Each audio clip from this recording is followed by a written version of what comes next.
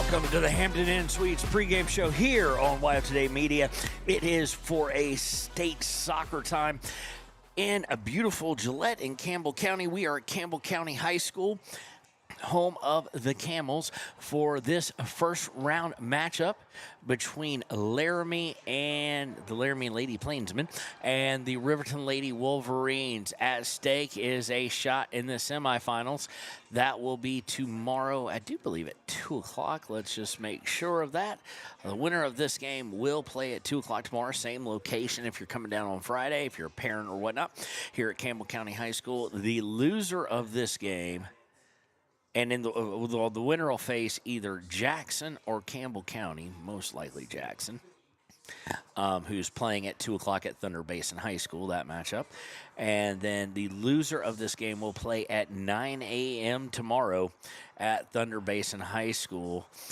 This is you have to win 3 games in a row to win state. There is no way to work your way back from a loss, but there is a first, second, third, and consolation, or there's a first, second, third, and fourth, actually, and a consolation. So if you lose tomorrow, you'll go on to, if you lose today and you win tomorrow, you will go on to play at 9 a.m. at sports, at their sports Sports Complex number 2, field number 2 at 9 a.m. on Saturday. If they win today and tomorrow, of course, they will play at 4 p.m. on Saturday. So here is the other deal.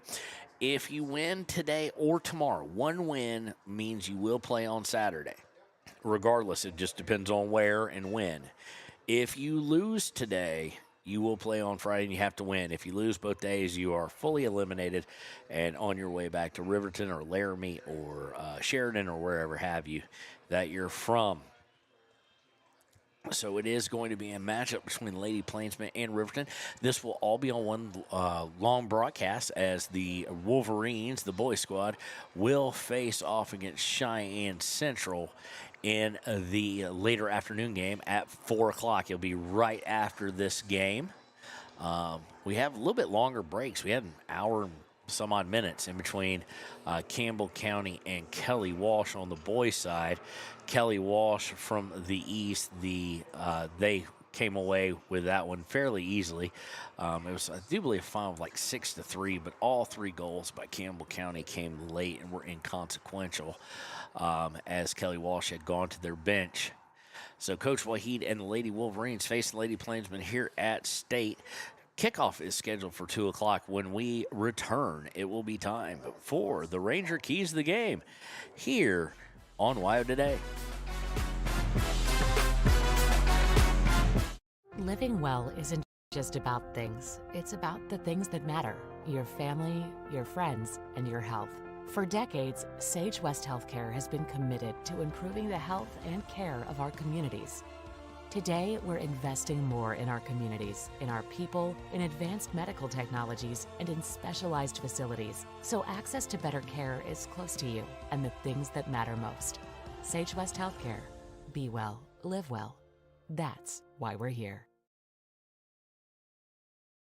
We believe that everyone deserves a second chance, including us. Hi, I'm Brian Robacher, CEO of Atlantic City Federal Credit Union. And if we said no to you in the past, I'm asking you for a second chance too. In the midst of everything happening, we are committed now more than ever to second chances and when it comes to your finances. An auto loan for your new car, business loans, home loans, and more. Give Atlantic City Federal Credit Union a second chance to give you a second chance. We've been helping our community thrive since 1964, and now it's your turn. Visit AtlanticCity.coop to apply today. Atlantic City Federal Credit Union, federally insured by the NCUA. For a place, a people, an idea, for right and freedom, for liberty and justice for all. For every square inch between fruited plains and spacious skies. Marines fight to win. See all the battles Marines fight to win at marines.com.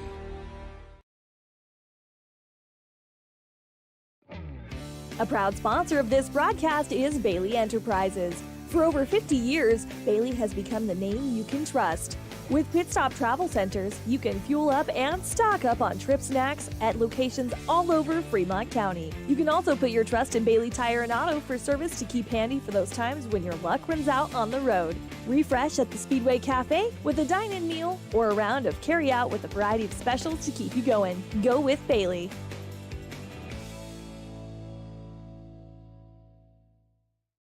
Detailing done different can protect your vehicle with S-Tech's Action Series, Carbon or Smart Series ceramic tint, plus premium ceramic coatings for maximum UV and heat protection. All backed by a lifetime warranty. Expect expert detailing to make any ride look brand new. Call 307-851-5158 today. Detailing done different. Riverton Blowdorn Lumber is proud to support youth sports. Experience the Blowdorn difference. Quality products, design, delivery, and expert service. Blowdorn Lumber, 1202 North Federal in Riverton. Blowdorn Lumber. Your car.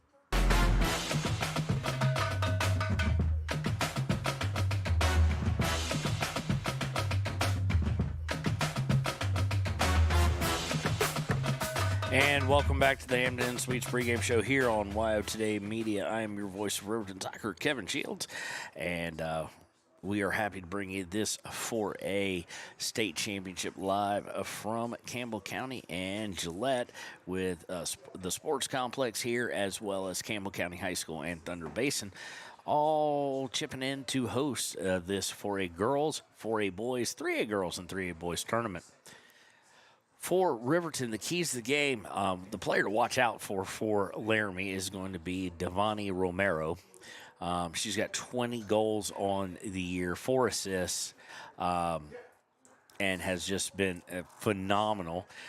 Ava Wallhead and Shaylee Lucero are also concerns, both in double digits as far as goals go.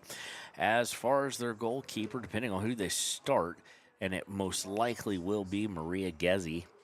She's had the lion's share. She has allowed 16 goals. She's saved 64 shots, as well with a save percentage of 85%, 1.61 average. For Riverton, coming in this game, of course, the one to watch is Cameron Paskett. Cammy has 14 goals on the season, then kind of everybody else kind of fills in. Not a lot of goals, but Celia Mejarado has 4, Maya Nosib has 4, Timmery Mathil with 3. We do have a number change. Timmery Mathil, normally number 23, I've been told is going to be number 4, but we'll confirm that up during the Sutherland starting lineups. Of course, no doubt who will be in goal. It'll be Ayana Mejarado. She has allowed 13 goals. She has saved 72 shots, and she has a goal percentage save of 81%, slightly less allowance than the keeper for Laramie as far as 1.08 per game. This is kind of the game that on paper of all the first-round games, and you'd expect it to, being the 2-3, the 2 in the middle, is a big-time matchup. It is 2 teams.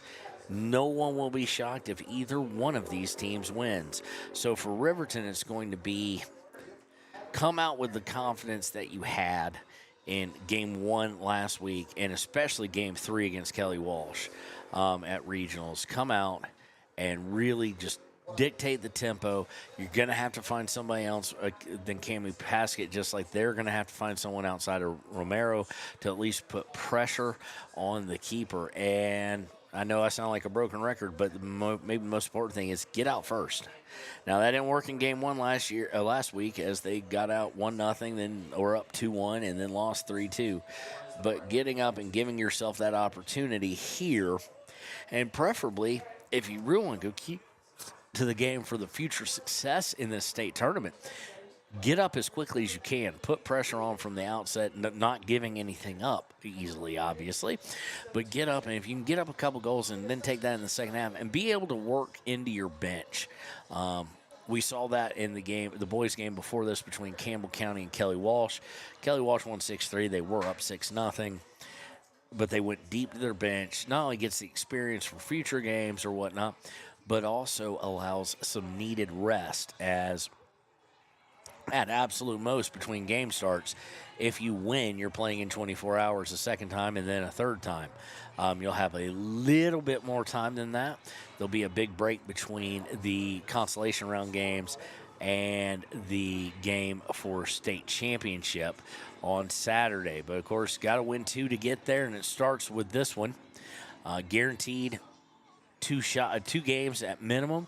You play today, you play to Friday, and then if you win any one of those 2, you wind up in playing on Saturday here, and it's going to be interesting. It's kind of the reverse weather of regionals last week of what we saw at Green River. Of course, at Green River, it was just awful day 1 weather. A little bit better on Friday, worse on Saturday. Here in Gillette, it's going to be kind of the exact opposite. Today should be all right, pretty darn windy, but it's Wyoming. What do you expect? And then as we get into the weekend, Memorial Day weekend, it is going to turn a little chillier and substantially wetter. And I see Timbry right now as part of the captains. Captains are Ayana Meharado, Celia Meharado, Cami Paskett, and Timbry Mathil. Mathil is in 4. Riverton will be in their white jerseys, red shorts, red numbering. Laramie will be in their darker uniforms with off-whitish numbers, as best I can tell, being colorblind and whatnot. And when we return, it'll be time for the Sutherland starting lineups here on WYO Today.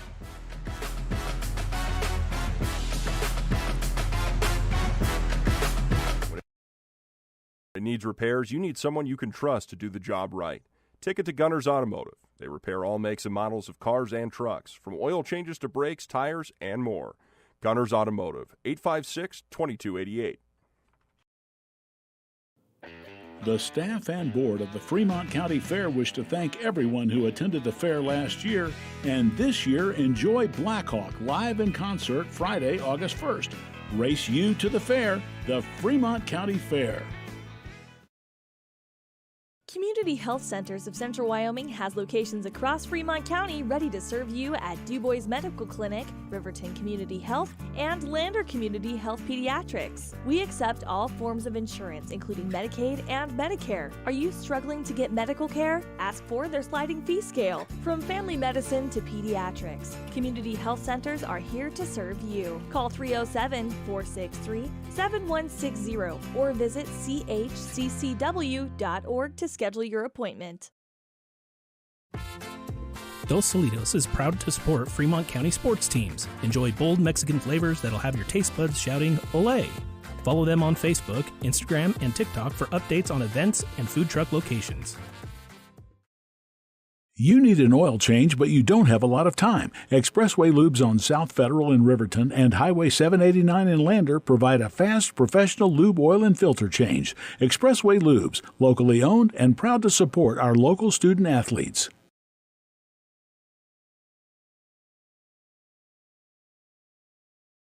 B&M Septic and Excavation offers prompt professional service. Call them today for a quote at 850-2200. They serve far and wide across Fremont County and deep. B&M Septic and Excavation is proud to support Fremont County sports.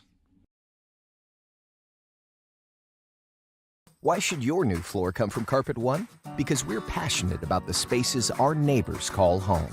We're part of your community, and we're also part of the world's largest cooperative of independently owned and operated flooring stores. So you can be sure you'll get great selection and outstanding value with every installation. Whether it's carpet, hardwood, tile, or luxury vinyl, our experts take the guesswork out of choosing the right floor. We're your local Carpet One Floor and Home, the one store for your perfect floor. Visit Lander Gambles to make your home feel like new. They will beat any competitor's price. Stop by to speak to one of the sales agents or visit LanderGambles.com. Lander Gambles will help you find the perfect product that fits your budget and lifestyle. Lander Gambles, 420 Main Street, Lander, Wyoming.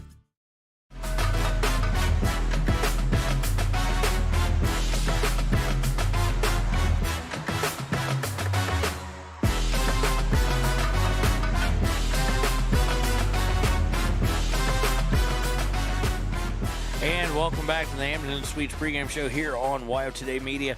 It is time for the Sutherland starting lineups, and actually we're going to have national anthem, so we're going to leave right now and be right back after that. Good news, DUI crashes and deaths are falling in Fremont County. We're doing better, but even one death on our roads from impaired driving, we take personally. We started the Fremont County DUI Task Force 2 years ago because we're losing too many friends, family members, and community members to impaired driving. So we've joined forces to work together to find and stop impaired drivers in Fremont County, wherever they are. And we're making an impact, but we need your help. If your summer activities involve alcohol, plan ahead and make good choices. Drink responsibly, designate a sober driver, or call Safe Ride. And don't let your friends drive impaired either, even if you have to take their keys and find them a safe ride home. Let's all look out for each other and keep everybody safe. Remember, don't risk it. Drive sober.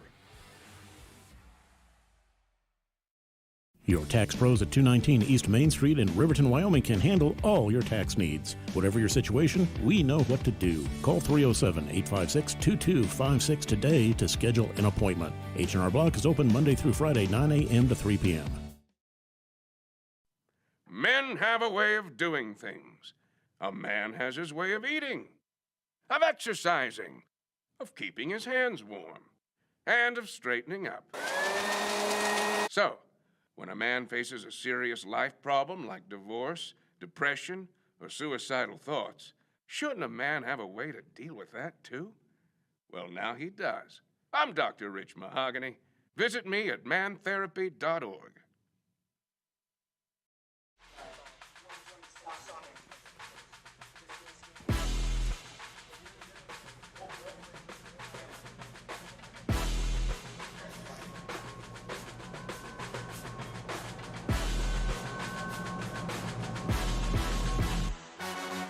And welcome back to the Hampton Suites pregame show. It's time for the Sutherland starting lineups. But before we do, great news for Fremont County Soccer. The Lander Valley Tigers, the boys team, advances to the 3A state championship with a victory today by a score of 2-0. First, in the Sutherland starting lineups for the number 2 seed out of the East, the Laramie Lady Plainsmen. In goal will be number 1, Maria Gezzi. Number 4, Maddie Martin. Number 5, Jovi Stender. Number 7, Sia Tata. Number 8, Devani Romero. Number 11, Chloe Wallhead. Number 15, Addison Armijo. Number 17, Ava Wallhead. Number 19, Bailey Setright. Number 21, Shaylee Lucero. And number 27, Madeline Hunter. They are led by Coach Kim Wisenhunt and come in with a record overall of 10-4-1. For your Riverton Lady Wolverines, it will be in goal, 00, Ayana Mejarado. Number 3, Celia Mejarado. Number 4, Timbri Mathil. That is a number change. Number 5, Maya Noseep. Number 8, Cammie Paskett. Number 10, Decatur Yarber. Number 14, Piper Anderson. Number 15, Kayla McConaughey. Number 18, Aspen Gordon. Number 21, Braden Mossbrucker. And number 24, Kimber Mathil. Coach Aziz Wahid's Riverton Lady Wolverines come in with a record of 11-5-1. When we return, it'll be time to kick things off here from Campbell County in the 4A state tournament. First round games, number 2, Laramie Lady Plainsmen versus the number 3 seed, Riverton Lady Wolverines.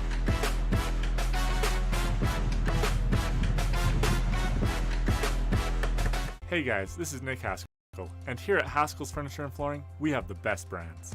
With our size, we are able to shop for you. We're able to choose the top products from the best companies. We carry Lazy Boy, Tempur-Pedic, Ashley, Sealy, Serta, and more. With our variety, we can make sure we're a one-stop shop for all of your home furnishing needs. Come in today to one of our locations in Cody, Lovell, Worland, and Riverton, where we have the best prices and a better service. High Plains Power.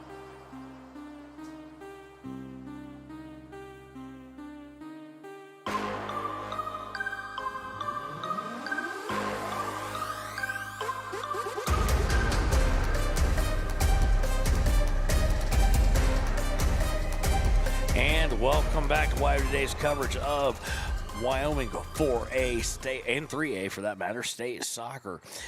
Riverton in white and red shorts, red numbering. They will be going left to right on your radio dial as we're ready to kick things off. We're going to get the timer ready here, or the clock ready. Laramie will be going right to left, and they will start with the ball. Also want to give a special shout real quick to Piper Anderson's mom. She brought us coffee and donuts to say thanks for doing this. We appreciate all of you, and we appreciate the gesture. And, boy, did we enjoy those donuts and that hot coffee. Laramie going to start by kicking it back into the midfield, now coming to the actual midfield on the far side. Going back and coming back forward, trying to work that far sideline, and now they got a little bit of room to work. And, boy, she's got some speed as she's going to go far down, looking to cross immediately into the box, and it is a handball as it popped up. The referee's not going to call it. Side judge did wave the flag, and that's, in my opinion, not a good sign when refs are letting that go. Crossing back into the middle, stepped in front of Riverton, trying to keep something from going down. Now we do get a whistle. Ayana went down to save it, and we got a whistle, so it'll be a free kick deep in the box. Not really the start we kind of wanted, but the start that we have. Laramie quickly playing the aggressor card here.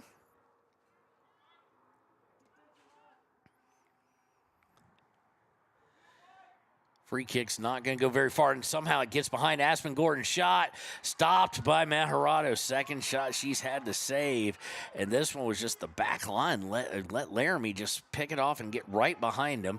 This time not a free kick. It's going to be a punt, and it's going to go out towards midfield. Giving chase is Timbery Mathill. Mathill trying to work the near side, and it's going to be sent out of bounds by Hunter of the Lady Plainsmen. Throwing will be by Kaylor McConaughey here right towards midfield. Throw-ins to Maya Noseep.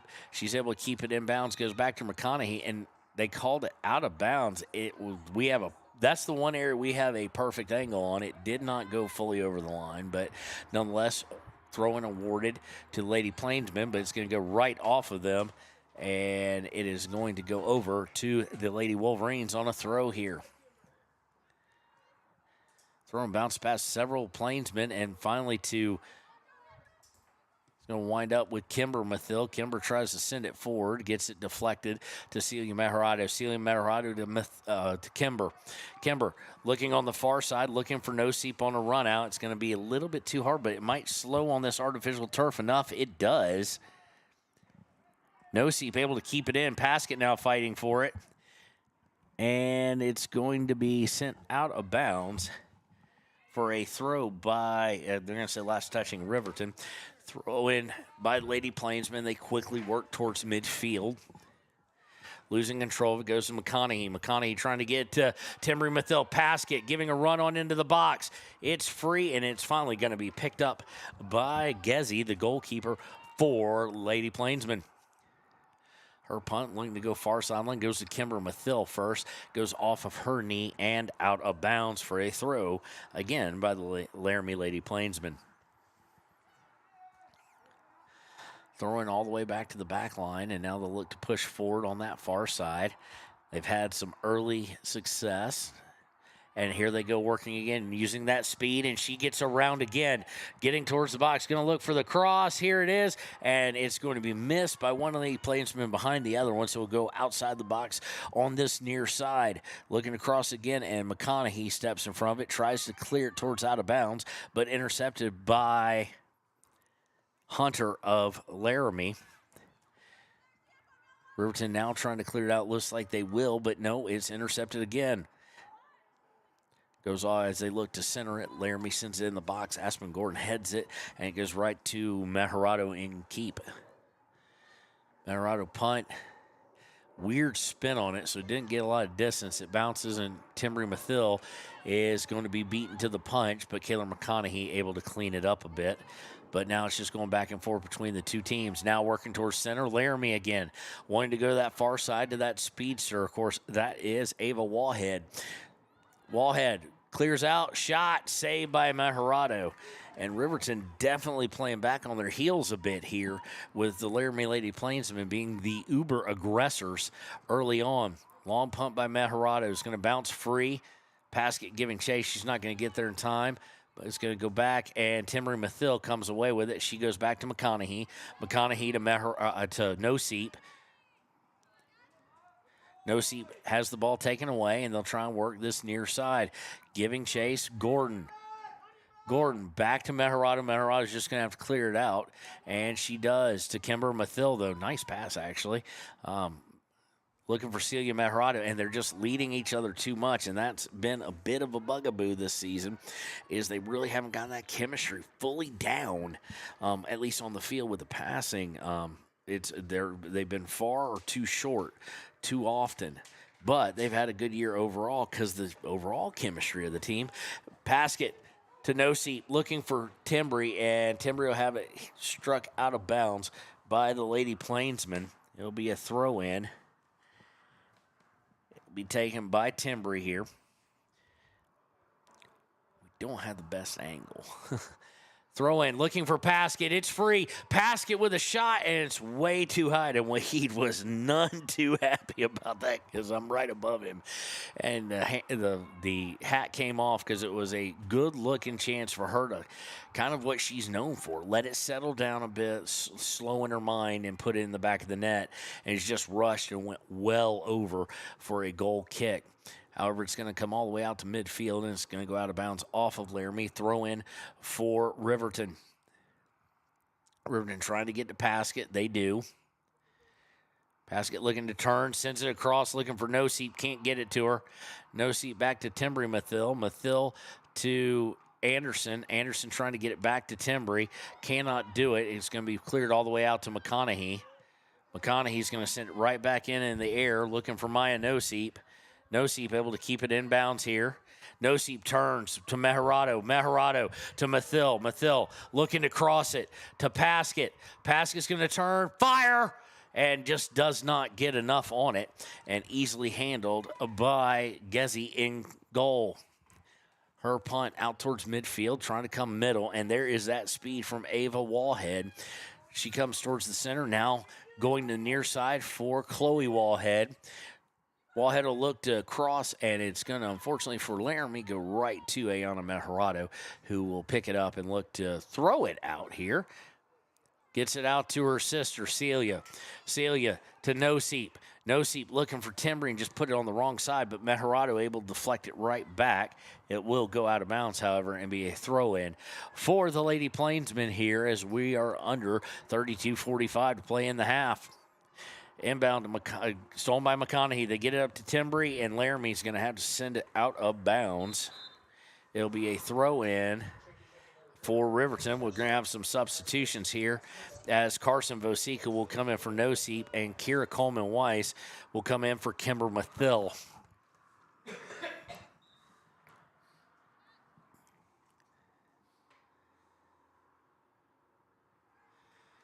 Throwing towards the box. Paskett with it just outside on the near side. Paskett looking for Kimber and sent out of bounds. I think last touch by Laramie, but we'll see what the official call is. It'll be a throw-in for, crap, trying to see this, by Riverton into the box, but right to Laramie. Stolen away and sent out of bounds at midfield. Throw-in will be taken by Kayla McConaughey.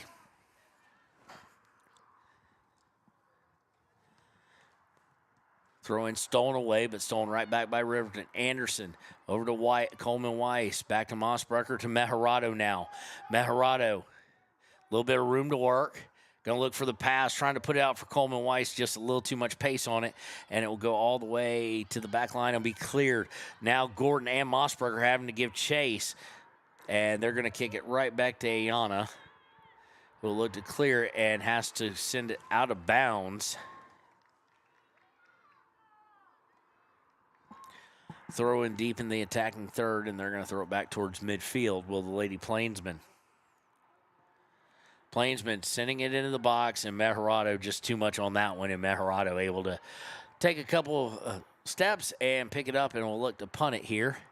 This one, not as crazy of a spin on it, and it goes all the way past midfield.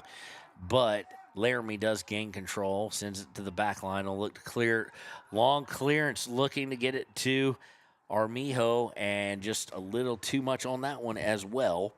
And it goes all the way back to Mejorado at the keeper position. She will look to clear it out on a punt, and we get an offsides as Laramie tried to push forward.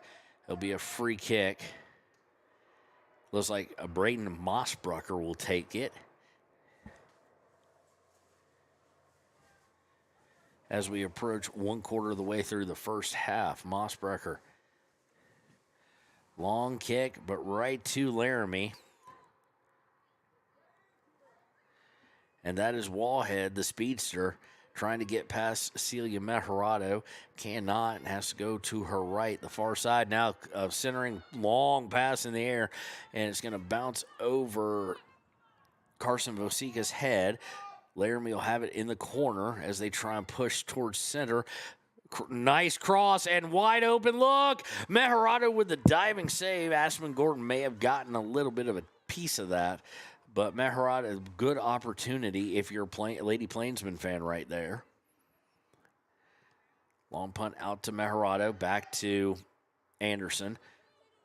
Over to Vosica. Vosica loses it for a second, and it goes out of bounds. Throw in by Laramie, and they're coming down the near side. It's Armijo. Armijo looking to cross. Yarber getting in the way of it, as is McConaughey, and McConaughey will send it out of bounds on the near side. Throw in for the Lady Plainsmen.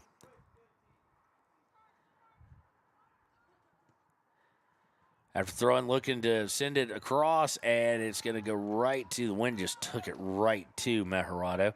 She'll pick it up and looks to throw it out. Gets it to her sister. Sister has it stolen away. Laramie is trying to reassert their aggressiveness here to Wallhead.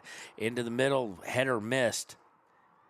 Over to Stender. Stender looking to cross it, loses control of it, goes out of bounds off of Riverton last. Throw in here for the Lady Plainsmen as we are under 28.5 minutes to play here in the first half. Throw in is going to be cleared out partially by Keller McConaughey, but that wind just is grabbing it in that direction. Mathill trying to steal it. Had it read right, just wasn't there in time. It would have been a beautiful steal, and it does cause Laramie to lose possession, though, and they kick it out of bounds. It'll be a throw-in by McConaughey. McConaughey looking for Mathill. Gets it to Mathill. Mathill back to McConaughey. McConaughey looking to get it to Paskett. And the wind just grabs hold of it. And winds up well short. Mejorado trying to steal it away from the midfielder. Does so, sends it forward a little bit. Paskett giving good chase.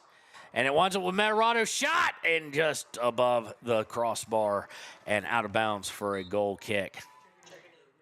Here come Maya Nosip and Kimber Mathill. And again, they will be for Vosica and Coleman Weiss, no doubt. And that is who they're coming to get.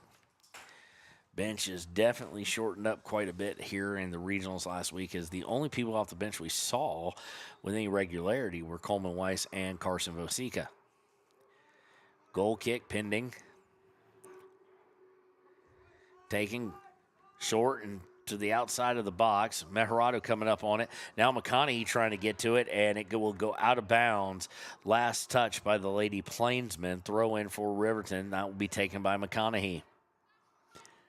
Throw into Nosip, off of Nosip's chest, and then she loses control of it and sent not out of bounds because of the wind, and it forces Kayla McConaughey to come back and kick it out of bounds, get some be able to turn around and actually have an idea what's attacking is coming towards them. Referee not a fan of where Chloe Wallhead wanted to throw that in, so he backs her up.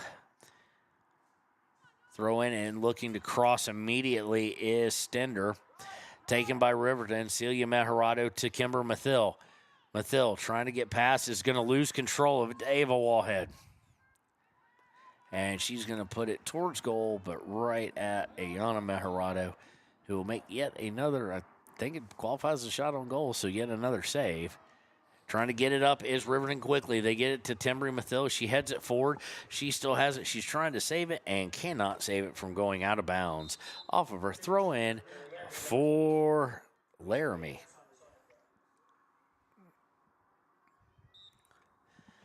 Checking in is number 13, Allison Wall, for the Lady Plainsmen. Inbound sent forward by Kayla McConaughey, and just unfortunately a little too hard to get it to Timbry, and it'll go out of bounds for a goal kick for the ladies in green.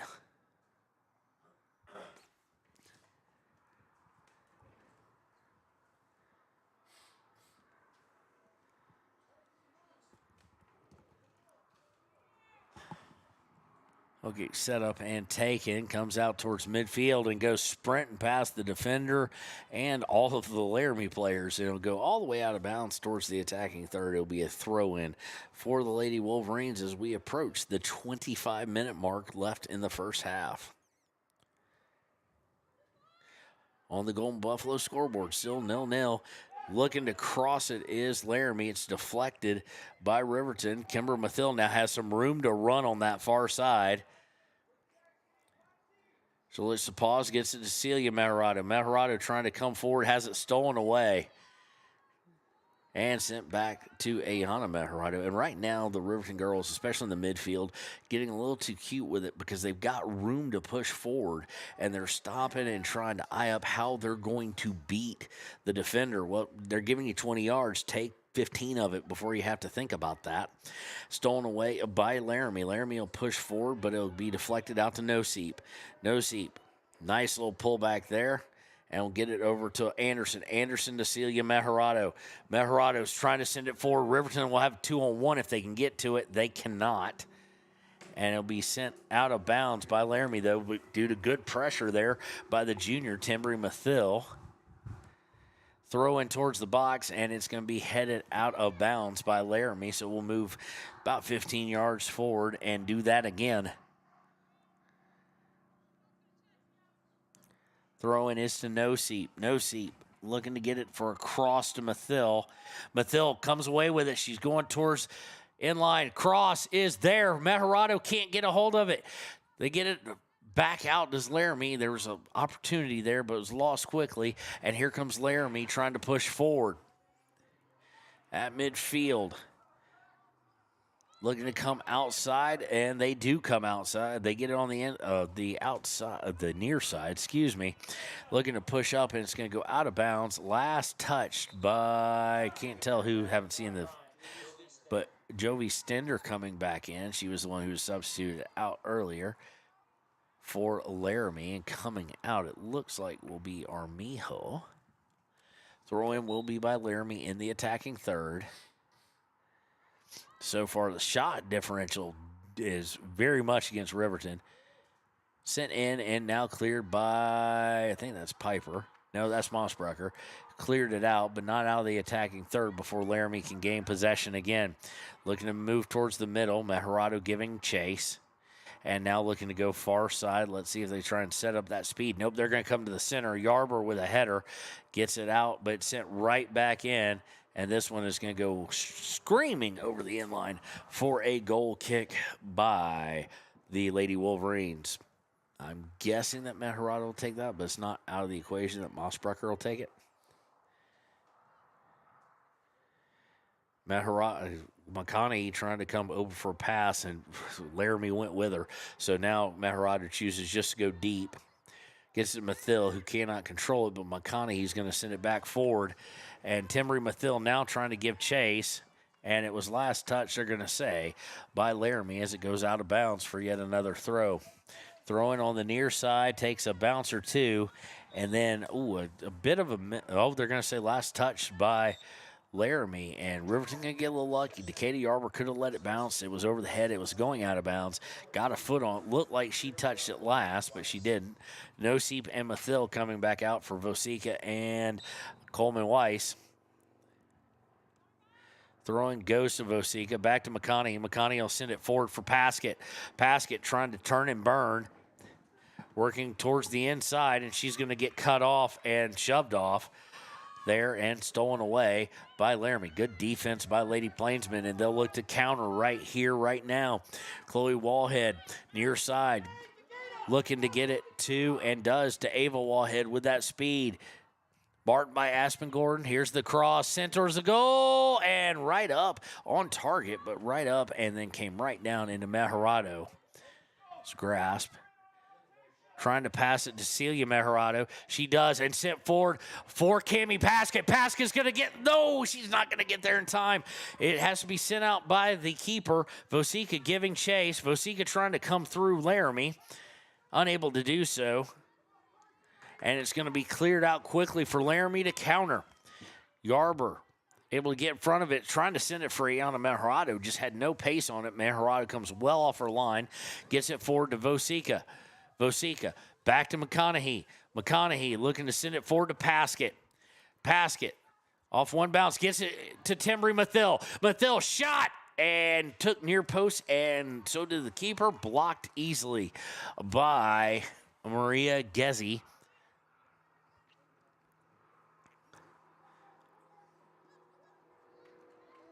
As she'll look to clear it with a punt, and it'll be fought for possession towards midfield. Riverton, good opportunity there, probably their best of the day.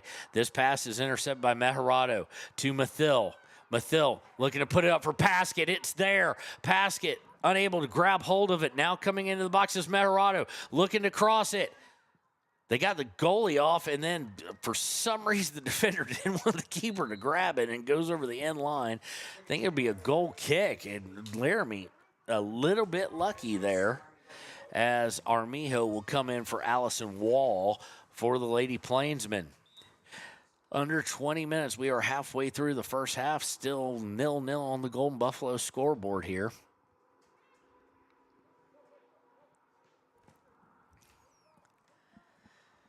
Goal kick is taken short and then deflected by Vosica and out of bounds.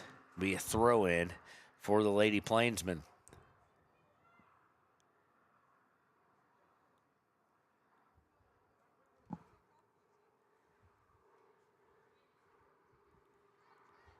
Allowing Celia to tie her shoe there.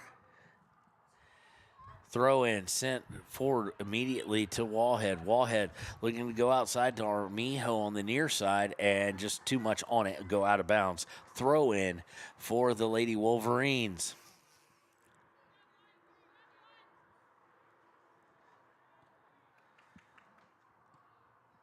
Throw in going to be sent towards out of bounds, but Kayla McConaughey will send it out to midfield where it does go out of bounds.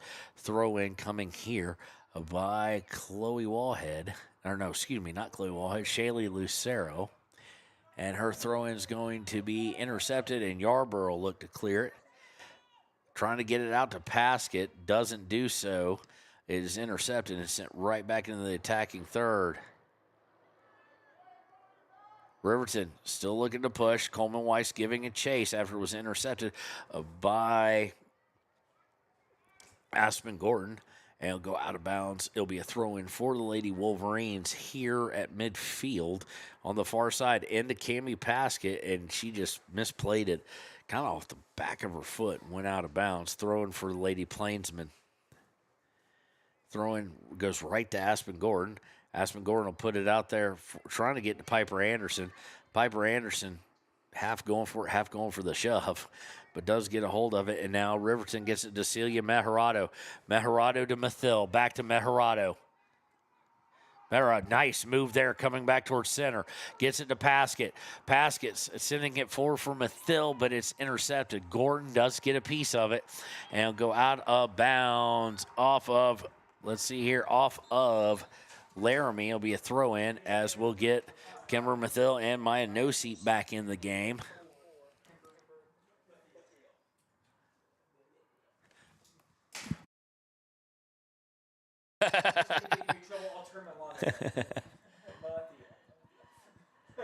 Throw-in is to Timbri. Back to Kayla McConaughey. McConaughey looking to cross to Paskett. Paskett gets hold of it, steps, tries to get out Timbri Mathill, just not enough on it. Intercepted by Laramie, and they get it quickly out to midfield.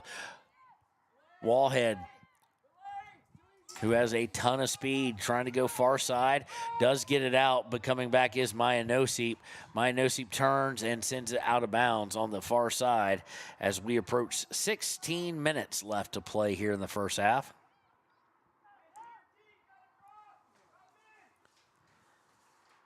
Quickly inbounded and centered. Trouble here for Riverton, but Ayana Mejorado will snuff that out by running out and grabbing it. She'll look to punt it here. Punt it out towards midfield, taking off a leg of Laramie, and goes all the way back to their back line where they do gain control of it and work the far side. Trying to get past Mossbrucker. This isn't the same speedster. And it's stolen away to Noseep. Noseep sending it forward for Paskett. Paskett giving a chase, and Laramie has no choice but send it out of bounds on the far side in the attacking third. Looks like Paskett will take this throw in on the far side. Noseep, Mathil, and Mathil with her. Piper Anderson kind of at the midfield point, and looks like Mehraj sneaking in there. Thrown into the box to Timbery Mathil. She has it. Setting it out. Shot. Goal! Riverton! Celia Meharado takes it off the bounce and puts it on the near side, far side for us.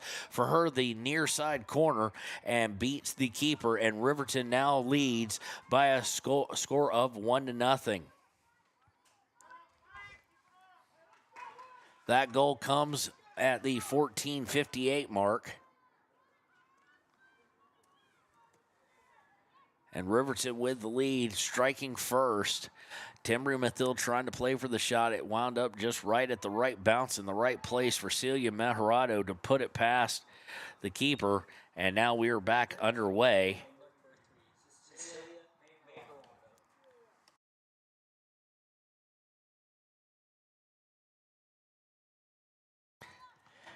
Riverton intercepting the kickoff here.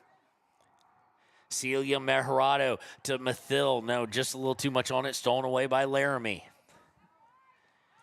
Riverton needs to play good defense here, and it's going to go all the way back to Meharado. She'll come off her line and send it up in the air, and it'll go out of bounds as that back line was allowing two people to get behind it kind of quickly right after the pass onside. Not what they need to do. Riverton intercepting by Maya Noseep. Noseep trying to send it forward, keeping it from going out of bounds. They'll send it way downfield, and it'll be kicked out of bounds due to the pressure by Cammie Paskett. Again, at the 14:58 mark, Celia Meharado off a throw-in by Cammie Paskett. Wound up with Timbery Mathil. Mathil sent it towards the outer portion of the box, and Meharado beats the keeper for the 1-0 lead for the 3-seed Riverton Lady Wolverines. Throw-ins deep, and it's going to go off of Maya Noseep and out of bounds. It was taken by Laramie, and they kicked it right off of Maya. Throw-in, Maya gets a boot on it, and it will go out of bounds. And she's all sorts of scooting up there, and nothing said. That's okay. Intercepted by Mossberger, now sent right back forward, but this one will go too far and go all the way for Ayana Meharado, who will have the goal kick here. Or not the goal kick, excuse me, a punt here. Looking to get to Kimber Mathil off the bounce. Kimber does a good job getting it, looking for her sister, and her sister just overran it. Pass was a little bit behind her. And here's a long pass, and Riverton going to get lucky again. It's going to go all the way out of bounds. And the reason I say lucky is that back line, once again, letting a pass get behind them. It was thrown by Laramie. They're saying last touch by Riverton. I don't think Riverton expected that. So the back line has got to, they're pinching way up, and that's okay, but you can't let passes get behind you like that. And this team, that defensive back line is too good for that to happen. But after all of that, there was evidently an offsides well downfield, so it'll be a free kick. Did not hear a whistle quickly. It'll be taken, it looks like, by Braden Mossbrucker.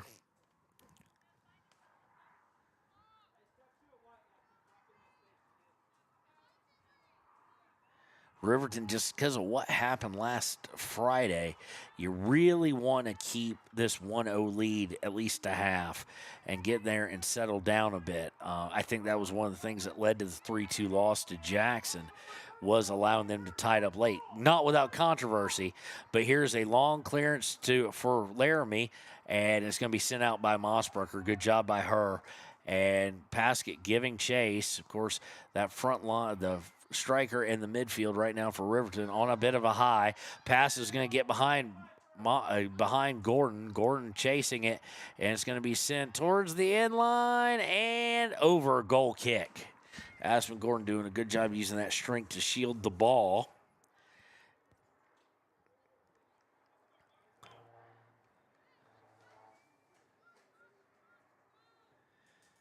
Goal kick taken by Mejorado out to Nosip. Nosip to Celia Mejorado. Celia coming back now. Will look to cross it over to Timbry.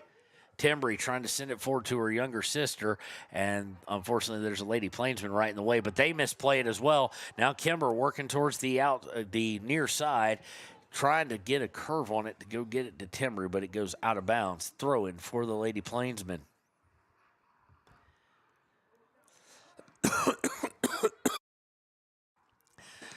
Anderson and the back line playing kind of pong there as they send it back and forth. Now lofted up. Mejorado giving a bit of a chase. Slowed down for a second. Piper Anderson there again, though. Mejorado, and no, Mejorado not going to get called for the foul. I thought for sure they were going to call her for it. They call it on the Lady Plainsman, so it'll be a free kick from about what would be around the 35-ish if this were a football field. It'll be taken by Paskett. We know she'll send it towards goal. I don't think she's going to be able to put enough on it. The wind against her. This one put up and bounces once and right up to the keeper. Wind kind of blowing against her and blowing it to the left of where she probably wanted it to be. Punt sent out. Decatur Yarber looking to play it with her head and unfortunately misplays it back towards Riverton side of the field, but it will go out of bounds off of Yarber. Throw in by Laramie, looking to get in the box. Yarber on Wallhead, looking to cross it, and Mejorado will get down on one knee and just pick it up.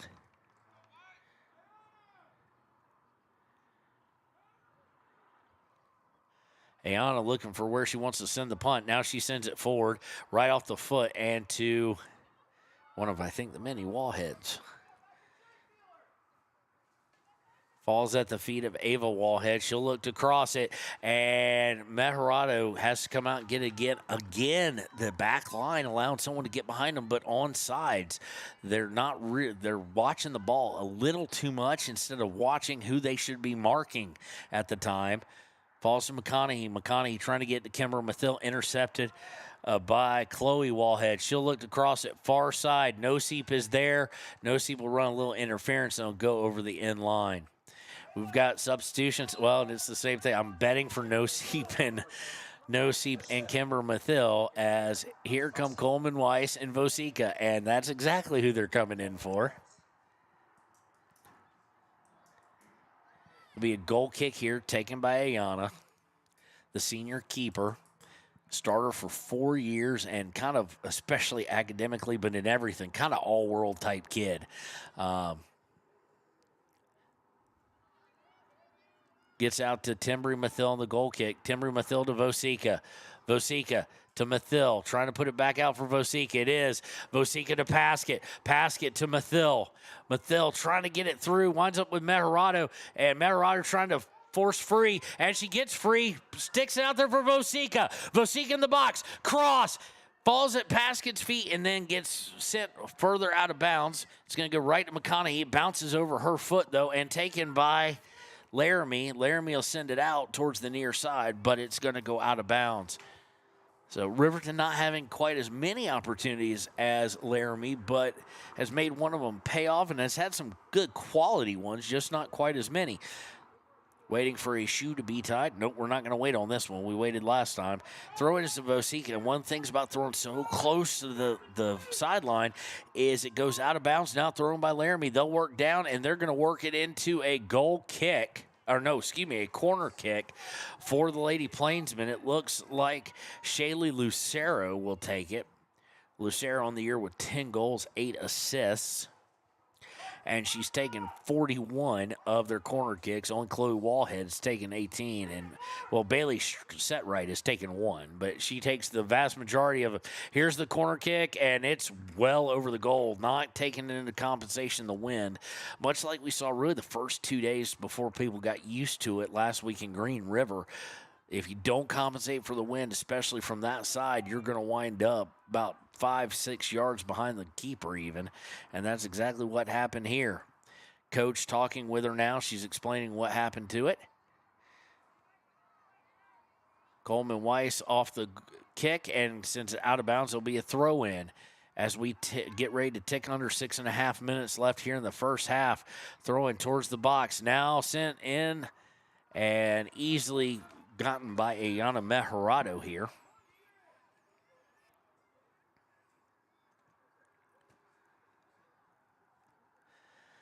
Mejorado to Coleman Weiss off the kick. Back to Celia Mejorado. Mejorado putting out for Piper Anderson. Just the pass wasn't there. Aspen Gordon able to get in front of it. Will try and send it forward, but intercepted. Ava Wallhead on the near side, trying to work inside. Does. Centers it up. Gets it right back. McConaughey trying to stay with her. Of course, she's got more speed. And here's a cross, and it's going to be sent over the end line, far side of the goal for a goal kick here, as we take under 5:45 to play in the first.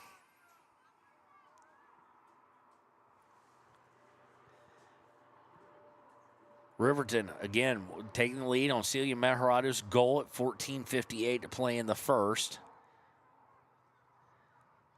Mejorado to Mejorado on the goal kick, but now intercepted.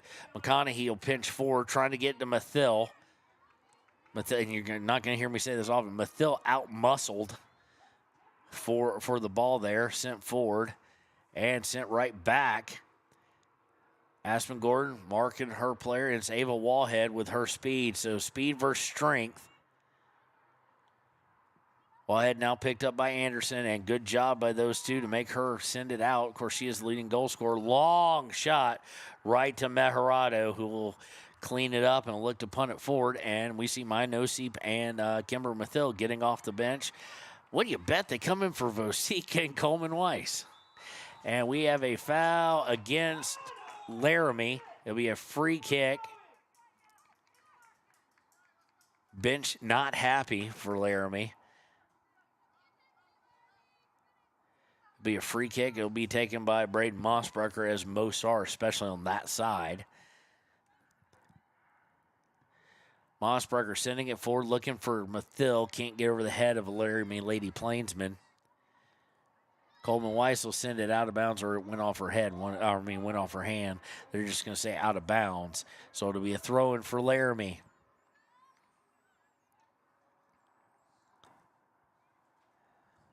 Four minutes to play here in the first half.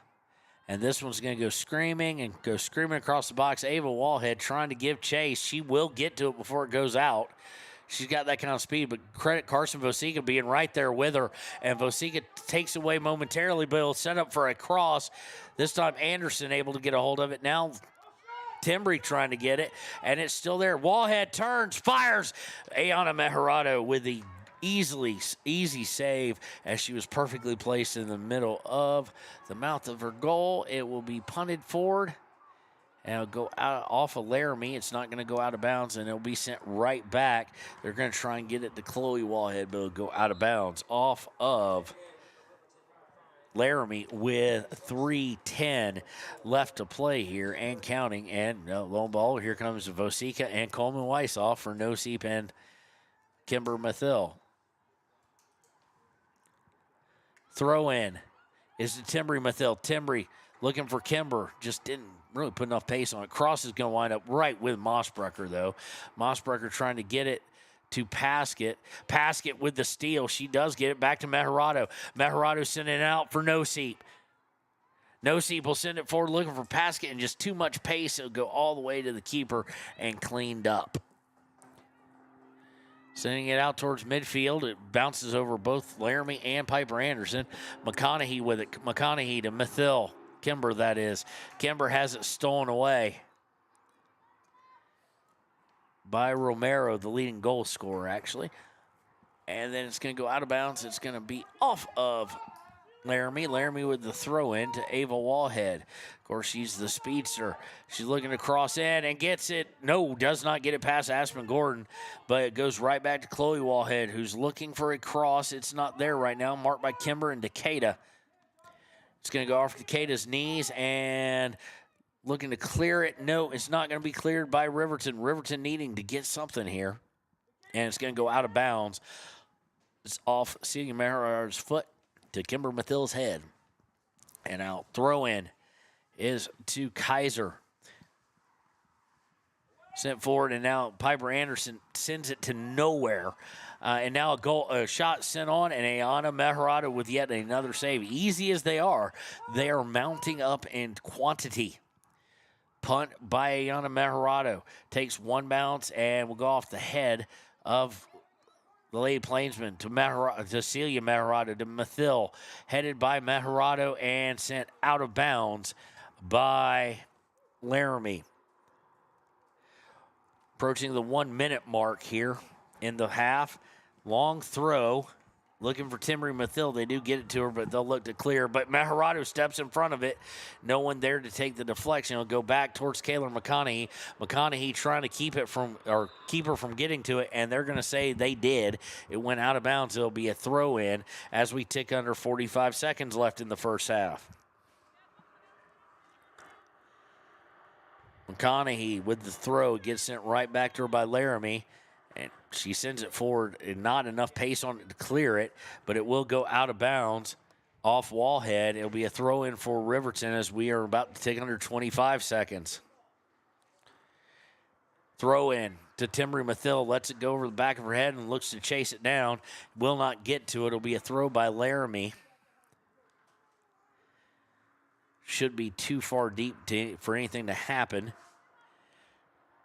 Off Aspen Gordon. Now we've got problems, but Ayana able to step right in front of it as we tick off, and that is the first half. Riverton, the 3 seed, over Laramie, the 2 seed currently. After 1, it is 1-0. When we return, it will be time for the United States Marine Corps halftime show here on WYO Today.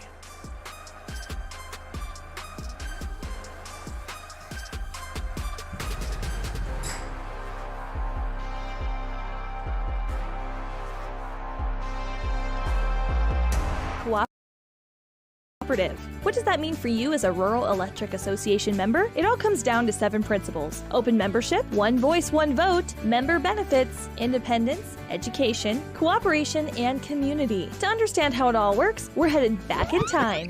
In 1879, electricity was in major cities, but rural areas were out of luck.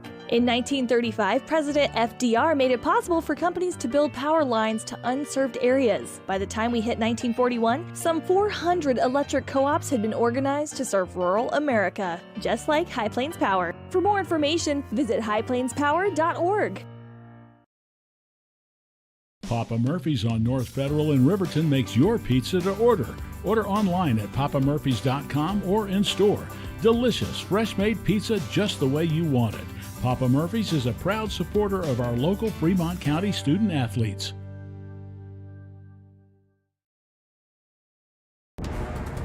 Exploding at 200 miles per hour. Airbags pack a punch. Until age 13, stay buckled up in the back seat. Buckle up, Wyoming. It's the law. For more than 40 years, Porter's Mountain View Supply has been serving central Wyoming with top brand name spas, stoves, fireplaces, and outdoor grills. With 2 locations in Riverton and Casper Plus financing available for your purchase, Porter's offers expert advice, quality products, and service along with maintenance. Porter's, your local spa, stove, and fireplace provider in Riverton at the corner of Sunset and North Federal.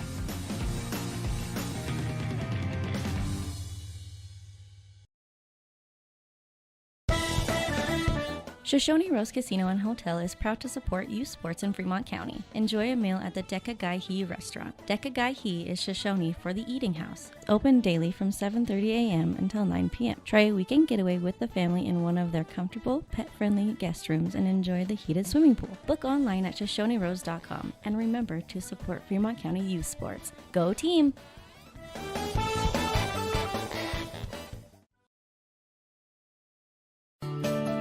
Snyder Signature Properties would like to give a huge shout out to the local sports of Fremont County. They are here to support your team and your local home real estate needs. Call today to see how Snyder Signature Properties can help you buy and sell your next property. Good luck to all Fremont County athletes. When repairs are complete after a collision, you expect your car, SUV, or truck to look like new. That's the service you'll receive at Stork Auto Body in Riverton. Professionalism and meticulous attention to detail. You can depend on Stork Auto Body, 841 Miniweb Avenue, Riverton. The choice is yours. Sutherland's Friends of the Family Plus Consumer Credit Card lets you choose from 5% off instantly at the register or special financing on qualifying purchases. That means no forms, no waiting, no rebates. You can choose 5% off instantly with your Sutherland's credit card. Got a big project? Choose special financing. The choice is yours with Sutherland's Friends of the Family Plus Consumer Credit Card. Subject to credit approval. Minimum monthly payment required. See store for details. Only at Sutherland's. Don't leave your future up in the air. Always wear a seatbelt and reduce your risk of death of serious injury in a crash by almost 50%. Buckle up, Wyoming. Stay at the newly renovated Hampton Inn & Suites Riverton, proud sponsor of all sports teams, home and away. Experience the perfect blend of comfort and convenience with Hampton's top-notch amenities, including a free hot breakfast, complimentary dinner and drinks Monday through Thursday evenings, a sweet shop for snacks and essentials, a pet-friendly environment and an indoor hot tub pool, and a fitness center to keep up with your workout routine. We've got everything you need for an exceptional stay. Reserve your stay now on our website, Hampton Inn & Suites Riverton, where comfort meets convenience. And we interrupt you with breaking news live from the Pepsi Wild Cherry aisle. Carol, can you hear us? Steve, I've never seen anything like this. The bold, refreshing, and bursting with cherry deliciousness of Pepsi Wild Cherry is, well, let's just say everyone is getting wild. Getting wild? That's right, Steve. There's dancing, binge-watching, and is that a slip and slide? They're really putting the wild in Pepsi Wild Cherry, and this on-the-scene reporter can't wait to pop, lock, and drop it. Pepsi Wild Cherry. Go ahead. Get wild. Take the next step in higher education at Central Wyoming College. Offering 2- and 4-year degree programs in a variety of fields, Central Wyoming College in Riverton is transforming lives and strengthening communities through learning, leadership, and connection. Living well isn't just about things. It's about the things that matter. Your family, your friends, and your health. For decades, Sage West Healthcare has been committed to improving the health and care of our communities. Today, we're investing more in our communities, in our people, in advanced medical technologies, and in specialized facilities, so access to better care is close to you and the things that matter most. Sage West Healthcare. Be well, live well. That's why we're here. We believe that everyone deserves a second chance, including us. Hi, I'm Brian Robacher, CEO of Atlantic City Federal Credit Union. And if we said no to you in the past, I'm asking you for a second chance too. In the midst of everything happening, we are committed now more than ever to second chances and when it comes to your finances. An auto loan for your new car, business loans, home loans, and more. Give Atlantic City Federal Credit Union a second chance to give you a second chance. We've been helping our community thrive since 1964, and now it's your turn. Visit AtlanticCity.coop to apply today. Atlantic City Federal Credit Union, federally insured by the NCUA. For a place, a people, an idea, for right and freedom, for liberty and justice for all, for every square inch between fruited plains and spacious skies. Marines fight to win. See all the battles Marines fight to win at Marines.com.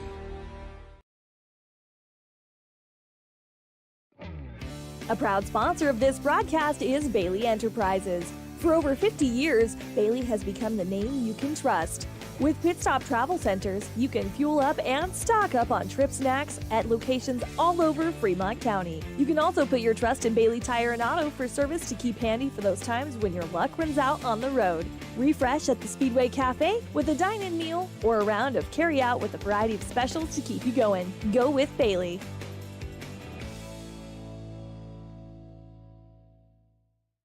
Detailing done different can protect your vehicle with S-Tech's Action Series, Carbon or Smart Series ceramic tint, plus premium ceramic coatings for maximum UV and heat protection. all backed by a lifetime warranty. Expect expert detailing to make any ride look brand new. Call 307-851-5158 today. Detailing done different.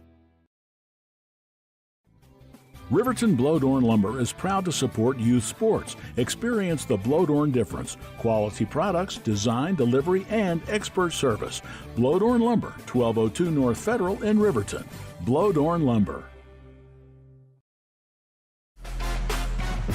And welcome to the United States Marine Corps halftime show. The chances have been numerous for Laramie. However, the quality of chances has been much better for Riverton, and that is in part why Riverton at the 14:58 mark scored the only goal of the half off of a Cammie Paskett throw, went to Timbry Mathil. Mathil kind of got boxed up, sent it out towards the outer half of the box, and Meharado beats the keeper to her right, and it was the narrow side, working it between the post and the keeper. Just a beautiful goal by Celia Meharado. And kind of fitting the way Ayana has played that her sister would be the beneficiary of a goal, simply because Ayana has played fantastic, and it's going to be kind of overshadowed because people will be like, I don't see it. They've all been right to her. She's just so well disciplined and what to look for and where it's going that she hasn't really been caught out of position really at all. She's only had to really go to the ground for one off to her side. But Riverton has to find a way to get them away from that. When we return, it will be time for the second half. Thanks to the few, the proud, the Marines for the halftime show. We'll be right back on WIO Today. Your car or truck is an investment. When it needs repairs, you need someone you can trust to do the job right. Take it to Gunners Automotive. They repair all makes and models of cars and trucks, from oil changes to brakes, tires, and more. Gunners Automotive, 856-2288. And welcome back. It'll be Riverton ball to start this half. Riverton now going right to the left, and the wind should be helping a little. It will be helping on distance greatly. Should be less of a hindrance, too, as far as left to right, east and west. So Cammie Paskett will be striking. So far, Riverton only going too deep on their bench, and we have a whistle and a beginning. Pascal sent it to the far side, looking to angle it out of bounds deep in the attacking third so that Riverton can push up and try and get a steal. Riverton would be greatly helped by getting an insurance goal, obviously.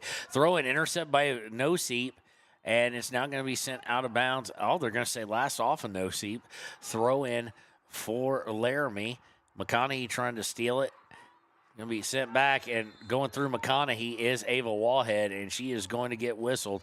It'll be a free kick. My guess is that Mossbrucker will take this one, and she will indeed.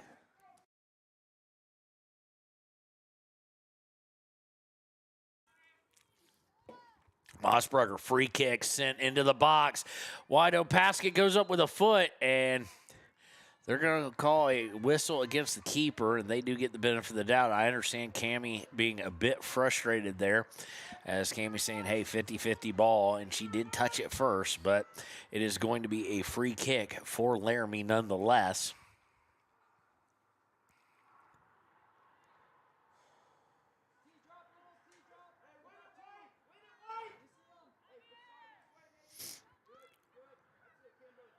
Taking a while with the free kick here, finally taken by Laramie.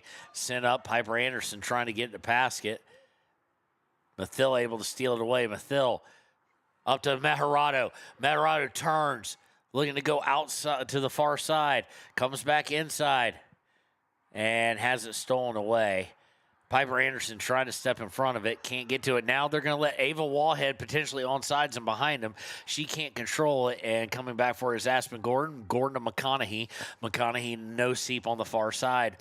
No Seep coming back to center for Meharado, and they'll go back to Aspen Gordon. Gordon out to Kimber Mathil, near side, trying to get it to her sister, and just a little too much on it, and it'll spin away. Now trying to get to it. Good job by Mossberg. Tip it away from Ava Wallhead. It'll go out of bounds. It'll be a throw-in for Laramie. throwing down the near sideline, and we're going to have a whistle. It looks like we're going to have I'm guessing that Ava Wallhead was off sides, as they're going to bring it back out just to the edge of the attacking third for a free kick by Riverton. Of course, that one will be, or maybe they're not going to bring it out. Maybe it's down there, so it's just a foul. Mossbrecker takes it, sends it screaming, and over the head of the defender. So Cammie Paskett's going to be running on it on the near side. Paskett looking for the cross, coming towards the box. There's the cross and shot, and just wide right. So we'll just call it a cross there. Wide right, goes over the inline, corner kick. Pending. Checking in will be Armijo. And I don't see who Armijo came to get. And the referee's doing a count.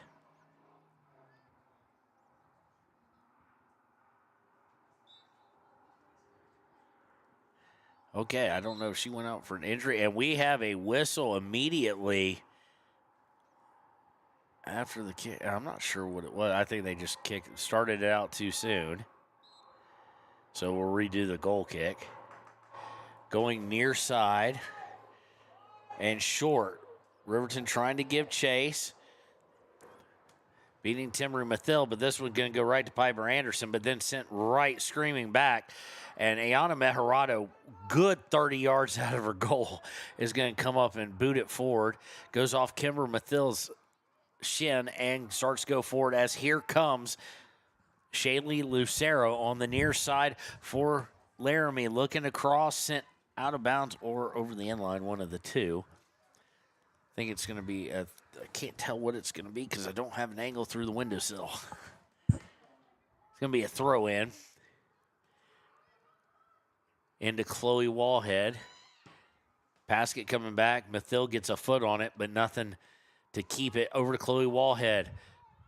Timbry overruns it, intercepted by Piper Anderson. Good defense by there to block the pass. And now taken away again by Piper Anderson. She's trying to get it forward for a Paskett on a run, but it is going to be intercepted by Laramie. Off to Decatur Yarber, though. And back. Now here to Mathil. That's Kimber, actually. Kimber looking to forward to get it to Paskett. Paskett trying to get through. Just didn't see where it was. And it'll be cleared out. And the Mathil sisters got, elbow by Timbry there. And you don't want to fight one of them. You certainly don't want to fight both of them. And they're going to get a foul there as Timbry and Kimber get a little too physical. Elbows and shoulder shivers for everybody. Free kick by the Lady Plainsmen. And there's Piper Anderson again. Sent back towards midfield. And taken by Chloe Wallhead. Wallhead to the far side. And Vosika and Coleman Weiss going to check in now. Go figure. Wonder who they're coming in for. And long pass on the outside. McConaughey is going to chase it down, send it out of bounds. It'll be a throw-in inside the attacking third for the Lady Plainsmen.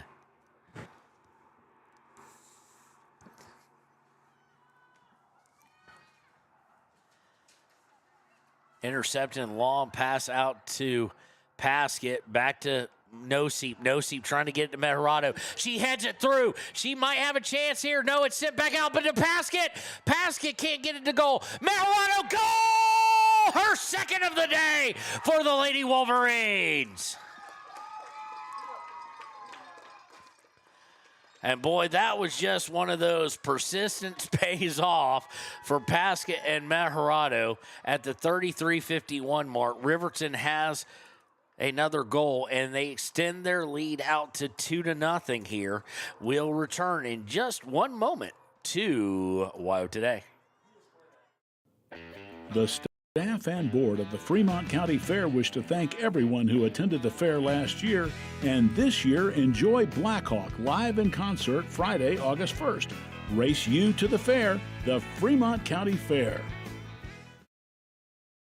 Community Community Health Centers of Central Wyoming has locations across Fremont County ready to serve you at DuBois Medical Clinic, Riverton Community Health, and Lander Community Health Pediatrics. We accept all forms of insurance, including Medicaid and Medicare. Are you struggling to get medical care? Ask for their sliding fee scale. From family medicine to pediatrics, Community Health Centers are here to serve you. Call 307-463-7160 or visit chccw.org to schedule your appointment.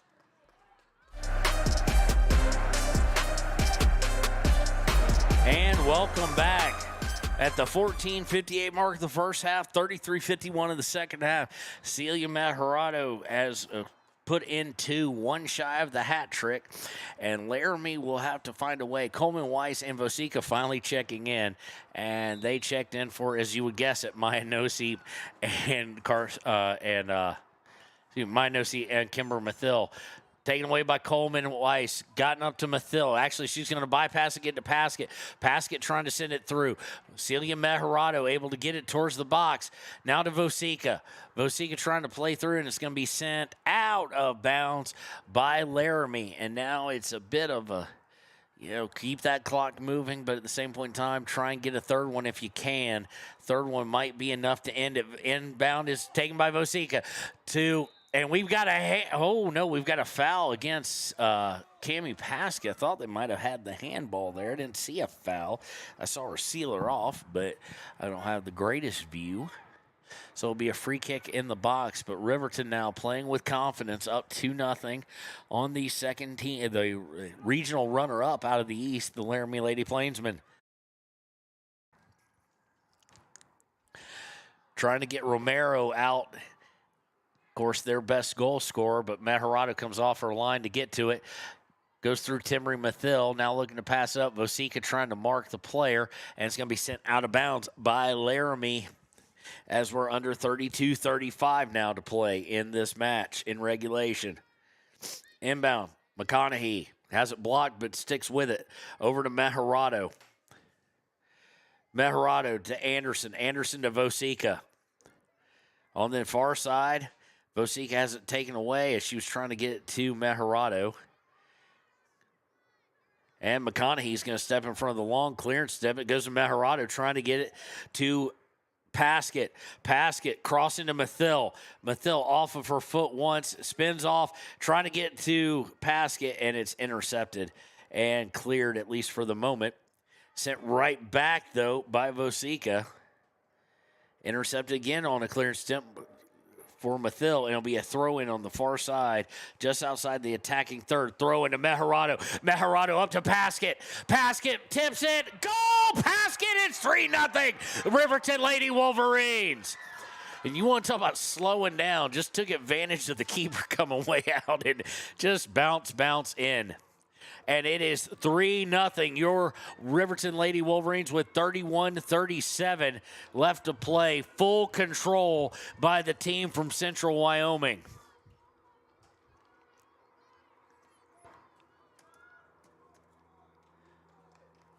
At the 31-37 mark, and Laramie just a little bit of body language is now shot. 2-0 is now with 2 insurance goals. Huge for Riverton, playing with a swagger that when they get going, they know how good they can be. Out of bounds, Laramie throwing in. Timbry Mathill going to take it away. Timbry looking for Paskett. Paskett trying to come back for Timbry. Trying to beat it from going out of bounds. She will not do it. It'll go out of bounds. Throw in for Laramie. She was there. It's just like she couldn't get to it. Throw in. Sent right back out by Timbry Mathill. Under 31 minutes left here in the quarterfinal. Riverton up 3-0. Goals by 2 by Celia Majorado, 1 by Cammie Paskett. And Riverton with, again, Majorado looking for Paskett, just momentum taking her the wrong way as Majorado tried to get it. And it'll go rolling slowly over the end line. And that thing by Paskett just barely didn't get anything on it. But the keeper comes so far out of the box to try and take it away from her. And there is the sign of you're not happy as a coach. They will substitute at the keeper position, will the Laramie Lady Plainsmen. They are bringing in number 33, I think that is, I'm going to guess by looking over the guys who covered them before that this is going to be Caldera? Zoe White, excuse me. So Zoe White, who is not actually listed as having played a moment on their roster, comes in for the keeper. And here comes Laramie trying to answer, gets Maharado off her feet, and unable to keep it inbounds is Ava Whitehead. It goes over the end line. It'll be a goal kick. Maharado came out to snuff it out. As much as you love having 2 insurance goals, you don't want to have to use one yet. Under 29 minutes and 45 seconds to play in regulation. Riverton trying to punch their ticket to play in the semifinal tomorrow. Maharado with the goal kick. Sends it out to Coleman Weiss, who just can't play it off, trying to take it right off the first bounce, and it goes under her foot and out of bounds. Throw in for Laramie from the near side. Throw in, Coleman Weiss grabs a hold of it, and they're going to call her for a foul, it looks like. That'll get Paskett screaming back in the sprint to get back, and we're going to have a free kick here inside the attacking third. Taking it will be number 19. Set right.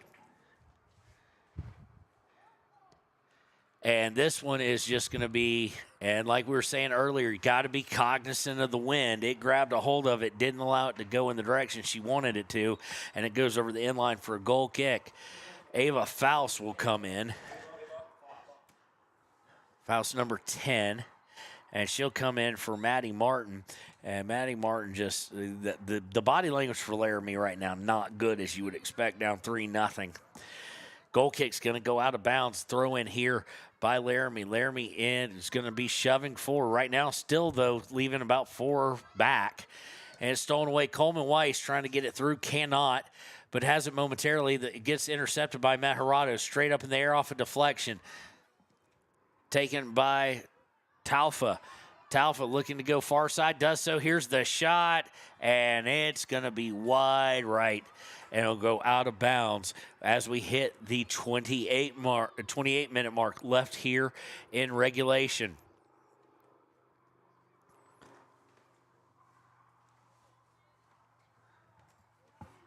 Riverton goal kick here. Sent forward to Celia. Beautifully taken by Celia. She gets it through to Mathill. Mathill going back for Anderson. Anderson trying to get through, does.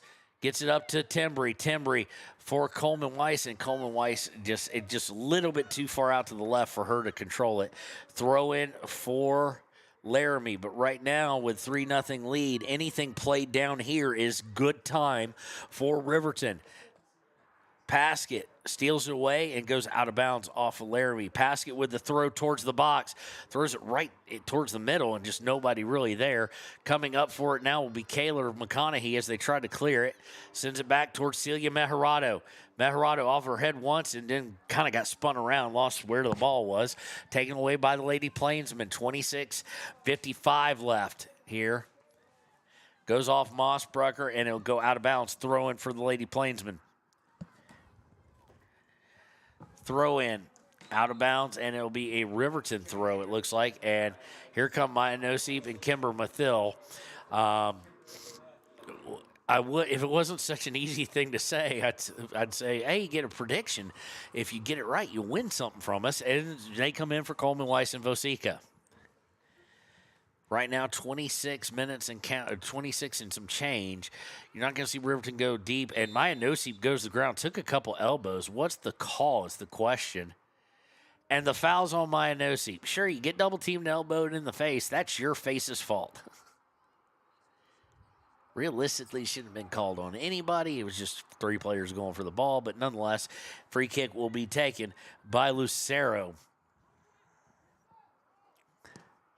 Lucero, don't think she got the height on it she necessarily probably wanted, but it is still free. Aspen Gordon trying to clear it out. Mossbrucker trying to give way, and there comes Ayana Maharado sliding in and sends it out. It will be I do believe, a corner kick, although I can't see it because of the windowsill. We'll stand up and stick our head out. Corner kick being taken from the near side. Paskett got a little instruction from Wahid and the coaching staff. Here it comes, and it's not exactly where they'd want it to be, and Meharado trying to get to it, and there is the return foul. Wahid, I think, might have lost his mind if he got that call, and probably rightfully so. So it'll be a free kick. Braden Mossbrucker will take it.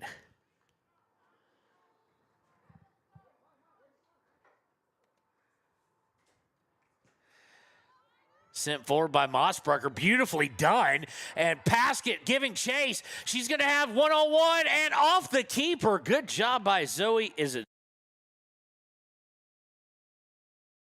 by Zoe White, the keeper just come in. You've got one of the best scorers in Central Wyoming bearing down on you. Did not flinch, and it'll go out of bounds for a corner kick. Riverton gets a fourth here. This thing is definitely over, in my opinion. Paskett looking for the corner.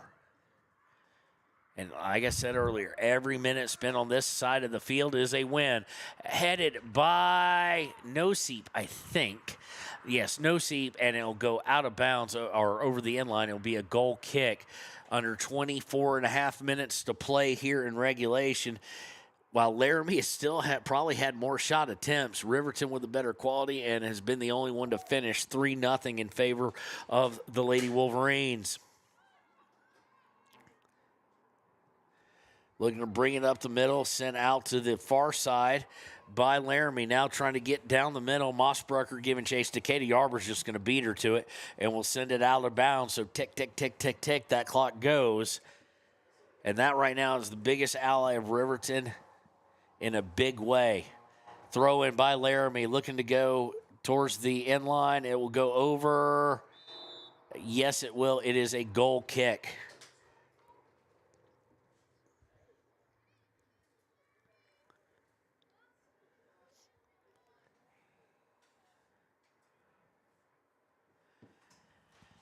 And Ayana will take her time, just enough where she won't get flagged with the card here. And going to the near side, and maybe not the best thing to do as the wind is playing that direction. There's one place from this side you really can't kick it. It goes out of bounds in the attacking third. Throw in for Laramie. Just kind of misstruck, and the wind also took it. Throw in, they're going to look to cross it, and it's going to go over the end line. Goal kick for Riverton. Just send it down Broadway, Ayana. And that's exactly what she's going to do. Out to Mathil. Mathil shoved for a second, and, you don't want to shoulder shiver Timbry or Kimber. They will come back with it in spades. Mossbrucker, little shoulder shiver of her own. Cross, and it's going to bounce right up to Ayana Meharado.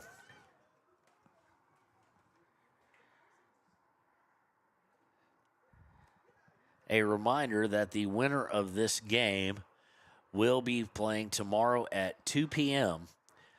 Here at the same field. They will face the winner of Jackson and Campbell County. Of course, Jackson won the West. But Riverton has beat them twice. So hopefully they can go up 3-1 if they get a chance at it.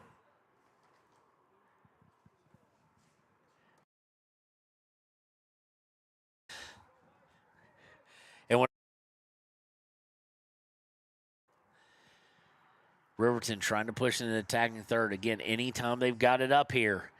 And it's going to go off Paskett over the end line. And we'll just get some more clock to tick off as we're under 23:35 to play in regulation.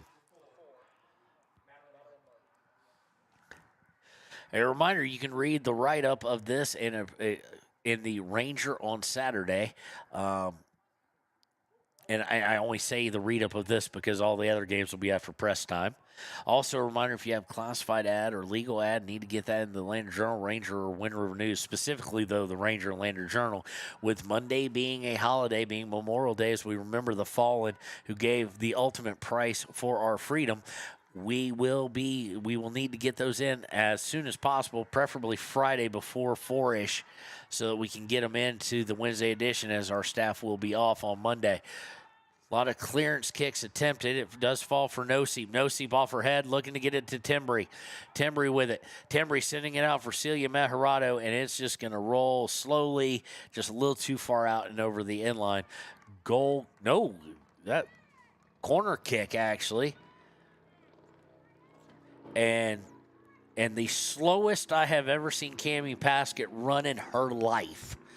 Knowing exactly what's up and to milk as many seconds off the clock as possible, but still look like you're getting somewhere. She has the corner down near side. Here it is. Did she compensate enough for the win? She did. It's on the ground and finally picked up by Zoe White. I'm guessing the younger of the two, but the backup keeper playing with some decent confidence at the moment is face down a corner and face down Cammie Paskett one-on-one. Fighting for it, goes to Yarber and now sent forward.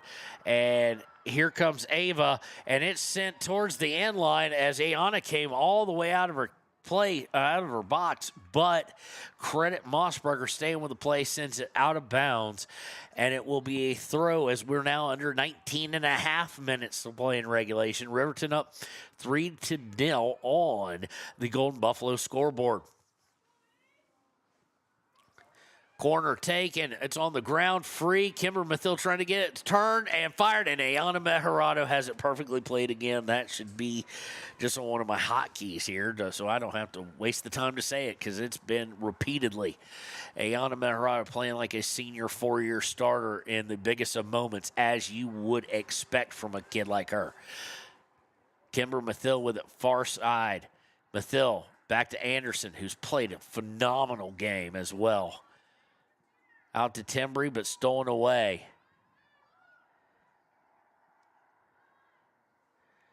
Looking to push forward. They do so. Shot, and, well, she had it played again, but this time it would have been wide to the left anyway, I think. I think it would have hit the outside part of the post. And Mejarado will look to punt it forward.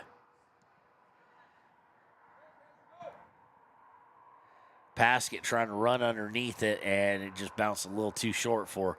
Sent forward, and now Mossberger with a knee to get it going in the right direction, but taken by Laramie.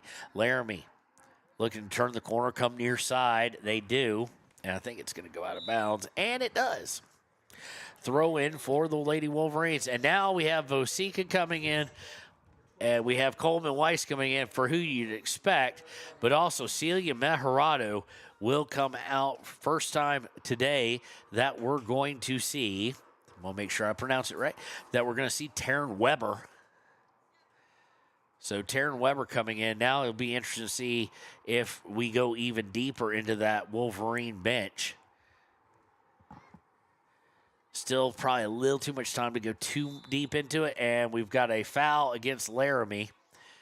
Looks like Romero trying to calm things down, but at this point, down 3-0, they started to lose their composure, and it kind of be expected at this point.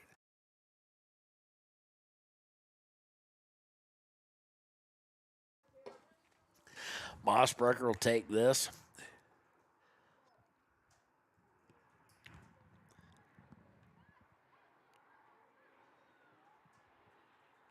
Mossberger, the long pass to Paskett. She's got it. Now she's trying to get it out to Vosica. Vosica playing hard for it. It's going to lose control of it. It's going to roll all the way to the sideline, not out of bounds. And good job by Laramie to start things working towards the center now on a counterattack. They need to move with purpose, and they need to move quick. Riverton trying to get everybody back. They get it out to Wallhead. Ava Wallhead to Chloe Wallhead, and then Yarber's just going to send it out towards midfield.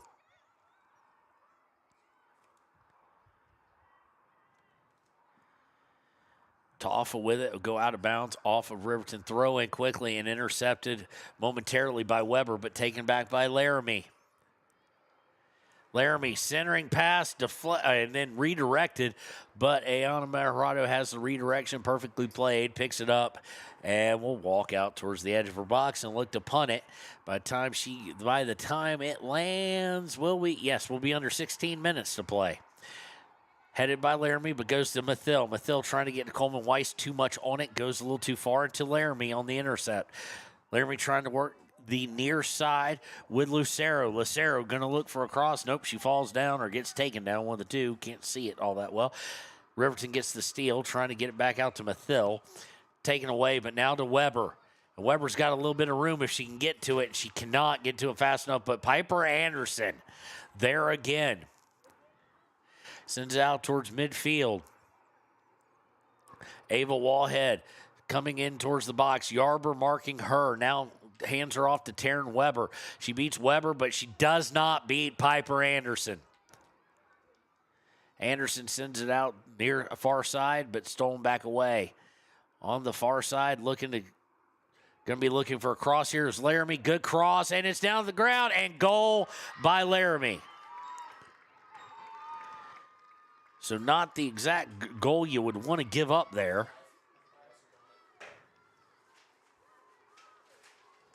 Comes with 15:01. And now, at least that third goal for Riverton by Paskett, third goal for the game, is very important. And Celia Meharado will come back in now at the 15:01 mark, and Riverton's lead cut down to 2.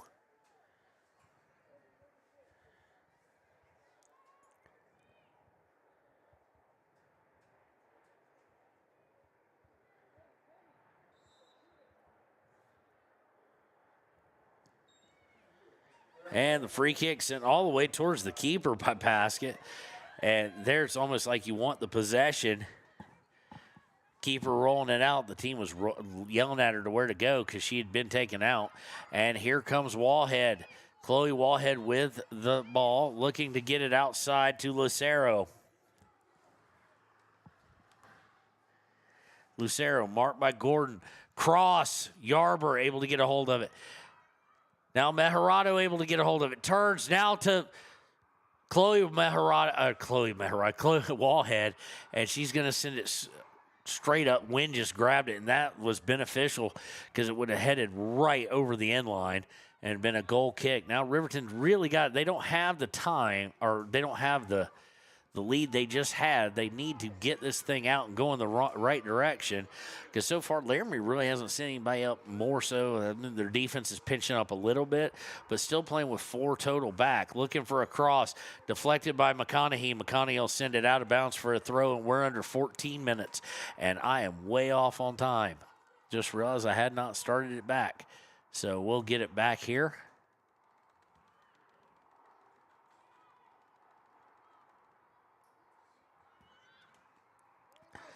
Riverton needing to clear it. Has 2 players run into each other.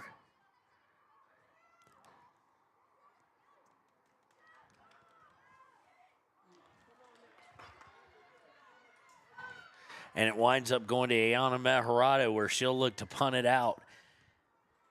Any amount of time that they can burn down here in this half of the field is important. And there's going to be a foul against Laramie, so it'll be a free kick just on the Laramie side of the 50 of midfield, and it'll be a chance for, let's see who's going to take this. It'll be Mossbrucker. They obviously can't allow another one, and Riverton would like to just, if they can't score here, play with it down in this end of the field for a while. Go screaming in, header up to Paskett. Header is over the bar, goal kick. Just could not get it down. And Kimber Mathil, Piper Anderson, and Maya Noseep will come back in. Coming out of the game will be Taryn Webb and Vosika and Coleman Weiss.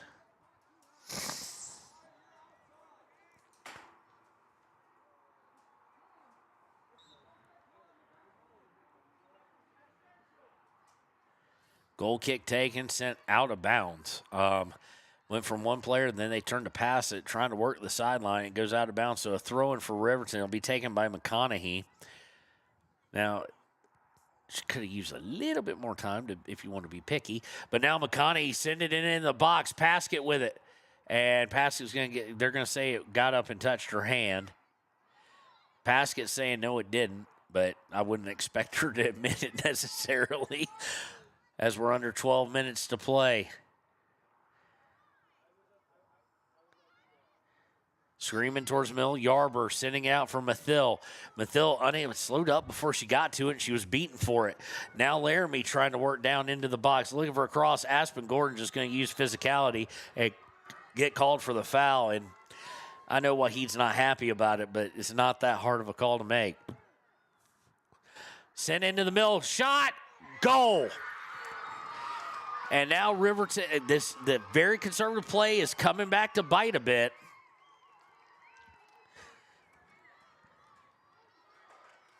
And not this way, ladies. Do not blow a 3-0 lead in the last 15 minutes. 3-2. Laramie trying to come back. And basically, Riverton has basically not been able to play in the Laramie half the field in probably 3-4 minutes, maybe 5 or 6. And that is what has led to these scores. So you now do have your starters back in as we start back up the clock. And the kickoff is going to be sent screaming over the end line for a goal kick. I understand the work in the sideline thing, but this is a turnover. And they've got 11 minutes, and you know they're going to send everybody forward. So Riverton really going to have to come up and play good soccer, especially defensively. And there's Piper Anderson with the deflection to Timbry Mathill. Mathill back to Meharado. Meharado to Kimber Mathill. Mathill looking for the cross to Anderson. Gets it to Anderson, but now taken away. Sent outside. Nosip giving a run for it. Nosip gets to it. Nosip turns to Paskett. Paskett trying to get forward, trying to get to Kimber Mathill. Mathill should be able to get to it before it goes out of bounds. 10:22, 10:21 to play. Mathill near side, just outside the box, trying to get to Paskett. Sent forward. Mossbrucker able to get to it, though, and it's deflected. Aspen Gordon will come up, and it's deflected again, but it'll go out of bounds. The key right now, too, for Riverton is do not tighten up. Carson Vosika going to come back in. Mossbrucker, long pass, but now deflected off the throw-in, I should say, not long pass, and sent back on the near side. Gordon trying to give chase, trying to block the way and has to send it out of bounds. Riverton playing on their heels now. Under 10. Throw in. Wallhead gets a beat and then gets it sent out, and they've got to get it out of that box, and they finally do. Does Riverton. Paskett trying to come down and help out. Now taken again. Cross. Nosip able to cross it out and get it cleared. This is going to be Riverton's livelihood for the next 9 minutes, 15 seconds, is trying just to get it clear. We got here on the back of 2 goals, about 4 minutes, 3 minutes apart by Laramie to cut into the 3-0 lead, sent into the box, and this one just bounced up right to Ayana Meharado as we go under 9 to play. 3-2 Wolverines, long punt. Going to go one bounce, now probably a second, but nope, off a knee. Paskett with a header. Ball's going to go right back to Meharado. She's got to be aware that someone's coming for her. Kimber Mathill trying to get it. Meharado trying to get it, and now stolen away by Laramie. Mossbrucker able to deflect it out of bounds at midfield. So it'll be a throw-in. Aspen Gordon going to get beat to by Wallhead, the fastest player on the team, and we've got a corner kick for Laramie pending.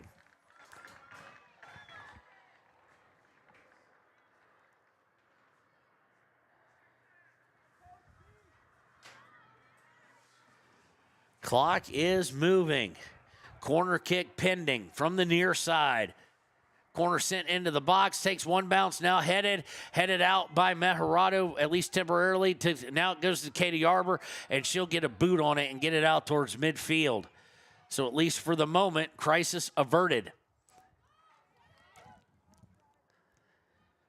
Looking to cross back in is Laramie, who'd gotten it now. Timbry to Kimber. Kimber coming towards the middle, has a little bit of room to work, and picks the perfect place to send it down, at least to milk some time between 2 defenders. Nosip and Paskett going to give a wee bit of a chase, and it'll be sent to the far side, and not out of bounds. Laramie with it now, trying to come center, sending it forward. Kayla McConaughey trying to sprint to it. So's Aspen Gordon. Sends it to Aspen Gordon. She sends it. No, she doesn't get it out. Finally, she does, but not far enough. Nosip to Meharado. Celia with it, stolen away. Turn, fire, and right to Ayana with 7 minutes left.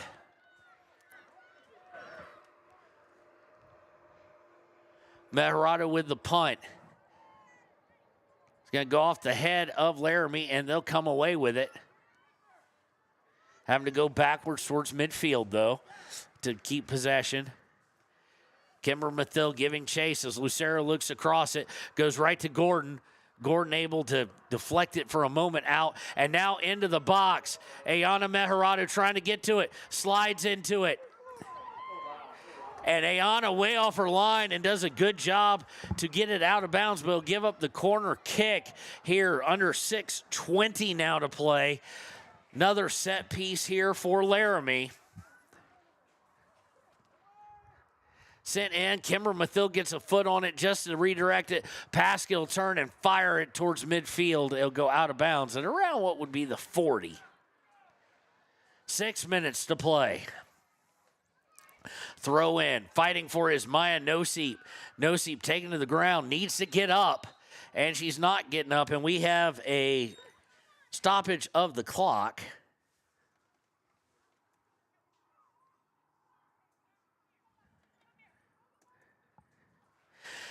And Trainer's coming in, and that did not look healthy the way she got spun around. Looks like it could be an ankle. 4 or 5 players around her. We'll take the break with them.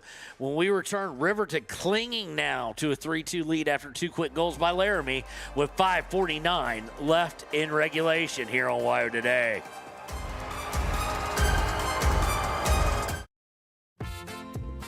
Dos Solitos is proud to support Fremont County sports teams. Enjoy bold Mexican flavors that'll have your taste buds shouting, "Olé!" Follow them on Facebook, Instagram, and TikTok for updates on events and food truck locations. You need an oil change, but you don't have a lot of time. Expressway Lubes on South Federal in Riverton and Highway 789 in Lander provide a fast, professional lube, oil, and filter change. Expressway Lubes, locally owned and proud to support our local student athletes.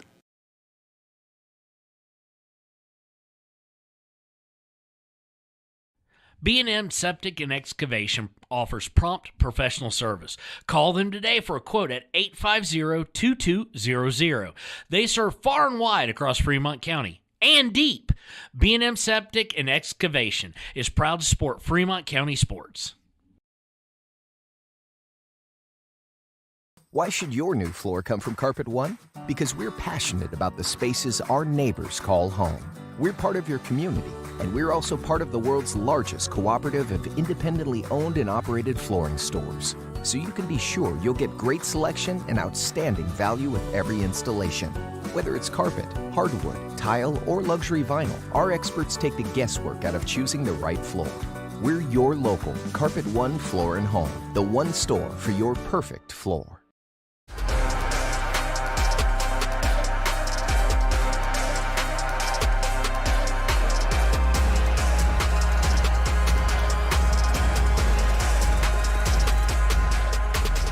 Welcome back to Wire Today's coverage of the 4A Soccer State Championship. The 3 seed out of the West, the Riverton Lady Wolverines leading 3-2. They led 3-0 with under 15 minutes to play. And Laramie, as you would expect in a state championship environment, has come screaming back, not willing to go quietly into the dead of night. And with 5:49 to go, injury timeout on the field because of Maya Nosip going down with an ankle, it looks like, or a lower leg. We don't want to speculate too much, but that's what she was grabbing. And whistle, and the clock has started back. Free kick, and now it's going to be cleared out by Timbery Mathill. Looking to get Meharado headed forward, though, by Laramie. Coleman Weiss in the game for her. Coleman Weiss got some good, kind of underrated speed, quite honestly. Laramie trying to work near side, has to force to go back is Timbery and Coleman Weiss both playing backwards. Of course, everybody at this point is. Mossbrucker sending it forward to Paskett. Can Paskett get free? No, she cannot. Yes, she can get back to it, and it's taken away. Sent forward, and there's Piper Anderson again, trying to get to Coleman Weiss. Coleman Weiss needed to go meet that ball. She let it. She was just kind of waiting on it. And now into the box is Laramie. Coming outside is Ava Wallhead. Wallhead looking to cross, nothing there. And she gets the shot off and easily just deflected, I think, by Yarber. I'm not sure. It might have been Kaylor McConaughey. Couldn't see whose foot it actually was. It was deflected by someone for Riverton, and it wound up going to Iana Meharado, who will punt it down, and it will go out of bounds as we tick under 4:45 to play in regulation. Throw in here from the near side, and Riverton's just gonna let it go forward, and finally reaches somebody for Laramie, and now they get through.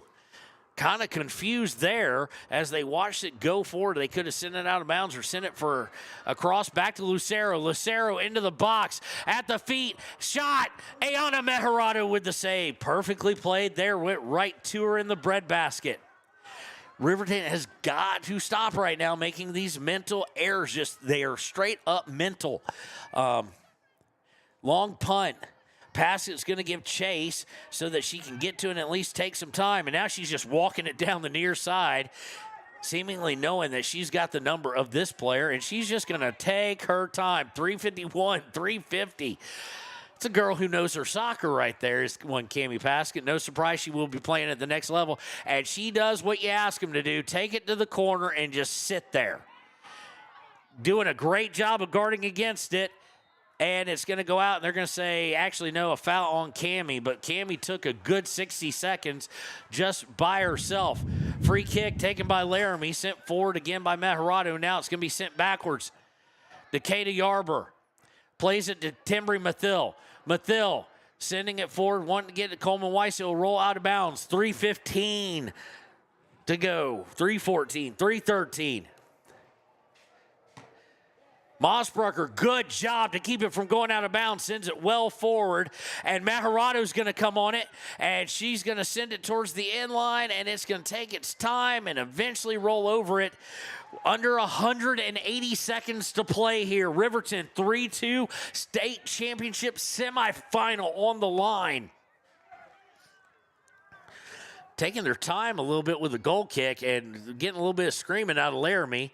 Going towards the sideline and intercepted by Kayla McConney momentarily. Taken by Meharado. Perfectly timed to just keep it down there. Coleman Weiss trying to mark them and going forward. Mossbrucker with the head. Piper Anderson with the head in the wrong direction, though.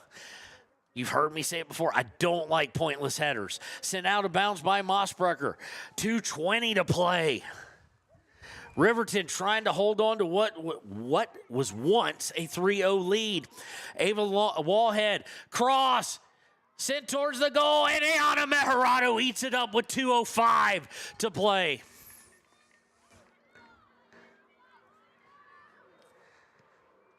Meharado with the punt. Only Cammie Paskett back there. She takes it off a foot, but she loses control of it to Laramie.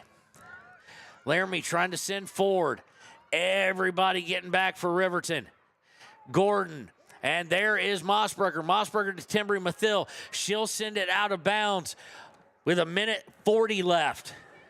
Come on, girls. Sent forward. Timbri Mathill again is going to get it. Sends it forward, and it's going to be kneed out of bounds by Laramie. And take your time. It'll be thrown in by Mossbrucker. 1:20 left. 80 seconds to play for a semifinal if Riverton can hold on. Thrown by Mossbrucker all the way down. It goes over the defender, and Paskett has it, and she's headed to the corner. We've seen her do it before. We've seen her do it today. Going to the corner. It's out of bounds. It'll be a throw-in for Riverton. Well down in the corner with 55 seconds left here. Throw in is just weak to Meharado, and she'll stay at the corner, and it's sent out of bounds again. 48, 47, 46. Riverton for this semifinal. Throw in is to Paskett. Goes out of bounds. Who's it off of? And we're going to have a little chat, it seems like, but he's not going to stop it. It's going to be a throw in by Riverton. 32 seconds left. Thrown into Paskett. Paskett to Coleman Weiss, and then it's going to go over the end line. We're off on time just a little bit. 20 seconds left. We're a little bit over, which is a good thing for Riverton, and it's setting up a corner kick for Riverton anyway as it went over the end line. 10 seconds to the state semifinal. Sent into the box. It's going to be squared away by Laramie with 4 seconds, 3 seconds, 2 seconds, and that is your state semifinal. The Lady Wolverines are bound for it tomorrow at 2. We'll be right back with the Click It or Ticket postgame show here on WYO Today.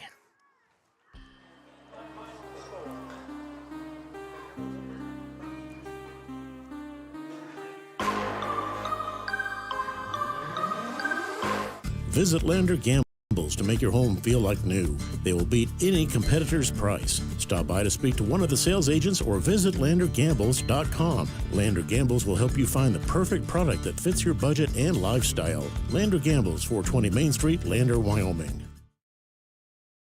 Good news, DUI crashes and deaths are falling in Fremont County. We're doing better, but even one death on our roads from impaired driving, we take personally. We started the Fremont County DUI Task Force 2 years ago because we're losing too many friends, family members, and community members to impaired driving. So we've joined forces to work together to find and stop impaired drivers in Fremont County, wherever they are.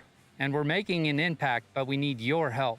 If your summer activities involve alcohol, plan ahead and make good choices. Drink responsibly, designate a sober driver, or call Safe Ride. And don't let your friends drive impaired either, even if you have to take their keys and find them a safe ride home. Let's all look out for each other and keep everybody safe. Remember, don't risk it. Drive sober.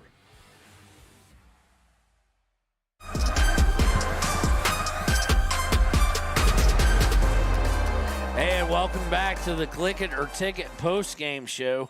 Riverton Lady Wolverines will head to the state semifinal to face the winner of a game that should be over or should be ending here very shortly between Campbell County, one of the hosts, the number 4 seed out of the East, and the Jackson Lady Bronx, the number 1 seed out of the West.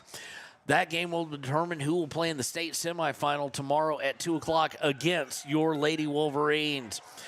You're 3-0 for the longest period of time. Then Credit Laramie came storming back there in the last 15 minutes, cut the lead to 1, but Riverton able to hold off at 3-2. Just kind of, I think that it just seemed like they kind of lost their edge towards the end, and Laramie was pushing and pushing and pushing. Got to maintain that edge for all 80 minutes. But nonetheless, your Riverton Lady Wolverines are 3-2 winners here off the back of the first 2 goals by Celia Mejorado. This last goal by Cammie Paskett on, you want to talk about slowing down and being patient. That goal took forever to get across. It was just the goalie was out of place, and the easiest way to put it in there was that way. Your Gatorade Good Sport / Great Effort Player of the Game is going to be a name you heard me say over and over, that there she is again, and that is one Piper Anderson. Congratulations to her, our Gatorade Good Effort, Great Effort of the day. Our player of the game, of course, is going to be none other than the one who got the 2 of the 3 goals, and that is Celia Mejorado. Sometimes overshadowed a little bit by her goalkeeper older sister, but not today. She put in the first 2. Good luck, Coach. And that is your post-game show brought to you by Click It or Ticket. We want to thank and congratulate, actually, Piper Anderson again and Celia Mejorado.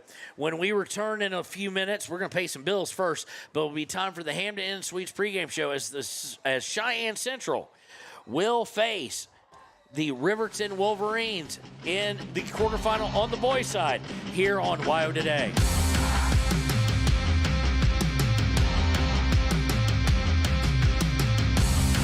Your tax pros at 219 East Main Street in Riverton, Wyoming can handle all your tax needs. Whatever your situation, we know what to do. Call 307-856-2256 today to schedule an appointment. H&R Block is open Monday through Friday, 9 a.m. to 3 p.m. Men have a way of doing things. A man has his way of eating, of exercising, of keeping his hands warm, and of straightening up. So, when a man faces a serious life problem like divorce, depression, or suicidal thoughts, shouldn't a man have a way to deal with that too? Well, now he does. I'm Dr. Rich Mahogany. Visit me at mantherapy.org. Hey guys, this is Nick Haskell, and here at Haskell's Furniture and Flooring, we have the best brands. With our size, we are able to shop for you. We're able to choose the top products from the best companies. We carry Lazy Boy, Tempur-Pedic, Ashley, Sealy, Serta, and more. With our variety, we can make sure we're a one-stop shop for all of your home furnishing needs. Come in today to one of our locations in Cody, Lovell, Worland, and Riverton, where we have the best prices and a better service. High Plains Power is a Touchstone Energy cooperative. What does that mean for you as a Rural Electric Association member? It all comes down to 7 principles: open membership, one voice, one vote, member benefits, independence, education, cooperation, and community. To understand how it all works, we're headed back in time. In 1879, electricity was in major cities, but rural areas were out of luck. In 1935, President FDR made it possible for companies to build power lines to unserved areas. By the time we hit 1941, some 400 electric co-ops had been organized to serve rural America, just like High Plains Power. For more information, visit highplainspower.org. Papa Murphy's on North Federal in Riverton makes your pizza to order. Order online at papamurphys.com or in store. Delicious, fresh-made pizza just the way you want it. Papa Murphy's is a proud supporter of our local Fremont County student athletes.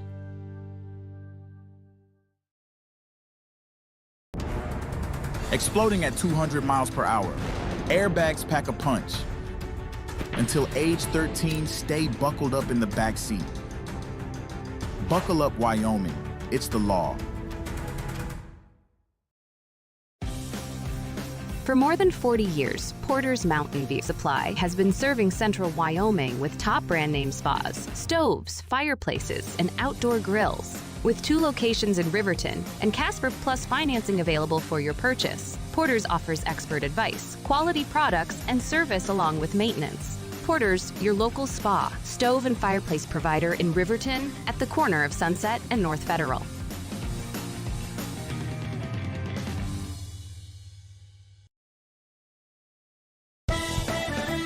Shoshone Rose Casino and Hotel is proud to support youth sports in Fremont County. Enjoy a meal at the Deca restaurant. Deca is Shoshone for the eating house. Open daily from 7:30 a.m. until 9 p.m. Try a weekend getaway with the family in one of their comfortable, pet-friendly guest rooms and enjoy the heated swimming pool. Book online at ShoshoneRose.com and remember to support Fremont County youth sports. Go team!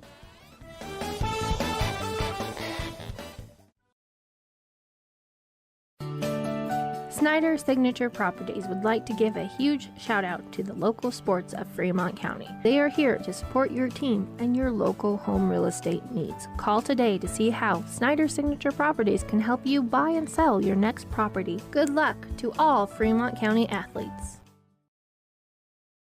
When repairs are complete after a collision, you expect your car, SUV, or truck to look like new. That's the service you'll receive at Stork Auto Body in Riverton. Professionalism and meticulous attention to detail. You can depend on Stork Auto Body, 841 Miniweb Avenue, Riverton.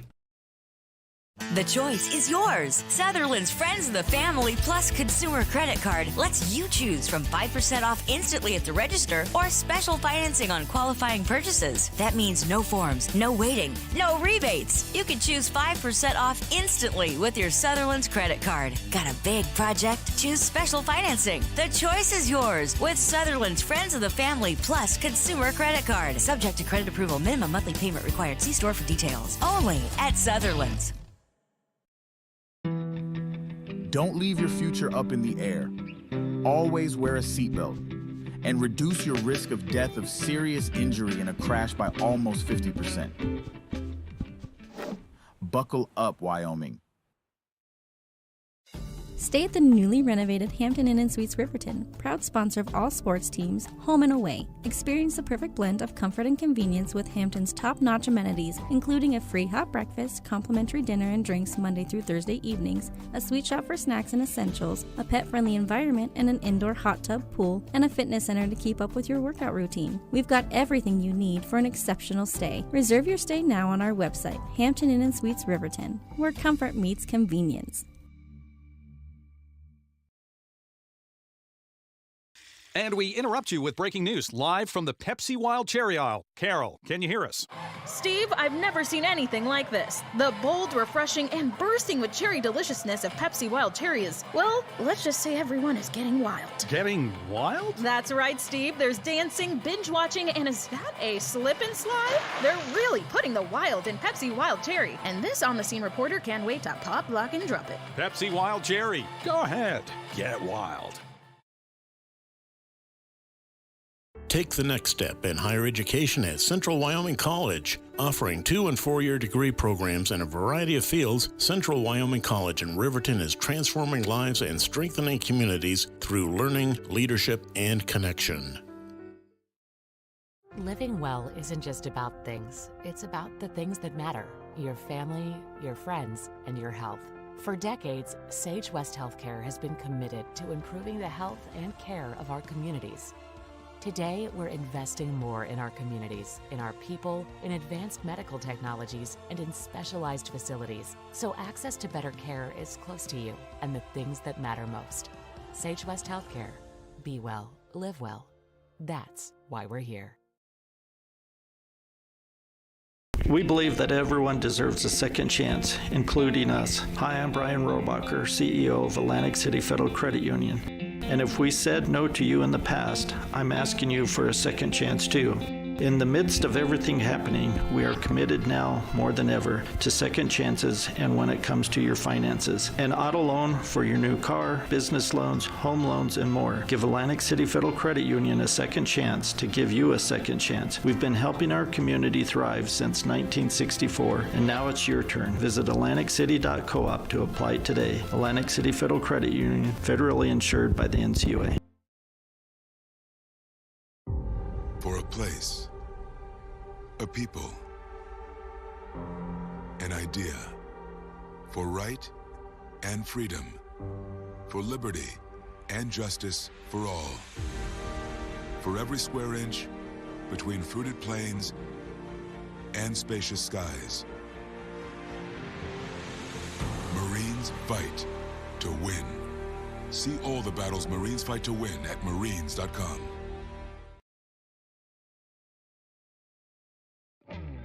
A proud sponsor of this broadcast is Bailey Enterprises.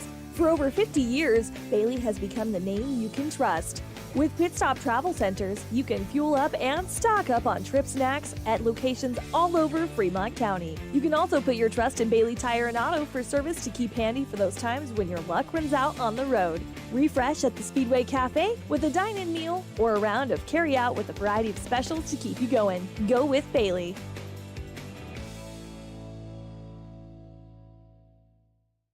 Detailing done different can protect your vehicle with S-Tech's Action Series, Carbon or Smart Series ceramic tint, plus premium ceramic coatings for maximum UV and heat protection. All backed by a lifetime warranty. Expect expert detailing to make any ride look brand new. Call 307-851-5158 today. Detailing done different. Riverton Blowdorn Lumber is proud to support youth sports. Experience the Blowdorn difference. Quality products, design, delivery, and expert service. Blowdorn Lumber, 1202 North Federal in Riverton. Blowdorn Lumber. Your car or truck is an investment. When it needs repairs, you need someone you can trust to do the job right. Take it to Gunners Automotive. They repair all makes and models of cars and trucks, from oil changes to brakes, tires, and more. Gunners Automotive, 856-2288. The staff and board of the Fremont County Fair wish to thank everyone who attended the fair last year, and this year enjoy Blackhawk live in concert Friday, August 1st. Race you to the fair, the Fremont County Fair. Community Health Centers of Central Wyoming has locations across Fremont County ready to serve you at DuBois Medical Clinic, Riverton Community Health, and Lander Community Health Pediatrics. We accept all forms of insurance, including Medicaid and Medicare. Are you struggling to get medical care? Ask for their sliding fee scale. From family medicine to pediatrics, Community Health Centers are here to serve you. Call 307-463-7160 or visit chccw.org to schedule your appointment. Dos Solitos is proud to support Fremont County sports teams. Enjoy bold Mexican flavors that'll have your taste buds shouting, "Olé!" Follow them on Facebook, Instagram, and TikTok for updates on events and food truck locations. You need an oil change, but you don't have a lot of time. Expressway Lubes on South Federal in Riverton and Highway 789 in Lander provide a fast, professional lube, oil, and filter change. Expressway Lubes, locally owned and proud to support our local student athletes.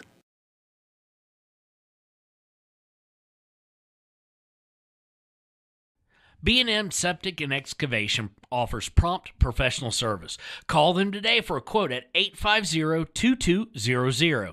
They serve far and wide across Fremont County and deep. B&M Septic and Excavation is proud to support Fremont County sports. Why should your new floor come from Carpet One? Because we're passionate about the spaces our neighbors call home. We're part of your community, and we're also part of the world's largest cooperative of independently owned and operated flooring stores. So you can be sure you'll get great selection and outstanding value with every installation. Whether it's carpet, hardwood, tile, or luxury vinyl, our experts take the guesswork out of choosing the right floor. We're your local Carpet One Floor and Home, the one store for your perfect floor.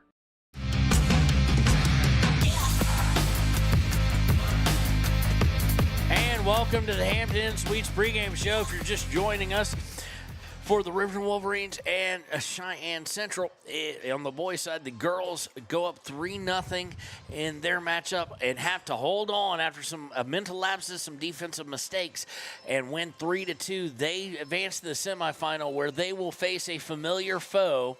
It will be the Jackson Lady Broncs. Of course, Riverton during the regular season, both in Jackson and in Riverton, defeating them 2-1.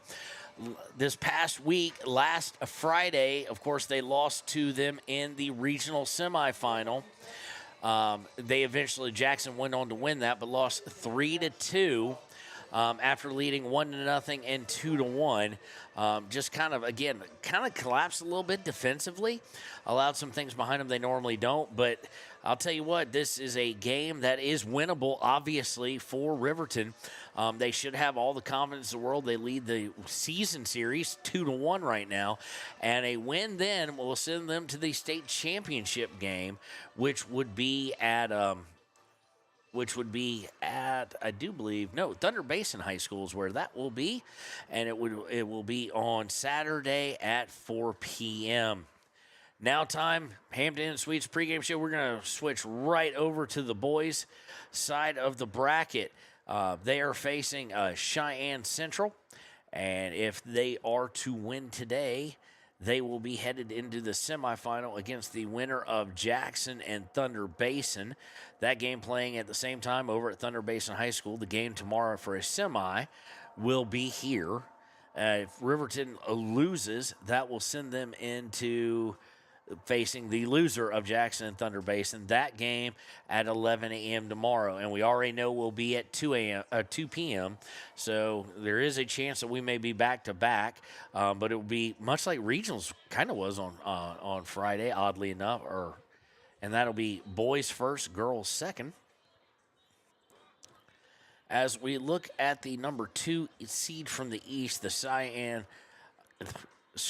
Central Indians, but coached by Coach Dirk. I'm going to look at the guy from Cheyenne and ask him this. Of Dirk Dykestel, they come in with an overall record of 12-2-2. Their conference record was 9-1-1. They are led by, as far as goal scoring goes, by Andy Lamb. But you want to talk about a balanced team?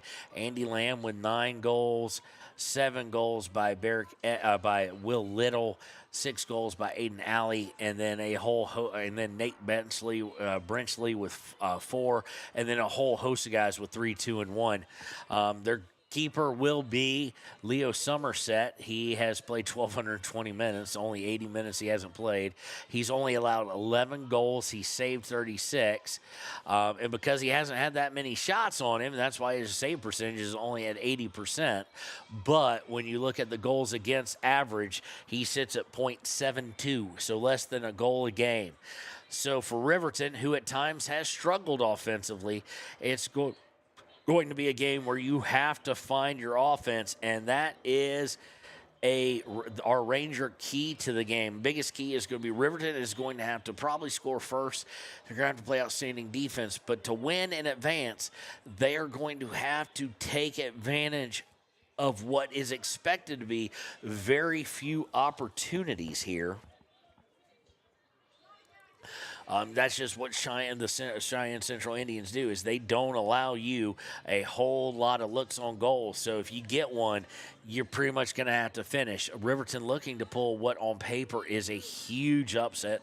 Riverton returning to state on the back of a couple upsets. Of course, the big one being against Hoach Green River at the regionals that punched their ticket to state. And then, of course, coming back in the seeding game and being able to avoid the 4 seed, which would put them against Sheridan by defeating Rock Springs, a team that beat them twice by a combined score of 10-1. So this is a team that's playing with a great amount of confidence, but here's the funny part. If there is a funny part to be had, and that is, yeah, you don't get Sheridan. Your prize, though, is Cheyenne Central and that back line and that keeper. And that's no real prize at all. That's going to do it for the Ranger Keys to the game. When we return, it'll be time for the Sutherland starting lineups here on WYO Today. Visit Lander Gambles to make your home feel like new. They will beat any competitor's price. Stop by to speak to one of the sales agents or visit LanderGambles.com. Lander Gambles will help you find the perfect product that fits your budget and lifestyle. Lander Gambles, 420 Main Street, Lander, Wyoming.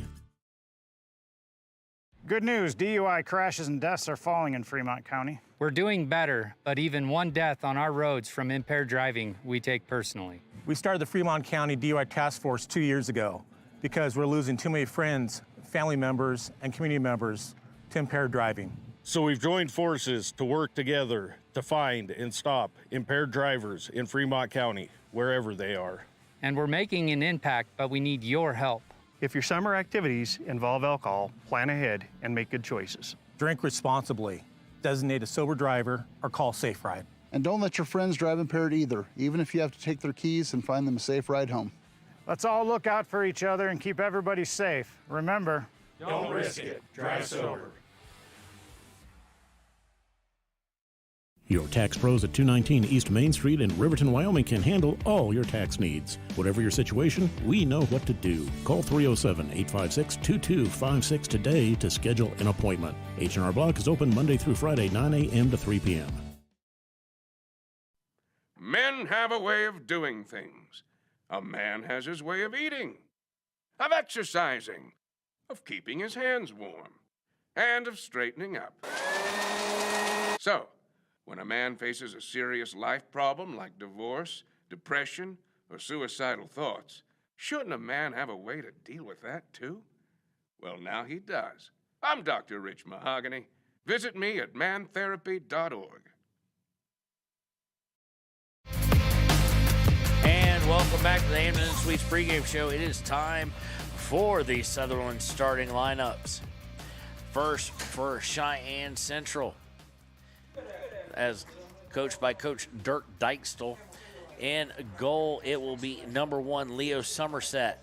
Joining him will be number 2, Justin Hendren. Number 3, Andy Lamb. Number 4, Nate Brenchley. I think that's number 5, but let's let him stand back up from behind the shoe. Number 5, Tyler Davis. Number 7, Matt Clayson. Number 8, Tegan Wernick. Number 10, Owen Black. Number 15, Cole Camarad. Number 18, Cade Brown. And number 19, Will Little. For your Riverton Wolverines, to come in with a record of 7-8-2. In goal will be number 55, Ryan Cox. He'll be joined by number 4, Braden Terry. Number 6, Peyton Larson. Number 7, Landon Withrow. Number 10, Hunter Saltzgaver. Number 12, Colby Brink. Number 14, Kyler Heil. Number 17, Peyton Larson. Number 25, Austin Romero. Number 31, Camden Heil. And number 32, wind just all of a sudden. And number 32, Trenton Weber. They're led by Coach Dietrich Becker. And we'll be right back with kickoff here on WYO Today. Hey guys, this is Nick Haskell. And here at Haskell's Furniture and Flooring, we have the best brands. With our size, we are able to shop for you. We're able to choose the top products from the best companies. We carry Lazy Boy, Tempur-Pedic, Ashley, Sealy, Serta, and more. With our variety, we can make sure we're a one-stop shop for all of your home furnishing needs. Come in today to one of our locations in Cody, Lovell, Worland, and Riverton, where we have the best prices and a better service. High Plains Power is a Touchstone Energy cooperative. What does that mean for you as a Rural Electric Association member? It all comes down to 7 principles: open membership, one voice, one vote, member benefits, independence, education, cooperation, and community. To understand how it all works, we're headed back in time. In 1879, electricity was in major cities, but rural areas were out of luck. In 1935, President FDR made it possible for companies to build power lines to unserved areas. By the time we hit 1941, some 400 electric co-ops had been organized to serve rural America, just like High Plains Power. For more information, visit highplainspower.org.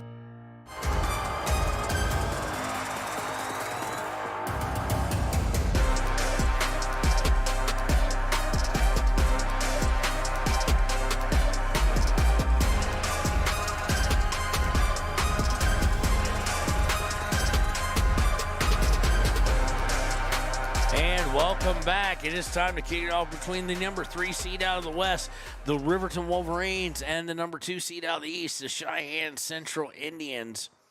Here in our second game of the day for the 4A WHSAA 4A State of Wyoming State Championship. Riverton girls have already advanced to the semifinals. The boys will look to pull an upset here, not just in seeding, but on paper in a big way, and try and get themselves into the semifinals. It's already a big deal. It's great to see Riverton return to the state tournament, and it will be an even bigger deal if they can somehow punch their way into playing on Saturday, especially if they can do it here today, here in the championship round, so to speak. And we're starting about 6 minutes after when we're supposed to, so we're just a little bit behind, but that 6 minutes on a state championship day is not a whole lot. So I cannot complain at all. I've been at basketball tournaments here where we've been 2 hours behind, so no one's complaining. Riverton with the kickoff. They're going right to left on your radio dial. They are in their white with red numbers, same as they pretty much were at Region. And Cheyenne Central's in the primarily black, white, a big white stripe down the middle surrounded by 2 little stripes, white numbers. So Riverton has it go out of bounds. It'll be a throw-in by Central. And it's going to go out of bounds, and we'll wash, rinse, and repeat, but instead it'll be inbounded by Riverton.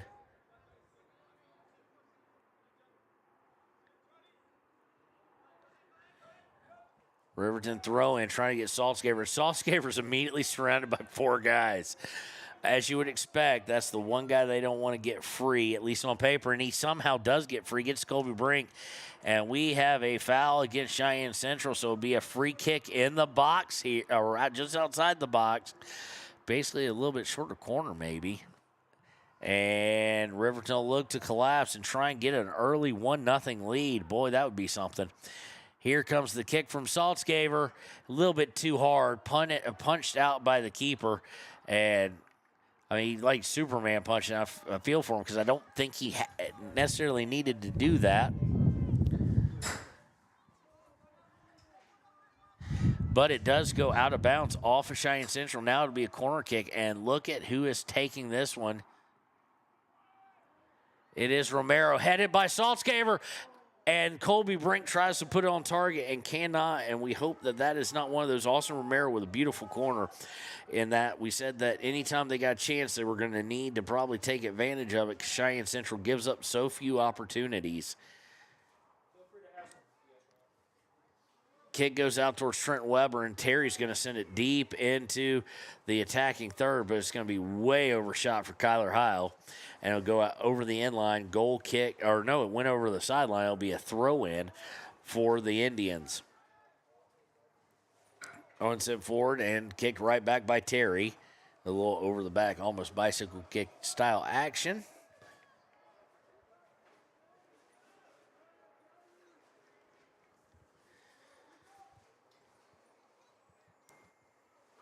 Cheyenne Central with the inbound after it went out off Terry. Stolen away.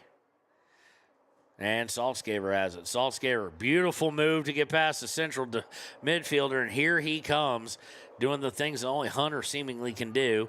Trying to get in, and he's taken out again. Do we get a whistle? No, we don't. And it'll be a throw-in going the other direction. Cheyenne Central with the throw. And stolen away. Saltzgaber just outside the box. Looking for a cross here, and here comes his cross. Oh, and Colby Brink trying to collapse down on it, put a head on it, just can't get to it. Peyton Larson tracks it down. And it goes out of bounds. Jackson Larson trying to get to Peyton Larson, and it'll be a throw by Riverton. And this is a different Riverton team than we've seen most of the season. As far as coming out playing kind of with some reckless abandon, just full of confidence, got a good swagger going on, but so far unable to finish. So that is a concern against a team like Central. There's just so many people to watch on the Central team. If it gets to a corner kick, it'll be Lamb or Justin Hendren. And here's a long pass, and Camden Hiles going to get to it. Looked like the freshman Braden Terry was a little confused as to who should go get it, so Camden did. And now they'll fight for possession. Austin Romero really giving grief to the guy on the far side who will kick it all the way back to the keeper, who will now look to clear it out. Fought for and taken by Little. Little looking to cross over, and it's taken away by Peyton Larson. Larson loses it, but to Jackson. Jackson sends it forward, and now here comes Colby Brink. Colby Brink crossing over to Kyler Heil, and he's got to recognize that that's not going to be a nice bounce for him to head it. He's not got a lot of height to him. Granted, he's got more than Saltzgaber, but not a ton, and just realize that he needs to go towards the outside to really possess that rather than try and come in and play it down to his feet. Does go out of bounds, throw in by Terry. Is going to be angled out of bounds by the Indians, and we'll move 30 yards downfield and do this again. Looks like it'll be Romero this time. Romero with the throw-in to Saltzgaber. Saltzgaber trying to get through, and it's going to be angled out of bounds again. So Riverton definitely the aggressor thus far. And I think that may be, especially because I'm sure they watched film, heck, they may have watched our broadcasts, that I think they Central would have expected this not to be the Riverton that comes out, quite honestly. I think they're a little shell-shocked at some of the things that Riverton, how hard they are pushing, and pushing so well, too, in the aspect of doing that. Free kick awarded to Cheyenne Central at midfield. Landon Withrow sends it back out. But now here they come. They're trying to work down on Terry. That is Owen Black into the box, and it goes out over the, let's see, it went out of bounds. It'll be a throw, I do believe, but nope. Yeah, it'll be a throw in just inside the attacking third. Taking the third will be Clayson, if I'm saying that right, by Clausen. Clausen throws into the box, headed out by Peyton Larson. Goes all the way back to midfield where Tyler Davis for Cheyenne Central's waiting. Turns, fires after a pass to Andy Lamb, and he may lead the team in goals, but that's some confidence. I'll give him that. That's bold. Trying to shoot it low from about 40 yards out. It goes over the inline, and it'll be a goal kick for Ryan Cox.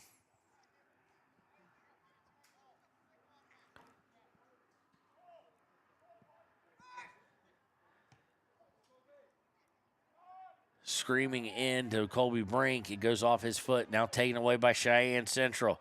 Black trying to work down the far side. Hands it off, and now they'll come back out towards midfield. To Lamb. Now to Hendren. Looking for a cross into the box. Giving chase is Will Little. Riverton able to at least get it out momentarily. They try to get Trent Weber. He can't control it. And now Cheyenne Central trying to set up camp in the Riverton half and work their offense. Coming toward the middle, Trent Weber. Guy beats two guys. gets it to Hendren. Hendren back out towards midfield. Giving chase is Kyler Heil. And they'll play. Cheyenne Central will be perfectly content to play it all the way back to the keeper and get it to Leo Somerset. Long kick is going to go out. Long exit pass is going to go out of bounds. It was intended for Little. This one header is going to be sent right back out. Peyton Larson went up for it. It's going to be a throw in. Jackson Larson will take it in the Cheyenne Central half.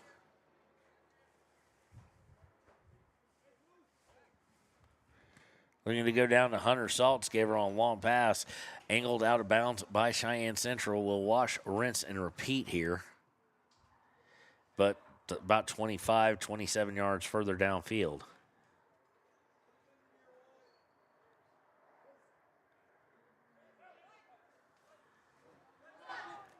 Stolen away on the inbound. Landon Withrow whiffs on it. And here comes Cheyenne Central. They got don't have numbers, but trying to play towards the outside on the far side, and they do. And Riverton able to get back nicely. Turns, fires, deflected partially by Peyton Larson, and Ryan Cox will easily scoop it up and motion his guys to go downfield as he'll look to throw it deep, or kick it deep, I should say. Punt by the all-state football player. He's not the punter, though, but it goes about 65 yards. And now they're looking to work back down. Jackson Larson giving chase and will send it out of bounds before Cheyenne Central's Hendren can get to it. Throw in for the Indians.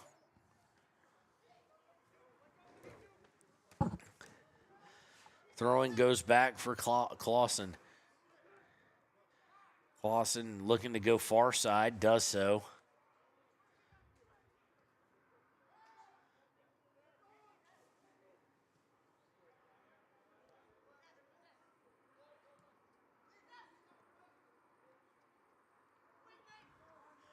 And they'll come back to the near side of the field, getting it to Kamerad. And then it's going to be cleared out by Jackson Larson. It'll go out of bounds on the other side of midfield. It'll be a throw in.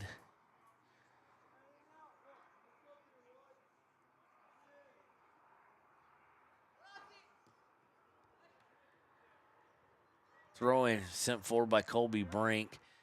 Then back out. Weber with the header. Weber with another header. Trying to get to Saltzgaver. Trying to get to Kyler Heil. And just a step either too slow or the pass was a little bit too fast. And it gets sent out of bounds by Camden Heil as he tries to send it back forward after being stolen away.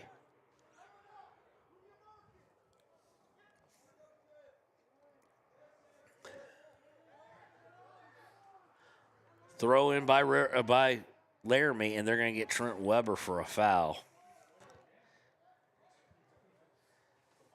I'm going to say Webb fouled Lamb. Weber fouled Lamb, I should say, not Webb, Trent Weber. Be a free kick here by Cheyenne Central at the 50, at midfield. And it is on target, but Cox able to come out and field it as if he's ready to play a little outfield, play a little baseball, which he will be as soon as next week. Sent forward, Saltzgaver plays off top of his head, now has control of it, tries to get to Colby Brink, trying to set it back for Saltzgaver, does. Saltzgaver trying to get through and just a little give and go, just not able to make it work. And the Indians come away with it. Now trying to work forward. Withrow and Heil get in front of it, but taken away. And we're going to get a foul against Hendren. Actually, it's going to be a foul against, Hendren as he holds Peyton Larson up. Free kick here by Camden Heil. Sends it forward low to Jackson Larson. Larson for his brother Peyton. Peyton trying to get to Weber. Unable to do so. Taken away by Hendren. Hendren trying to work inside, beats Camden Heil. sends it forward and stepped in front of, but not able to possess it. And they get free. They're in the box trying to get around to it's Terry, and Terry does a good job of getting in the way. Now sent towards goal, cleared by the Larson, or either Peyton Larson or Weber. Out to Jackson Larson. It'll go out of bounds. No, it won't. Yeah, it will. Late whistle says it did go out of bounds. It'll be a throw for the Indians.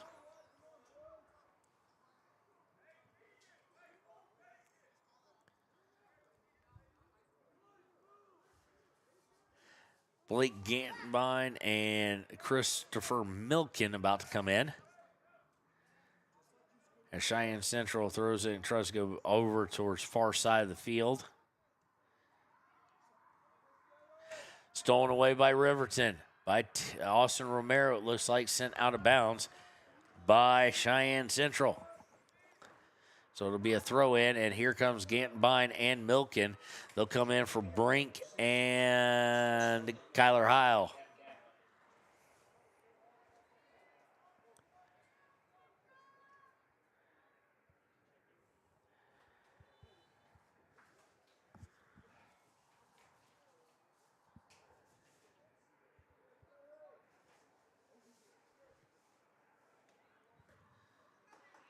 Inbound is taken away by Central.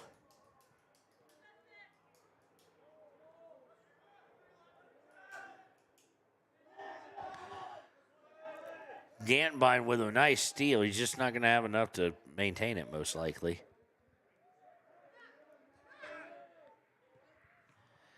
And stolen away, but stolen right back by Weber. This time Saltzgaber trying to get through, and he has the ball stripped away. That's not something you see every day. Up to Hendren on a long outlet pass on the near sideline.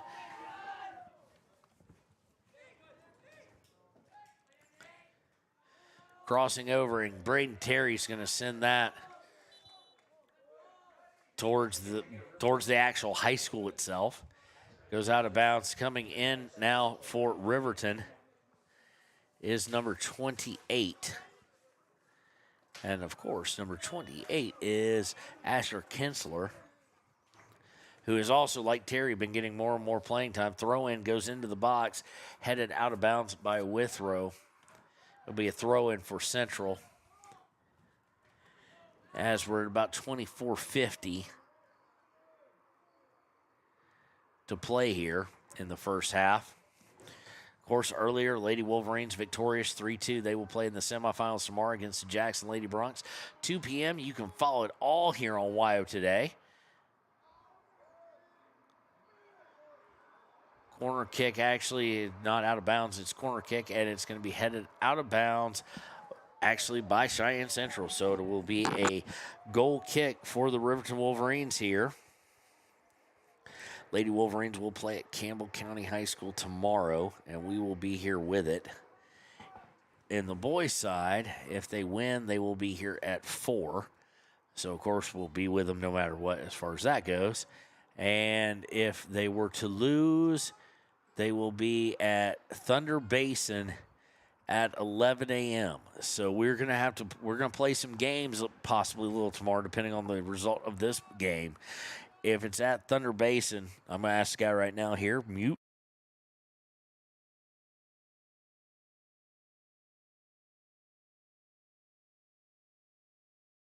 So about 10 minutes away, so we will definitely be here for that. We will be over there, and we will try and get back, or if we have to, we'll cut it off.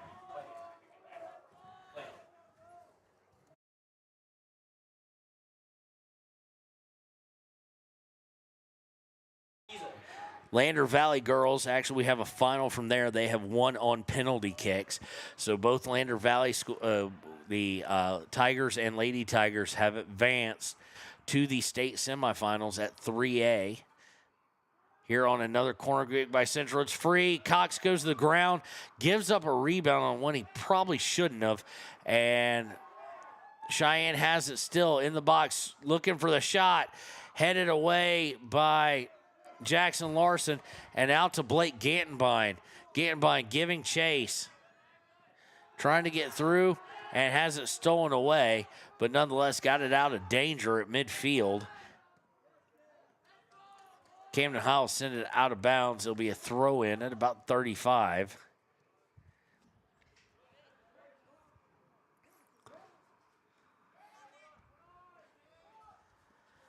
Throw in by Riverton, or by Cheyenne Central, excuse me, and moved all the way back to their back line where they'll try and reset up the possession.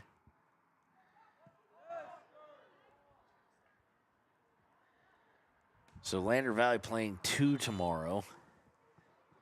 So, regardless, you play 2 tomorrow, but they're playing in the 2 semis tomorrow. Riverton punched their ticket for 1 semi, and here's how we're pretty much going to do it. We'll be at Thunder Basin. We'll play it by ear because we will get, if the boys lose, if the boys win, we'll be here. It'll be a little bit easier, but we'll let you know. Plan will be 2 broadcasts unless they're both in the semis, which was what we're going to hope and plan for, because Riverton playing extremely well right now. The Central has seized some of the early momentum, and now it's going to be out of bounds as they tried to save it and send it forward. Out of bounds, last touched by Austin Romero. And Central was confused, thought it was maybe a free kick. It's not. It's throw-in. Throwing gets behind everybody. I'm not sure how that's not offsides. Looking for a cross is Central. They're down towards the box. Here's the cross, and somehow it deflects either off of the defender, and it did.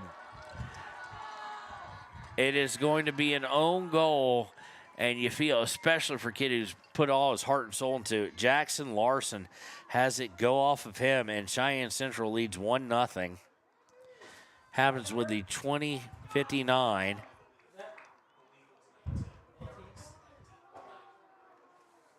It's gonna be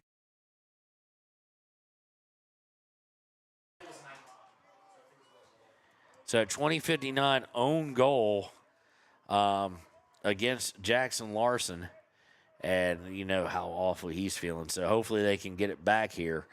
But Riverton now trails just at the halfway point of the first half.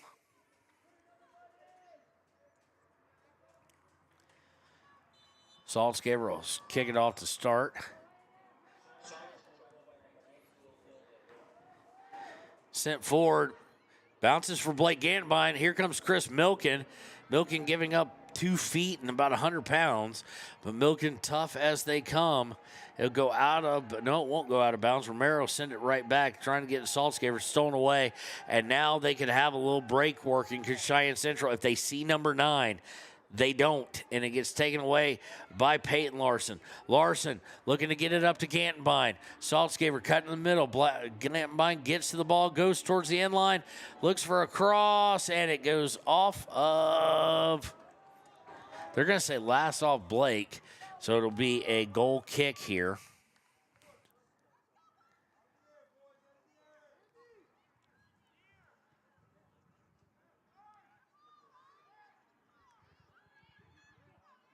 Goal kick taken, and now they see number 9 on a potential break, but Jackson Larson there to get it going forward, but not enough to get too far going forward. And here comes Central, sending guys forward out of the midfield, working the center, now looking to go far side.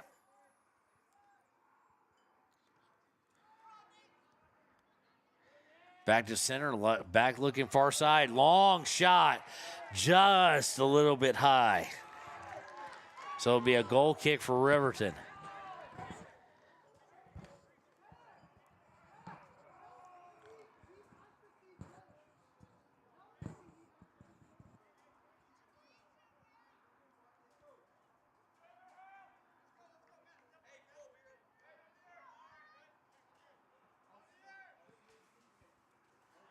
Ball sent forward, headed back by Cheyenne Central, and they've got a guy back there. Can he get around? He does get around. Shot, Ryan Cox, and own goal again. And oh no, it's Jackson Larson again. Colby Brink sent it towards the mouth of the goal. Did not do him any favors, but it does go off of Jackson Larson for the second own goal of the day. credit Cheyenne Central. They made it happen. But, God, you just feel for the kid. Jackson Larson's such a great defender, won many of post-game awards through us, and now he was just trying to clear up Colby Brink's inadvertent push towards goal and unable to get it up and over, not get the angle, and it's 2-0.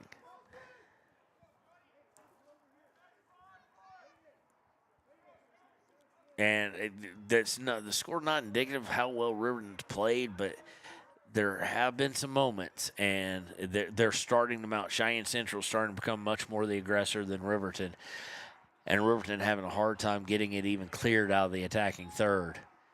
Back to Saltzgaber to Weber on the punt, or on the kickoff, I should say. And then sent forward, and Riverton, it's going to go over the end line. It'll be a goal kick.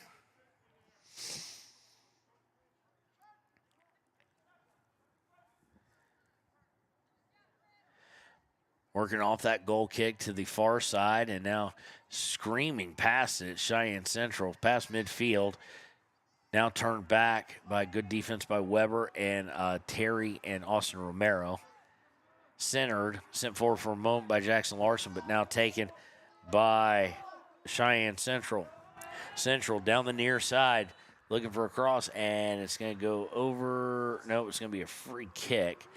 Looks like he was offsides on the near side. So Jackson Larson will take it, gets it to brother Peyton.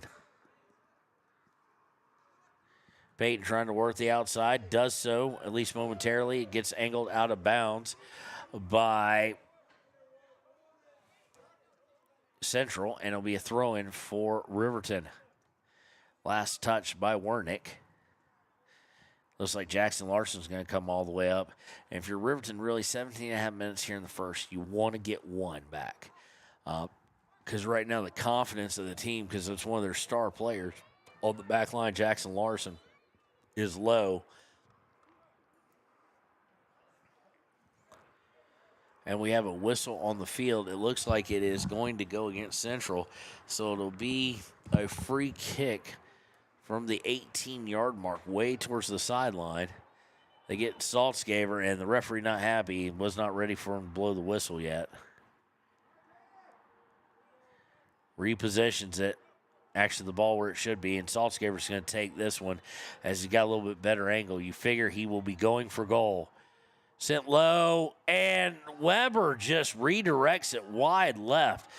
Realistically, all he needed to do was angle it straight ahead, just stop it from going right, and way overcompensated for it. A lot easier to say than in the comfort of a press box sitting on my tail than do in principle and do in reality. But was it thrown by Riverton and working the end line? Out to Saltzgaber. Saltzgaber in the box. Turns, fires, deflected, and out of the box and off of Jackson Larson. So Riverton with some opportunities there. They are just going to have to figure out a way to finish. But so far, Riverton either is playing surprisingly well down here, or Cheyenne Central's defense is just not showing up. I think it's more Riverton's offense is playing very, very well, just unable to finish so far. And Cheyenne Central's defense is for them, it's abuse, but they lead 2-0, so there's always that. The one stat that truly matters. Free kick after a foul called on Riverton, intercepted by Jackson Larson, literally goes off his chest and all the way back to the kid who took the free kick, about 40 yards back at him.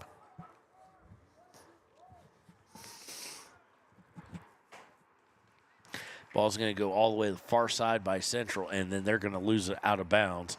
Inbounds, Austin Romero trying to get to Gantenbein. Does Gantenbein to Peyton Larson. Peyton Larson trying to get to Saltzgaber, taken away. Gantenbein tries to save it, can't, but Austin Romero can. Romero trying to go to Saltzgaber, gets it to him, but Saltzgaber's surrounded by 4 guys. You're going to have to be a little more creative, I think, to get him open. Larson to Weber. Weber trying to get through to Saltzgaber and just can't get it through all those number of guys. And we have a foul against against Cheyenne Central. So it'll be a free kick. Foul is going to go against Hendren. Number 2, that's Justin. Weber trying to get into Saltzgaber, and it'll be cleared out by Central, and now they'll look to counter. Looking on the near side, they get it to Brinchley. Brinchley trying to beat Colby Brink. Colby Brink's at least going to get there and challenge him. Central looking across, having to deal with Larson and Brink. Finally does get it crossed. Weber able to send it right back out of bounds for no harm, no foul.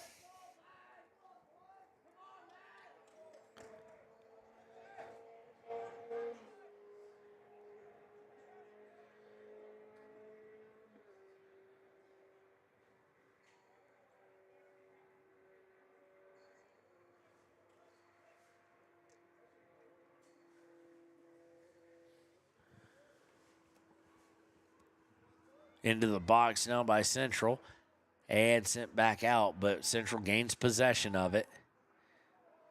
Looking to bring it down the far side now, looking for a cross. There's the cross. Central gets a hold of, unable to get a shot, and cleared, at least for now, by Trenton Weber. Sent right back, and this one's just going to go right to Ryan Cox. So he'll pick it up and look to clear it.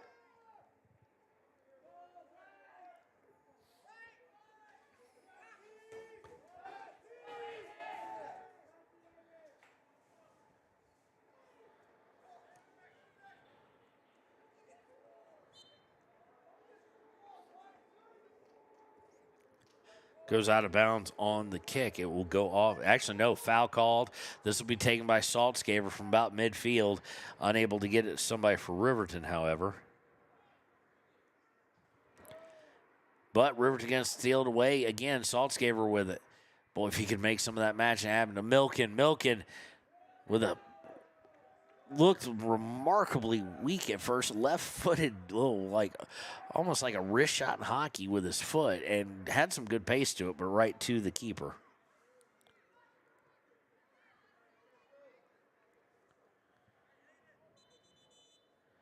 And we have a whistle as Cheyenne Central is looking to push up, looking for an injured player.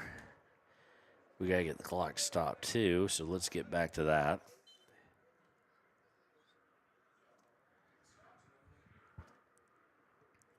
Oh, no, we didn't need to get it stopped. Under a dozen minutes now left in the first half. Riverton trailing 2-0.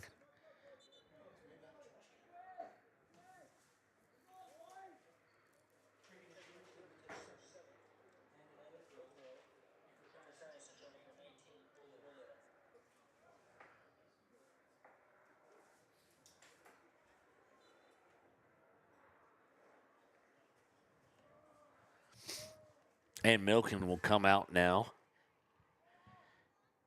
As Riverton will look to push forward, and they're getting their throw-ins. This one by Romero into the box and just actually right to the keeper. After a couple bounces, he'll look to pass it out on the right side, near side. Jackson Larson trying to get the steal. Jackson Larson, of course, supremely motivated after the 2 own goals. First one, a little bit more on him. Second one was just trying to get rid of a ball that was sent right to the mouth of it by his own player, and he was trying to clear it, and unfortunately he was the victim of it, so to speak. As Riverton, again, with a steal and looking to push forward, they just can't get too far up. Cheyenne Central so far playing a pretty decent bend-don't-break, so to speak. As they'll send things up the near side, Camden Hile giving chase.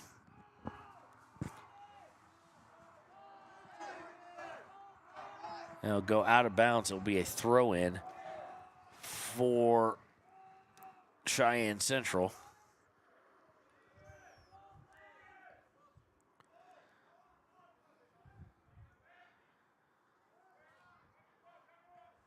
Throw-in's going to be deflected by Riverton out towards midfield.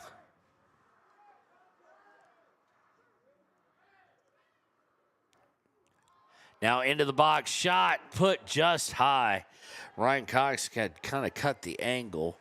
Probably would have gone like that. Probably would have gone straight into the goal, but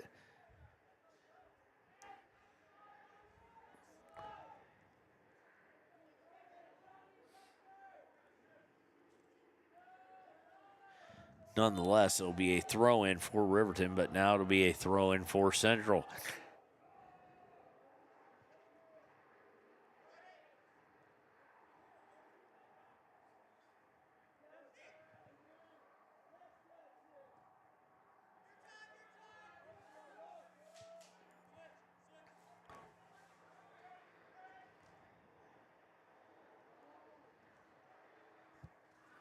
Now back into the box, Riverton, and Ryan Cox cuts the angle, and if he could have gotten past that, he'd had a shot kind of like Cammie Paskett had earlier, the slow one that bounced in. It will set up a corner kick as it was off of Ryan Cox. Cheyenne Central, realistically, looking for their third goal of the day, but also looking for their first one on their first legitimate one, so to speak, that wasn't an own goal.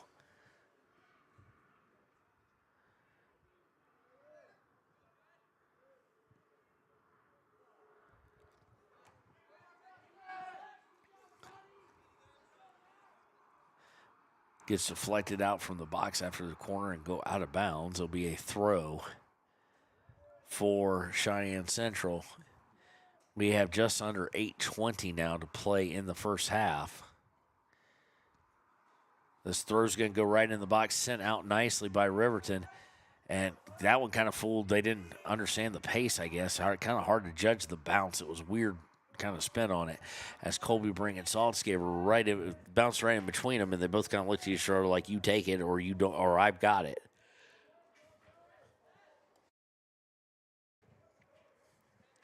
Thrown by Central, taken away momentarily, but now taken back.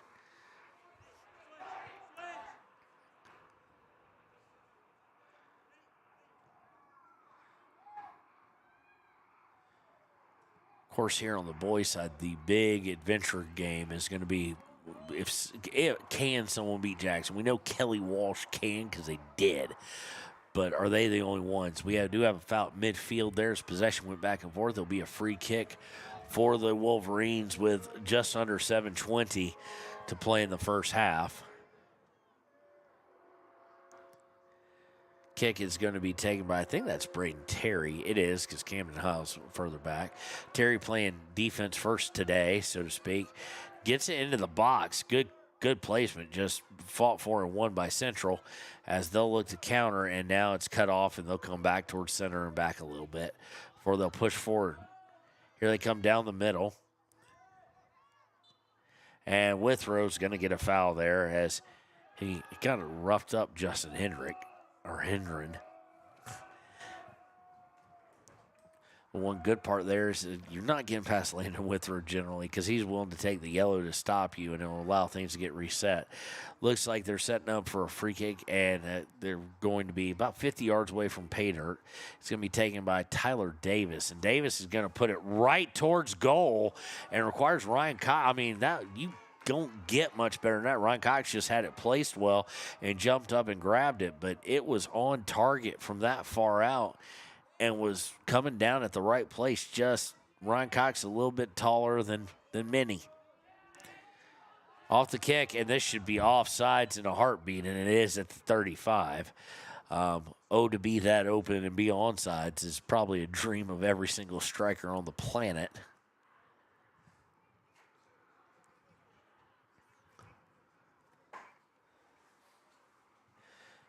Riverton dribbling it kind of up, just trying to get it set for the free kick. It'll be taken by Camden Heil. Of course, Camden Heil been wearing the cast for a while. Sent forward and sent right back off the head of a backline defender for Central. Now's here. Riverton's got a little bit of that spunk they came out with just removed from them.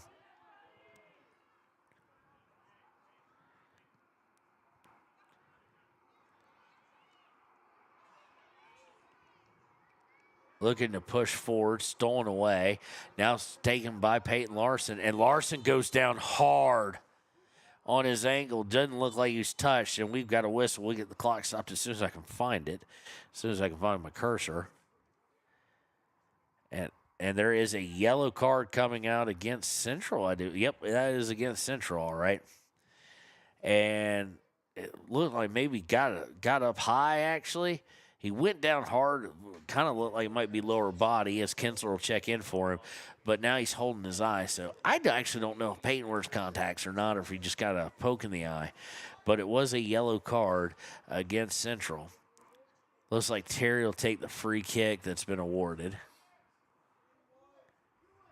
As you can't start yet. Everybody on the bench, or not the bench really, but some of the parents, I guess, that are underneath us right now yelling, do it, kick it. No, you can't yet. Now you can. As the clock has started again. Sent forward and headed right back by the back line. Riverton just hard time right now putting anything together. Like I said, they don't seemingly have their swag, as working down the far side is Central. That said, Central really hasn't responded with, okay, well, we got 2-0 lead, and Romero takes out a player there. It'll be a free kick.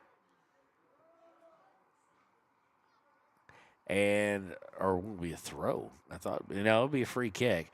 And I think the only reason Central's not walking around with a little bit more pep is they really haven't scored the 2 goals. I mean, it's been Riverton mistakes.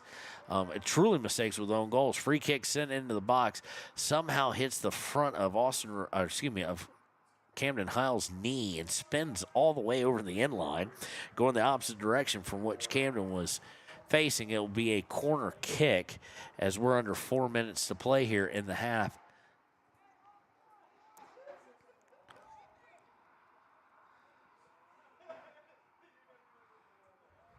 Corner kick is right to Ryan Cox. He punches it out, but right to the guy who could get the corner. He sends it back in, and in the box here, shot. Ryan Cox able to get a hand on it, sends it out, now headed back on target. Ryan Cox right there to grab it and will look to throw it. He's looking to get it out to Blake Gantenbein. Gantenbein heads it back to Peyton Larson.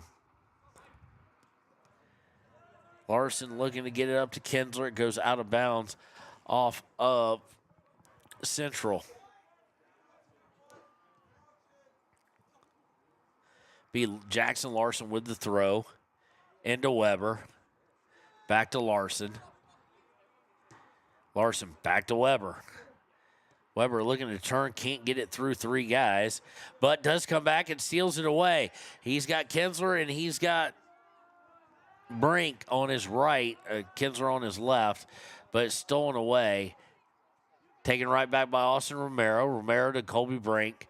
Brink trying to get to Weber and stolen away from Weber. A little bit of confusion by Central, so they'll send it to the back line. Now looking to cross over to the near side. Deflected by Larson, and the ball's going to go out of bounds as Gantenbein gives chase as we go under 2 minutes and 20 seconds to play here in the first half. And we have a whistle.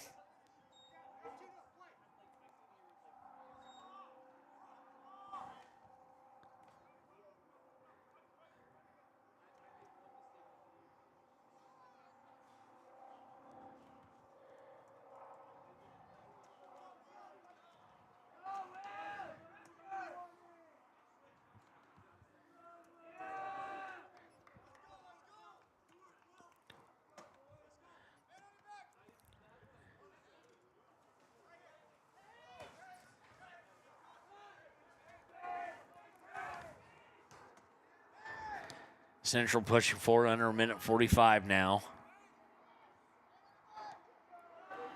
And this one's going to be intercepted by Romero, sent forward. If he could have maybe a little backspin, a little fancy backspin, it had been a perfect pass. Maybe Colby Brink could have ran to it. But as such, it's stolen by Central, but they will send it out of bounds on the far side.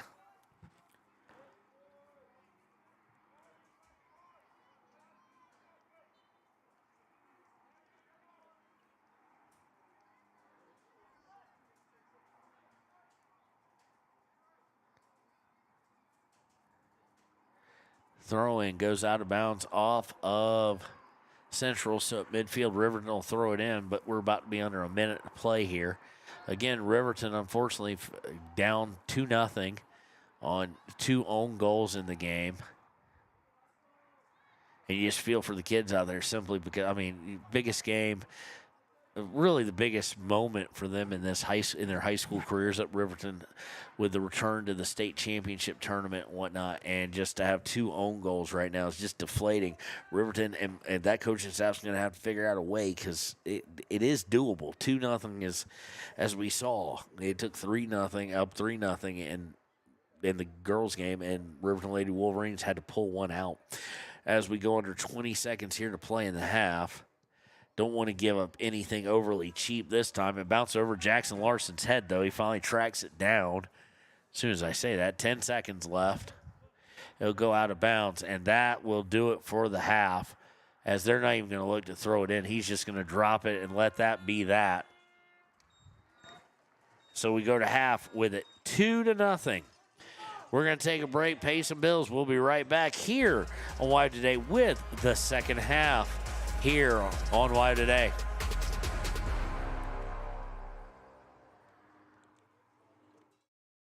Papa Murphy's on North Federal in Riverton makes your pizza to order. Order online at papamurphys.com or in store. Delicious, fresh-made pizza just the way you want it. Papa Murphy's is a proud supporter of our local Fremont County student athletes.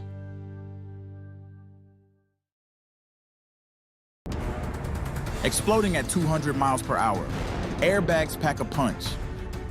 Until age 13, stay buckled up in the back seat. Buckle up, Wyoming. It's the law. For more than 40 years, Porter's Mountain View Supply has been serving central Wyoming with top brand name spas, stoves, fireplaces, and outdoor grills. With 2 locations in Riverton and Casper Plus financing available for your purchase, Porter's offers expert advice, quality products, and service along with maintenance. Porter's, your local spa, stove, and fireplace provider in Riverton at the corner of Sunset and North Federal.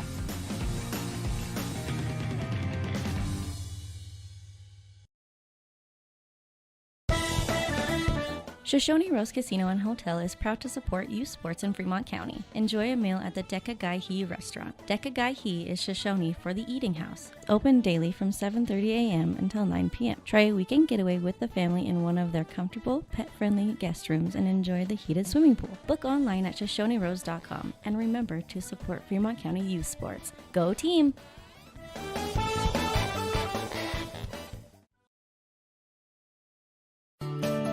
Snyder Signature Properties would like to give a huge shout out to the local sports of Fremont County. They are here to support your team and your local home real estate needs. Call today to see how Snyder Signature Properties can help you buy and sell your next property. Good luck to all Fremont County athletes. When repairs are complete after a collision, you expect your car, SUV, or truck to look like new. That's the service you'll receive at Stork Auto Body in Riverton. Professionalism and meticulous attention to detail. You can depend on Stork Auto Body, 841 Miniweb Avenue, Riverton. The choice is yours. Sutherland's Friends of the Family Plus Consumer Credit Card lets you choose from 5% off instantly at the register or special financing on qualifying purchases. That means no forms, no waiting, no rebates. You can choose 5% off instantly with your Sutherland's credit card. Got a big project? Choose special financing. The choice is yours with Sutherland's Friends of the Family Plus Consumer Credit Card. Subject to credit approval. Minimum monthly payment required. See store for details. Only at Sutherland's. Don't leave your future up in the air. Always wear a seatbelt and reduce your risk of death of serious injury in a crash by almost 50%. Buckle up, Wyoming. Stay at the newly renovated Hampton Inn & Suites Riverton, proud sponsor of all sports teams, home and away. Experience the perfect blend of comfort and convenience with Hampton's top-notch amenities, including a free hot breakfast, complimentary dinner and drinks Monday through Thursday evenings, a sweet shop for snacks and essentials, a pet-friendly environment and an indoor hot tub pool, and a fitness center to keep up with your workout routine. We've got everything you need for an exceptional stay. Reserve your stay now on our website, Hampton Inn & Suites Riverton, where comfort meets convenience. And we interrupt you with breaking news live from the Pepsi Wild Cherry aisle. Carol, can you hear us? Steve, I've never seen anything like this. The bold, refreshing, and bursting with cherry deliciousness of Pepsi Wild Cherry is, well, let's just say everyone is getting wild. Getting wild? That's right, Steve. There's dancing, binge-watching, and is that a slip and slide? They're really putting the wild in Pepsi Wild Cherry, and this on-the-scene reporter can't wait to pop, lock, and drop it. Pepsi Wild Cherry. Go ahead. Get wild. Take the next step in higher education at Central Wyoming College. Offering 2- and 4-year degree programs in a variety of fields, Central Wyoming College in Riverton is transforming lives and strengthening communities through learning, leadership, and connection. Living well isn't just about things. It's about the things that matter. Your family, your friends, and your health. For decades, Sage West Healthcare has been committed to improving the health and care of our communities. Today, we're investing more in our communities, in our people, in advanced medical technologies, and in specialized facilities, so access to better care is close to you and the things that matter most. Sage West Healthcare. Be well, live well. That's why we're here. We believe that everyone deserves a second chance, including us. Hi, I'm Brian Robacher, CEO of Atlantic City Federal Credit Union. And if we said no to you in the past, I'm asking you for a second chance too. In the midst of everything happening, we are committed now more than ever to second chances and when it comes to your finances. An auto loan for your new car, business loans, home loans, and more. Give Atlantic City Federal Credit Union a second chance to give you a second chance. We've been helping our community thrive since 1964, and now it's your turn. Visit AtlanticCity.coop to apply today. Atlantic City Federal Credit Union, federally insured by the NCUA. For a place, a people, an idea, for right and freedom, for liberty and justice for all. For every square inch between fruited plains and spacious skies. Marines fight to win. See all the battles Marines fight to win at marines.com.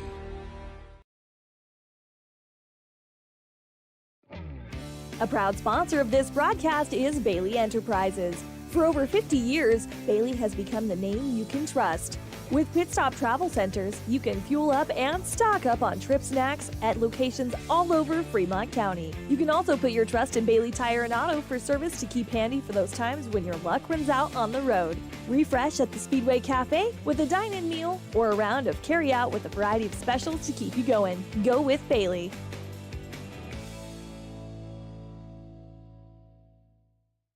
Detailing done different can protect your vehicle with S-Tech's Action Series, Carbon or Smart Series ceramic tint, plus premium ceramic coatings for maximum UV and heat protection. All backed by a lifetime warranty. Expect expert detailing to make any ride look brand new. Call 307-851-5158 today. Detailing done different. Riverton Blowdorn Lumber is proud to support youth sports. Experience the Blowdorn difference. Quality products, design, delivery, and expert service. Blowdorn Lumber, 1202 North Federal in Riverton. Blowdorn Lumber. Your car or truck is an investment. When it needs repairs, you need someone you can trust to do the job right. Take it to Gunners Automotive. They repair all makes and models of cars and trucks, from oil changes to brakes, tires, and more. Gunners Automotive, 856-2288. The staff and board of the Fremont County Fair wish to thank everyone who attended the fair last year, and this year enjoy Blackhawk live in concert Friday, August 1st. Race you to the fair, the Fremont County Fair. Community Health Centers of Central Wyoming has locations across Fremont County ready to serve you at DuBois Medical Clinic, Riverton Community Health, and Lander Community Health Pediatrics. We accept all forms of insurance, including Medicaid and Medicare. Are you struggling to get medical care? Ask for their sliding fee scale. From family medicine to pediatrics, Community Health Centers are here to serve you. Call 307-463-7160 or visit chccw.org to schedule your appointment. Dos Solitos is proud to support Fremont County sports teams. Enjoy bold Mexican flavors that'll have your taste buds shouting, "Olé!" Follow them on Facebook, Instagram, and TikTok for updates on events and food truck locations. You need an oil change, but you don't have a lot of time. Expressway Lubes on South Federal in Riverton and Highway 789 in Lander provide a fast, professional lube, oil, and filter change. Expressway Lubes, locally owned and proud to support our local student athletes.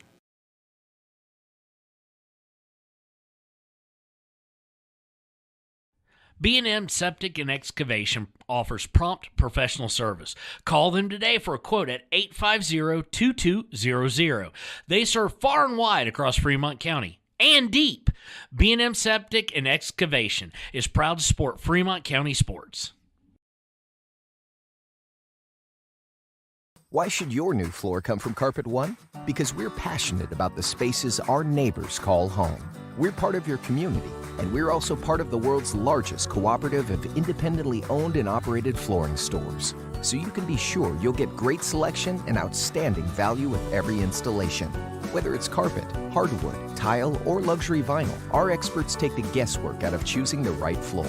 We're your local Carpet One Floor and Home, the one store for your perfect floor. Visit Lander Gamble.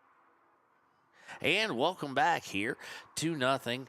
Central will start with the ball as soon as we get the whistle from the referee. The wind's picked up, and it's been a little bit chilly, actually, when the wind's blowing. But outside of that, it's been pleasant, much more cloudy today. And Riverton just got a chance to talk to former Riverton, Riverton letterman and alumni, Logan Davis. And we were both kind of in agreement. The first 5-10 minutes of this half, extremely important. Not that Riverton has to get one that quick. It'd be really great, but they absolutely cannot allow another one.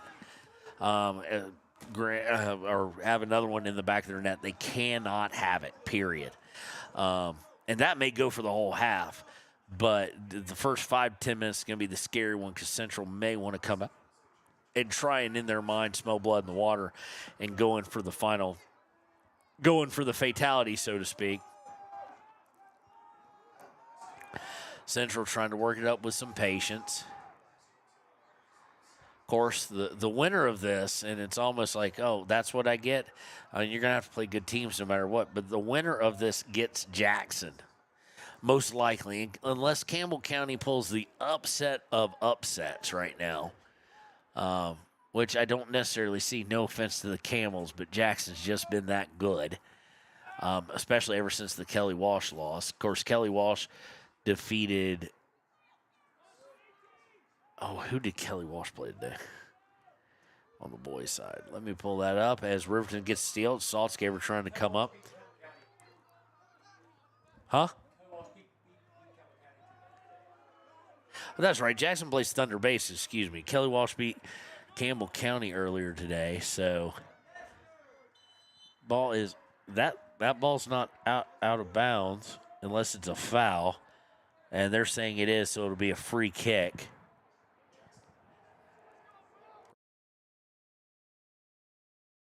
Right now, Jackson up 2-0 on Thunder Basin. So I'm guessing that was probably at half because we just came in. And there's the third goal, a long assist and a header put in. And the first one actually struck by a Jackson player into the back of the net. And Riverton is, in the first 2 minutes and 7 seconds, has allowed the third goal. And that is devastating for Riverton. Perfect pass from distance off the foul there when I said it wasn't out of bounds. So, it is a foul. Put right at the head and just very nonchalantly. He just had Ryan Cox. They had Ryan Cox where you'd want him to. You got his momentum going one way and you get him going the other way. And it is 3-0 now in favor of the Cheyenne Central Indians. So more and more it's starting to look like it will be Riverton and Thunder Basin. Unfortunately, at Thunder Basin. Peyton Larson coming out now. Not sure who they sent in for him. I'm trying to eye it.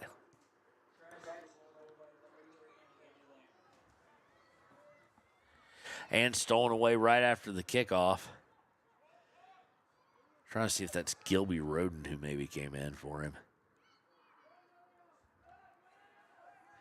Ball goes out of bounds in the attacking third. Central was pushing forward, and now Central, if they didn't already, they are now, smelling that Riverton is maybe ripe for a fourth one here. Be a throw in about halfway down through the box, if you will. And boy, he's got an arm and set of arms, and it's headed once, headed twice, and then over the end line. It'll be a goal kick for the Wolverines.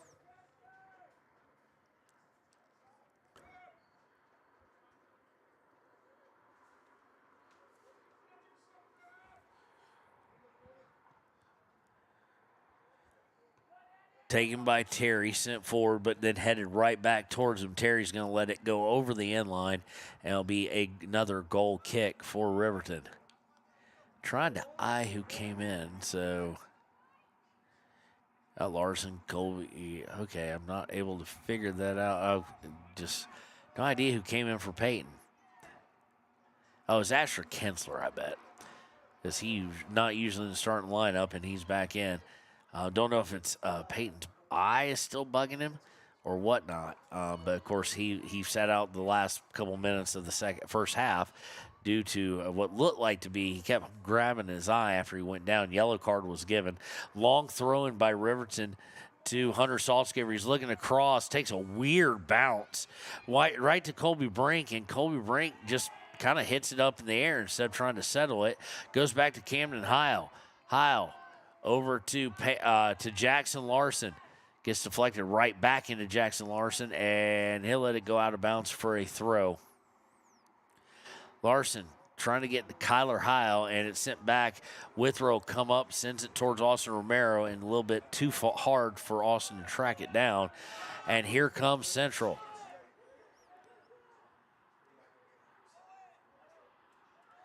Central centering into the attacking third. Trying to go outside, and Larson's going to send it all the way down. Kyler Heil will give full speed chase. Saltzgaber will just kind of give it, knowing he can't get to it as it goes all the way to the keeper. Keeper sends it to the far side, and here comes Central working down the far side at midfield. Trying to go middle now into the attacking third, but just a little too much to it.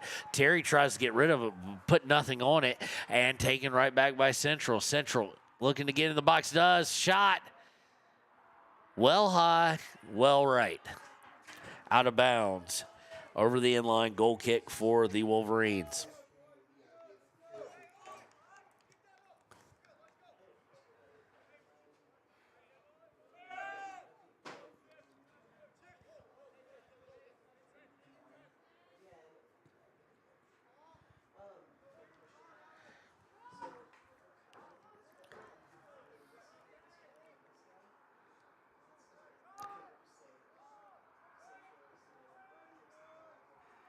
Riverton steals it off the goal.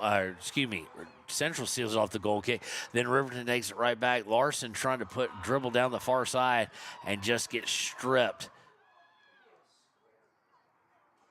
Well played. God gives Jackson credit as now they try and center it. Okay, Riverton's going to be able to get to it, and it was offsides anyway, about 20 yards further downfield. But I was going to say, Riverton, you got to give credit Jackson Larson off 2 own goals. He really came out, and the most impressive part is he hasn't tried to overplay it. He's given the same effort and done the same things he would normally do. He hasn't come out like a lot of players will in a lot of sports after mistakes, especially major mistakes, where they'll play outside of their lane, so to speak. They'll try and do too much, do too many people's jobs, or do things that they're not capable of. And Jackson has not done that. So credit to him on that. Riverton still in this to a point. Down 33 minutes to go. They're in the attacking third. Realistically, you've got to get at least one to me in the next 13 minutes, and then you've got to get 2. The second one by the time you reach 10 minutes. If you do that, you can do kind of what Laramie did earlier today, which is putting pressure. There's a whistle. It looks like Riverton was offsides as well. But you can put pressure on in that situation where maybe you get a little bit of a panic. Intercepted by Saltzgaver. Saltzgaver to Weber. to Colby Brink, trying to get back to Saltzgaver, deflected, and now here comes the counterattack.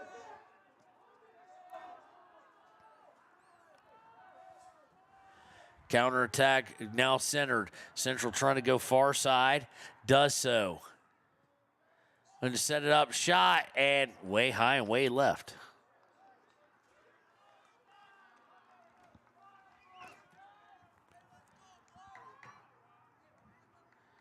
Ryan Cox will set up for the goal kick here with about 32 minutes to play.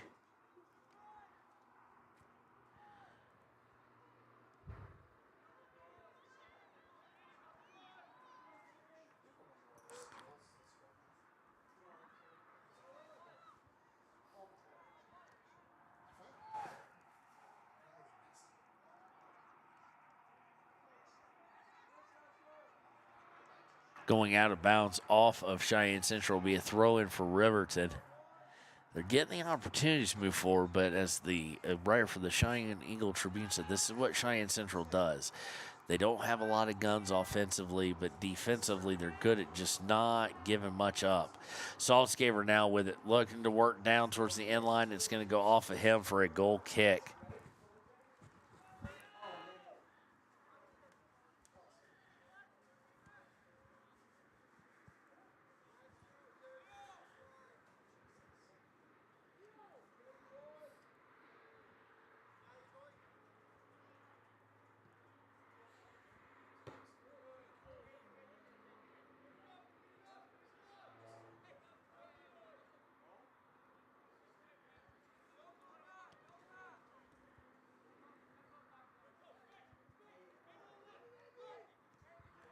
Riverton trying to keep possession of it, but now it's going to go rolling past them. Ryan Cox coming out, and luckily Ryan, probably a mistake to come out of the box. Camden Howell just kind of heel kicked it out of the way because Ryan was not going to be able to grab hold of that as it centered, and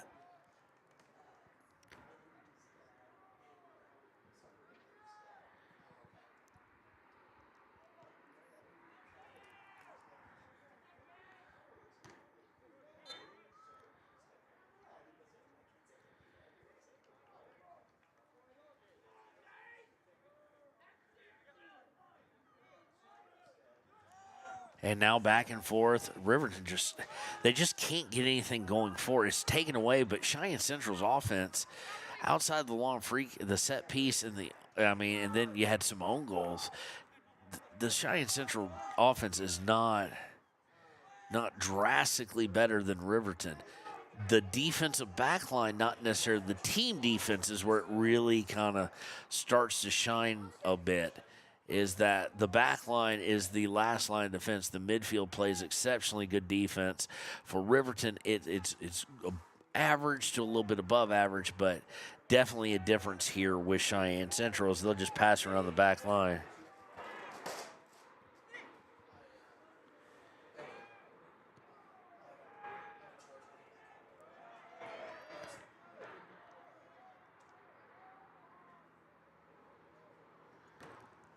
Now towards the box. Now all of a sudden they've got an opportunity. Withrow, and it's going to be a penalty kick.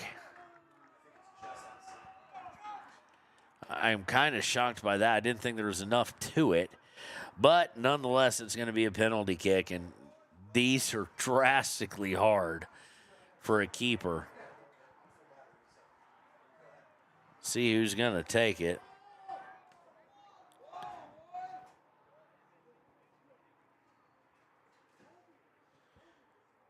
Okay, I've just got a message that I'm sure it's Gilby Roden for Riverton is not with us here at the game today. I just got a message from Jay Spradlin.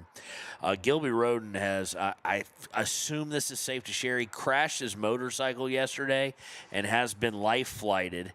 He's in critical care. All the girls today and the boys on their uniform, I don't see it from here, are all wearing his number, and there is the PK put in the back of the net.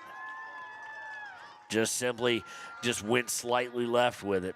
So just Gilby, if you're out there watching, I know you're in critical right now, so you're probably not watching us, but to his family, if you're paying attention to his friends, we wish Gilby all the best. I had a chance to actually meet him last week at regionals for the first time. I actually got to talk to him because they were staying in the same hotel was the team. Good kid, and we really feel for him. Here, especially no matter what had happened, we feel for him. But, I mean, a senior, 2 days left, not even 2 days, really half day, and you're here. School coming to an end, moving on to the next adventure, and we just feel for him. And his family as they go on now. We wish him all the best. Our prayers and thoughts are with you, Gilby, and Gilby's family. So thanks for letting me know, Jay.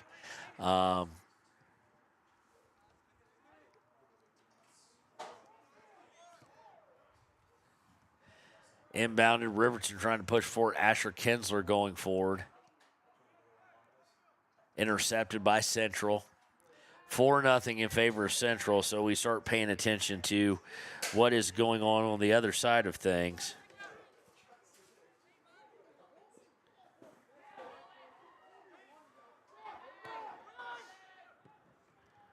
And here goes Central trying to push forward again. So they have not put one in the back of the net in normal free play. They've did 2 great set pieces. One, PK, quite honestly, there's people who tell me it's harder, I'm sure, strikers and midfielders. As a former keeper, you can hush your mouth with saying that PKs are anywhere near difficult. You have the supreme advantage. So not a lot of credit goes there, but you do. That's why if you don't bury it, it's a big deal. And if a save is made, people lose their mind. Riverton with the steal. Saltzgaver trying to push forward, and he leaves it back for Colby Brink, and there's a little bit of bad body language from Riverton. Colby wasn't coming onto it, and you saw Hunter just look up and shake his head, probably trying to figure out why someone's not coming to help him. And now Colby Brink had a little bit of word with his own bench, with his coaching staff. They're probably wondering why he wasn't pushing forward either. So let's see if a substitution happens here. A lot of times you'll see that. So I get it. The frustration is setting in of being down 4-0 with 26 minutes to play. But at the same point in time, you're at state for the first time. Yes, you want to play better today. So you know what? You're going to probably get Thunder Basin tomorrow. Go play better tomorrow. On paper, this team winning a state championship was probably not going to happen, especially with Jackson. And we've seen what Jackson's done to everybody. But, you know, this team getting here was a big deal. And it will be a big deal if they can get a win tomorrow and play on Saturday. So hope is not lost, only the state championship. And there was a whole lot. It was more so you don't want to be happy to be here. You want to try and play well.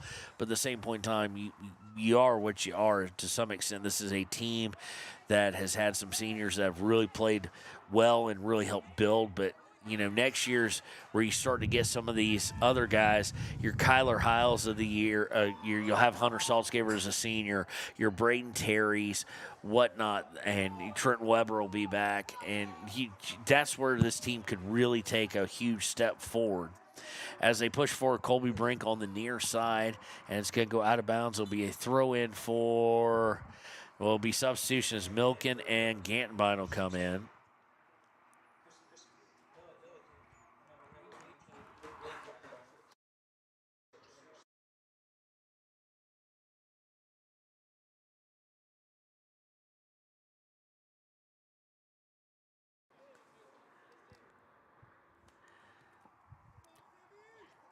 Throw-in. So the can't even really tell its number, but so that's what the black patch is on the boys' uniform. Didn't notice on the girls. It's a little, almost looks like a little sticker. Probably is if it just happened yesterday. And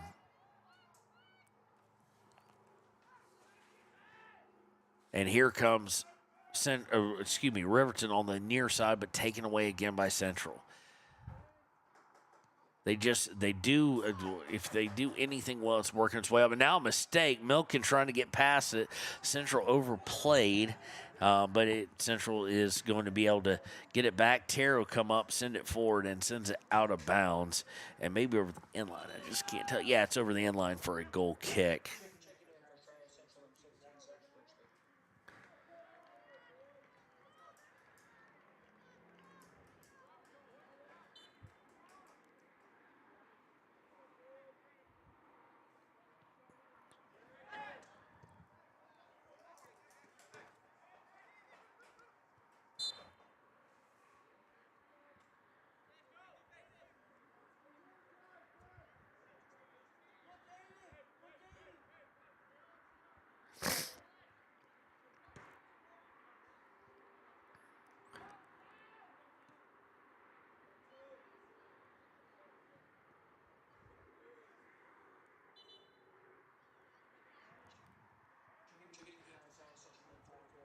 Substitutions now for Cheyenne Central as they're trying to work down the near sideline. And at this point in time, you know it's just all about clock for them.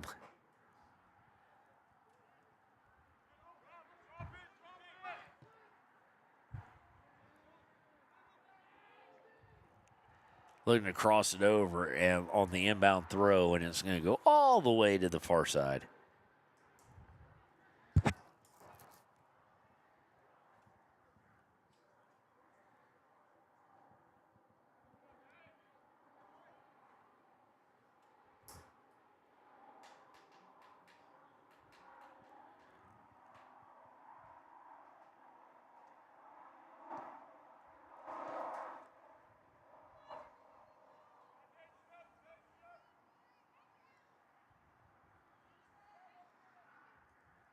Throw in now by Central or by Riverton, excuse me. It's going to go all the way back to the defensive back line of Central.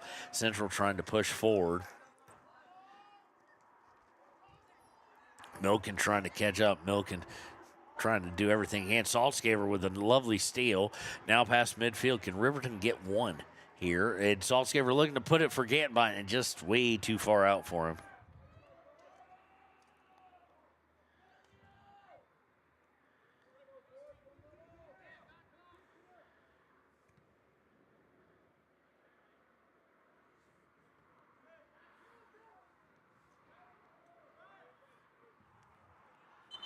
Long pass clearance is going to go out of bounds and trying to see through a couple windows here to see who off of.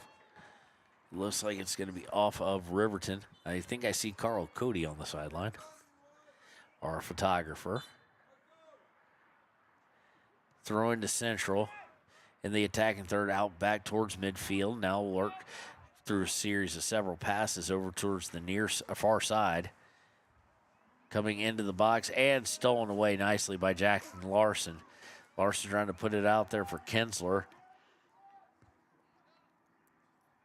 Or Gantenbein, unable to get to it, and they'll kick it all the way to the back line.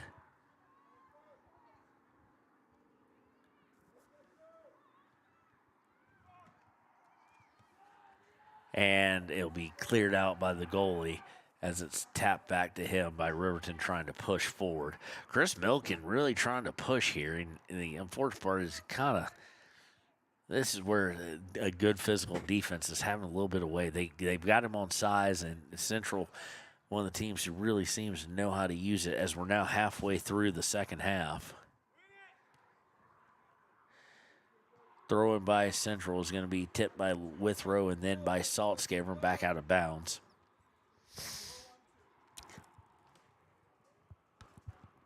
Throw in, and it's going to go off of Central head and back out of bounds in the exact same place. So Riverton will throw in, looking to get it to Saltzgaver. They do. He's immediately double teamed. And Central comes away with it, looking to go towards the center. They do. Now over to the far side.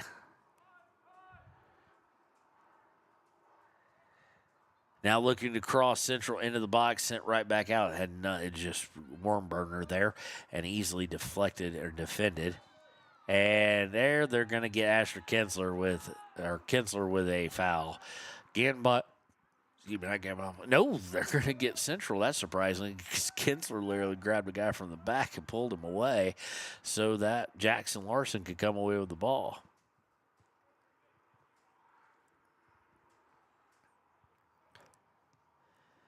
Free kick taken by Jackson Larson, intercepted at the midfield by Central.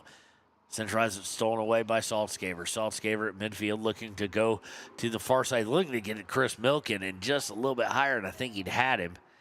But as such, it was headed out by Central, and they now control the possession. Coming to the near side, now going back towards midfield, now back to the near side. And sent out of bounds. They were trying to break windows, I think, or at least that's what we're going to accuse them of trying to do. Landon Withrow clears it over the press box.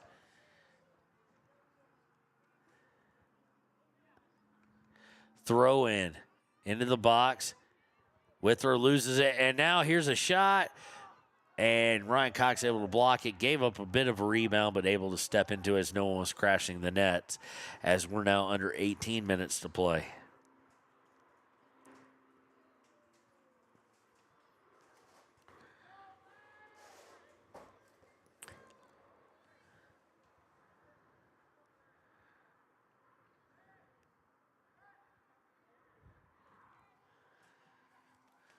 Jackson steals it back at midfield as it kind of ping-pongs for possession. Now Central, excuse me. Central look to just pass it around, and now they lose it to Saltzgaber. They're perfectly content just to kind of play back at this point, up 4-0, under 17-15 to play in regulation. And, of course, looking ahead to tomorrow's game, most likely against Thunder Basin. I haven't heard a score lately, but it was 2-0 Jackson, and I can't imagine Thunder Basin coming back on him, the 4 seed out of the East. One of the things that's going to be is who can forget this game the easiest.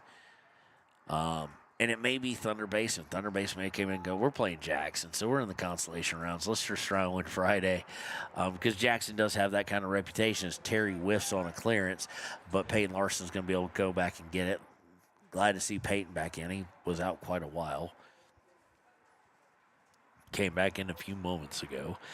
But for Riverton, I think the way they came out and the way they were initially playing, they wanted to pull another upset. So will they be able to put this game in the back burner and be willing to go to play for consolation for 5th place? Because, of course, if there's 3rd place game, the loser of that's 4th place. So there's on the brackets, there's a 1st, 2nd, 3rd, and 5th. To me, they ought to put the 4th on there, too. It was on basketball last year, and maybe only because – you know what? You made it further than the 5th place team did. We're giving a consolation prize for, losing on day 1 and then winning it and then winning out. So if we're going to do that, you also need to give the loser of the semifinal kind of a nod, I think, and maybe they do. But I don't think they play. I don't think there's ever 2 games in one day. Let's see here. No, the loser of Game 7 and loser of Game 8 face off, and those games are the semifinals. They'll play at 3 o'clock. So Riverton will be playing at Thunder Basin, it looks like, tomorrow morning at 11 a.m. We will be there with you. We will try and give you the whole game if at all possible. And the reason we only say that is with the girls being in the semifinals, we would, and we do it for the boys too if the roles were reversed. We're gonna try not to miss any of the game with still championship type implications. But I'm being told that 10 minutes apart, and with what little I have to set up for radio when we can't film, we should be okay. 14:44 left. Riverton, I'll tell you what will go a long way in helping for them to forget it and play good tomorrow, as Romero will do the throw-in, looking to get Peyton Larson, goes through Peyton Larson's legs, throw in for Riverton again, but it's to get a goal here. Romero throws into Milken. Milken trying to go to Saltzgaber and just didn't hit it in the middle where he wanted it. Milken loses his shoe as he tries to make a tackle there. Gets it back on. No, I can see it from here. No, it's not fully back on.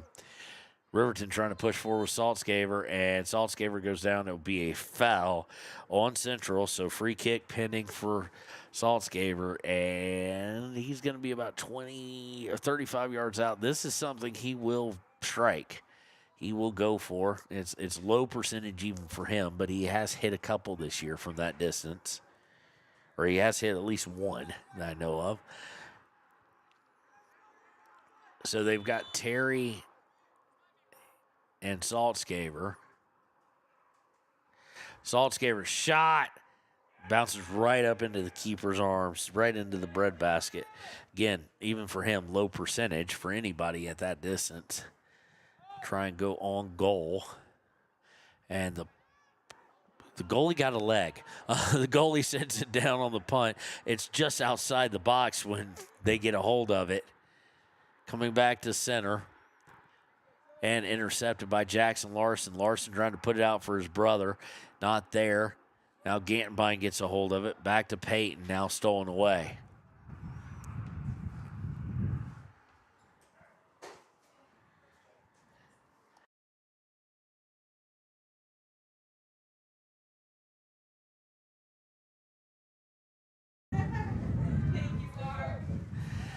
So Riverton trying to clear it out, trying to find something. 12:40 to play. And Terry's going to send it forward to Milken. Milken trying to get to Peyton Anderson, intercepted. Or Peyton Larson, not Peyton Anderson. Peyton Larson. Now Central going to the far side after the interception. And their kid just overruns it too, so it's just left in place. Saltzgaber had it. Kinsler back to Saltzgaber, then stripped back away.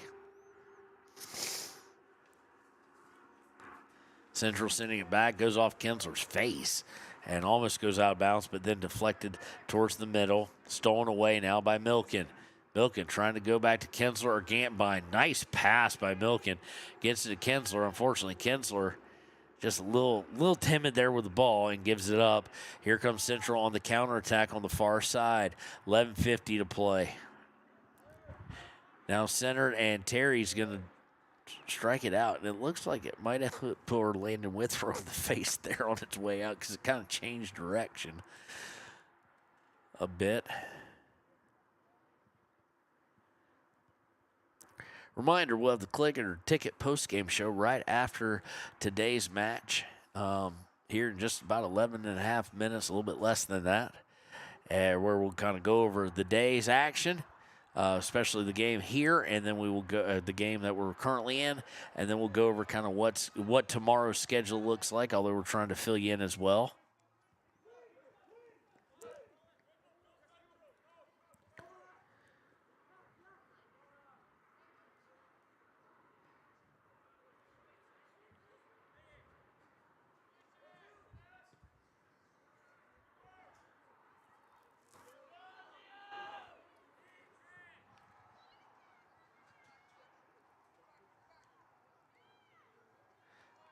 Long kick after the goalie able to come clean it up, and they get Riverton gets it to Saltzgaber. Saltzgaber trying to put it out there just too much, and the keeper's going to easily run underneath and grab it.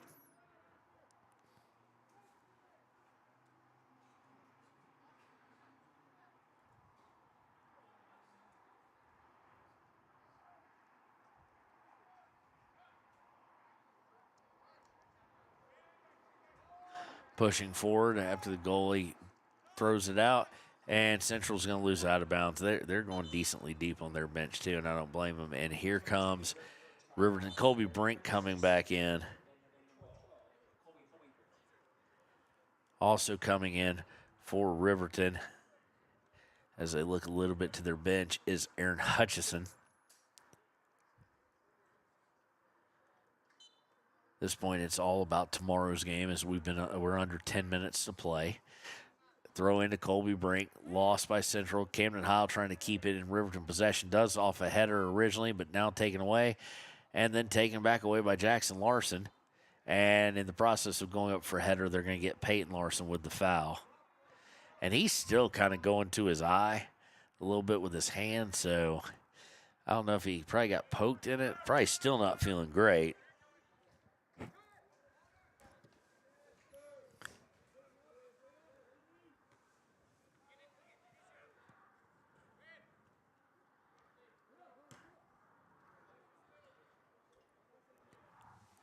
Riverton trying to push forward here.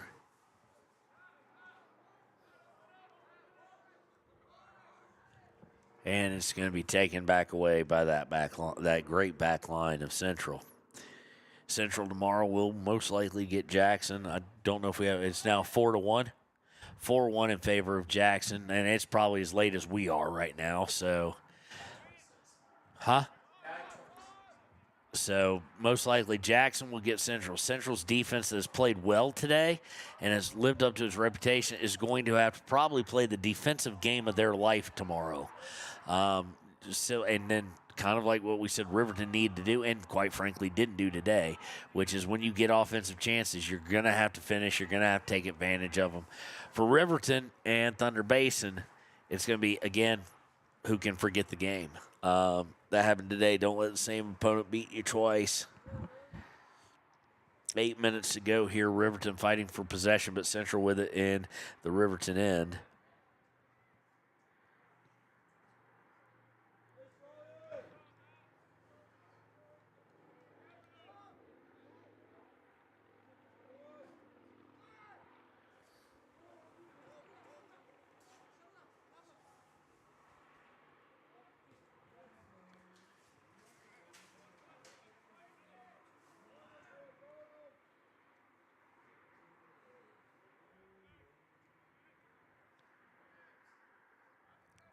pushing forward, but Central able to get a hold of it from Riverton. Plays it all the way back to their keeper.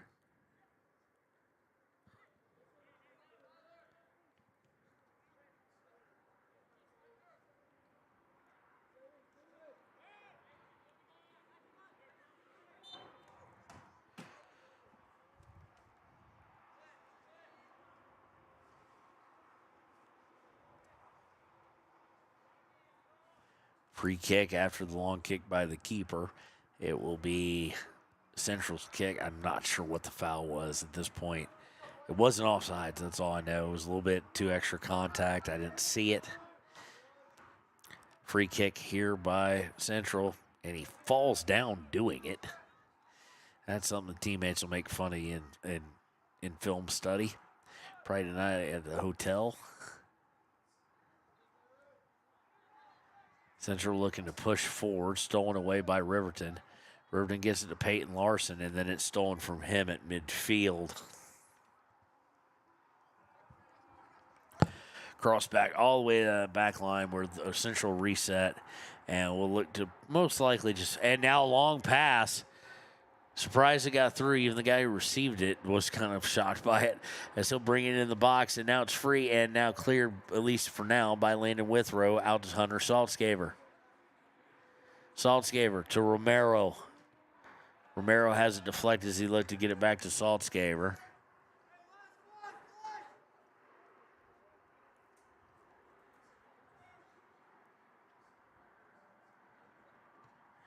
Saltzgaver up to Peyton Larson. Larson trying to get through, stripped away, foul called, and I'll be honest with you folks, I don't think that was a foul on anybody. He touched the ball first, did the defender, and then just took it away, and then Larson tripped over him. But nonetheless, Larson into the box. Colby Brink trying to come up for it, and that's just jogging to it, quite frankly. And stolen away, looking to clear it out, long pass. Won't get through, but Landon does accomplish the mission of getting Riverton away from the goal. Trying to go to the near side. They send it forward, and they're perfectly content just for it to go all the way down to the corner. Be sent over the end line. Let's see who it was off of. They're saying corner kick, and it will be a corner kick.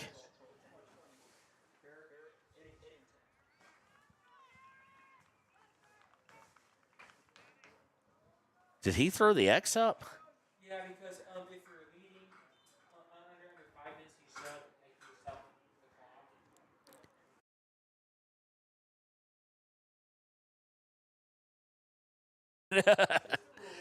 I can see if you're ahead by 1 goal, And now we're back and with time, and we'll get it back on as soon as they get to it. So now, there we go. We got the clock all meshed up. The corner kick amounts to nothing, really. And I'm not sure Central was really pushing for it. There was a foul on it as well, so it was a free kick. And what I don't get is right there is Riverton's Jackson Larson went to Cox with the free kick, just right to goalie 10 feet away. Then back to Larson, and Larson tried to unleash a boot. At that point, just unleash the boot. Just try and get it downfield from the free kick area. At least at that point in time, you got no one's really around you. It does go out of bounds because they came up and deflected it, so it's out of bounds in the attack third. It will be a Riverton throw with under 4 minutes to play.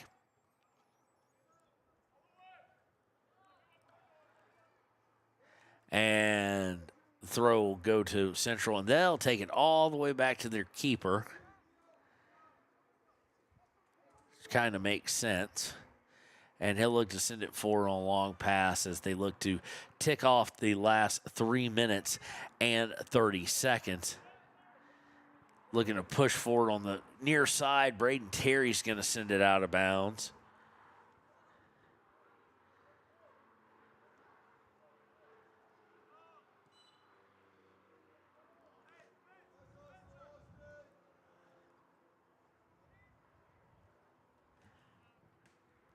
It'll be a throw in. Trying to see for who, though. All right, there we go. They were waiting on the ball to get back. And no, it's going to be a free kick. They call a foul, actually. I know it went out of bounds. I did not see a foul. It's inconsistent today from the refs. This one easily blocked by Ryan Cox. But one thing you like Ryan Cox, he's so strong, got such big hands, is don't give up that rebound, because that rebound came all the way outside to the outer edge of the box, and he had to go running after it. If there's somebody there, they've got him dead to rights. So you'd like for him to be able to catch that one instead of just pushing it down and giving up the juicy rebound. Luckily, Central didn't have anybody there, and Central's not overly concerned, I think, at the moment with scoring. They're just trying to come out of this and probably stay injury-free at this point, because they have a tough one tomorrow. Riverton does too. Riverton faces number 14, any team in state, number 4 team out of the East, and that will be Thunder Basin. And Central play Jackson. And we'll let you know the times and when we'll be coming live with you in just a few minutes after this game. We'll get to you in the Click It or Ticket post-game show. It will be somewhat of an abbreviated one because these people want to get home. This is the last game of the day here. 4 games took place here, 4 games at Thunder Basin High School, 4 games at Sports Complex 1, 4 games at Sports Complex 2, between all the girls and boys of 3A and 4A. The entire state championships for soccer are here in Gillette.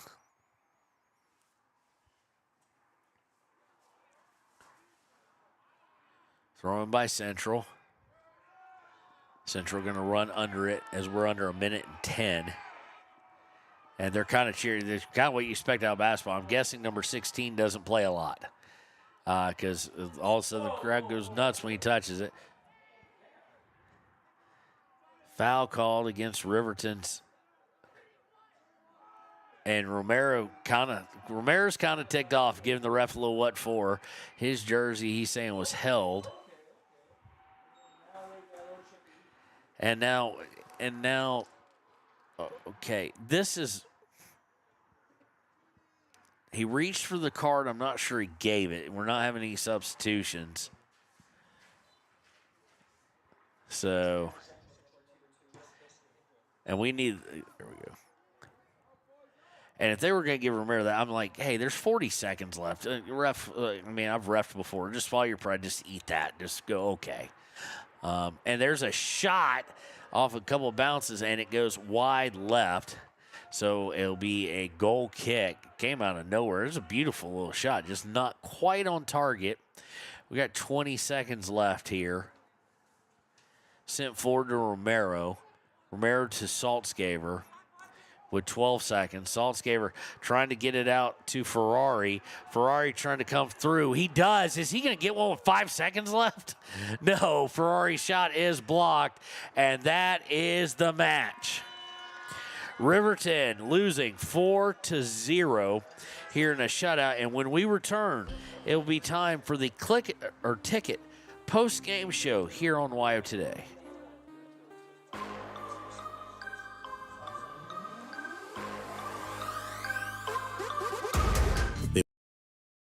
They will beat any competitor's price. Stop by to speak to one of the sales agents or visit LanderGambles.com. Lander Gambles will help you find the perfect product that fits your budget and lifestyle. Lander Gambles, 420 Main Street, Lander, Wyoming. Good news, DUI crashes and deaths are falling in Fremont County. We're doing better, but even one death on our roads from impaired driving, we take personally. We started the Fremont County DUI Task Force 2 years ago because we're losing too many friends, family members, and community members to impaired driving. So we've joined forces to work together to find and stop impaired drivers in Fremont County, wherever they are. And we're making an impact, but we need your help. If your summer activities involve alcohol, plan ahead and make good choices. Drink responsibly, designate a sober driver, or call Safe Ride. And don't let your friends drive impaired either, even if you have to take their keys and find them a safe ride home. Let's all look out for each other and keep everybody safe. Remember, don't risk it. Drive sober. Your tax pros at 219 East Main Street in Riverton, Wyoming can handle all your tax needs. Whatever your situation, we know what to do. Call 307-856-2256 today to schedule an appointment. H&R Block is open Monday through Friday, 9 a.m. to 3 p.m. Men have a way of doing things. A man has his way of eating, of exercising, of keeping his hands warm, and of straightening up. So, when a man faces a serious life problem like divorce, depression, or suicidal thoughts, shouldn't a man have a way to deal with that too? Well, now he does. I'm Dr. Rich Mahogany. Visit me at mantherapy.org. And welcome back to the Click It or Ticket postgame show. Your final 4-0. Your Gatorade Good Sport of the Game. I'm going to give it the guy who had 2 own goals. Just because, like I said, he didn't come out. He didn't panic. He didn't try and do too much. He still played his game. He also didn't, most importantly, he didn't hang his head. And I got to give credit where credit, because you got every reason to. I'm not trying to say he should have. But that's a kid who, okay, made a mistake. Second one, not really a mistake on him, but it's still off his foot. So there you go. He is our good sport of the game, sponsored by Gatorade. Our Papa Murphy's player of the game, hard to pick in a shutout, but we're going to go with Camden High. It seemed like that one area, the defensive back line, really struck well and did well. So congratulations, Camden High. So here is our schedule for tomorrow. We will be at Thunder Basin High School at 11 a.m. as it will be, or I think it's 11 a.m. We will be at Thunder Basin High School at 11 a.m. for Riverton versus Thunder Basin. And that game will kick off at 11 o'clock. Then at 2 o'clock, so we have a longer break than I thought. So I got plenty of time. He was actually right, because I forgot about the extra hour. I thought it was just 11 and 1. At 2 o'clock, we will be back here at Campbell County High School, as it will be the Jackson Lady Broncs and the Riverton Lady Wolverines, teams with history, playing for their 4th time this year.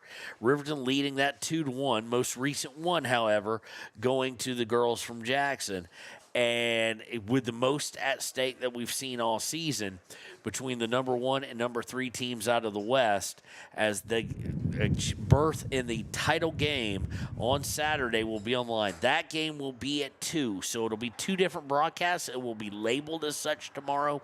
So if you're watching the boys' game and then you're like still listening, and then all of a sudden it goes dead air and you're wondering where the girls' game is, it will be a separate feed, because I got to take down to move schools. So that's going to do it for us. We want to thank everybody here so far at Campbell County High School and in the Siege Light. They've been great today, and I'm sure they'll be great the rest of the way out. Thank you to everybody at work covering everything so we can bring you this. We got 3 people down here covering all this soccer.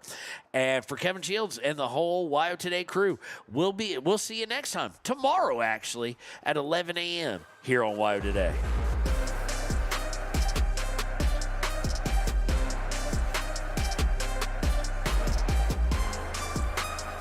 Hey guys, this is Nick Haskell, and here at Haskell's Furniture and Flooring, we have the best brands. With our size, we are able to shop for you. We're able to choose the top products from the best companies. We carry Lazy Boy, Tempur-Pedic, Ashley, Sealy, Serta, and more. With our variety, we can make sure we're a one-stop shop for all of your home furnishing needs. Come in today to one of our locations in Cody, Lovell, Worland, and Riverton, where we have the best prices and a better service.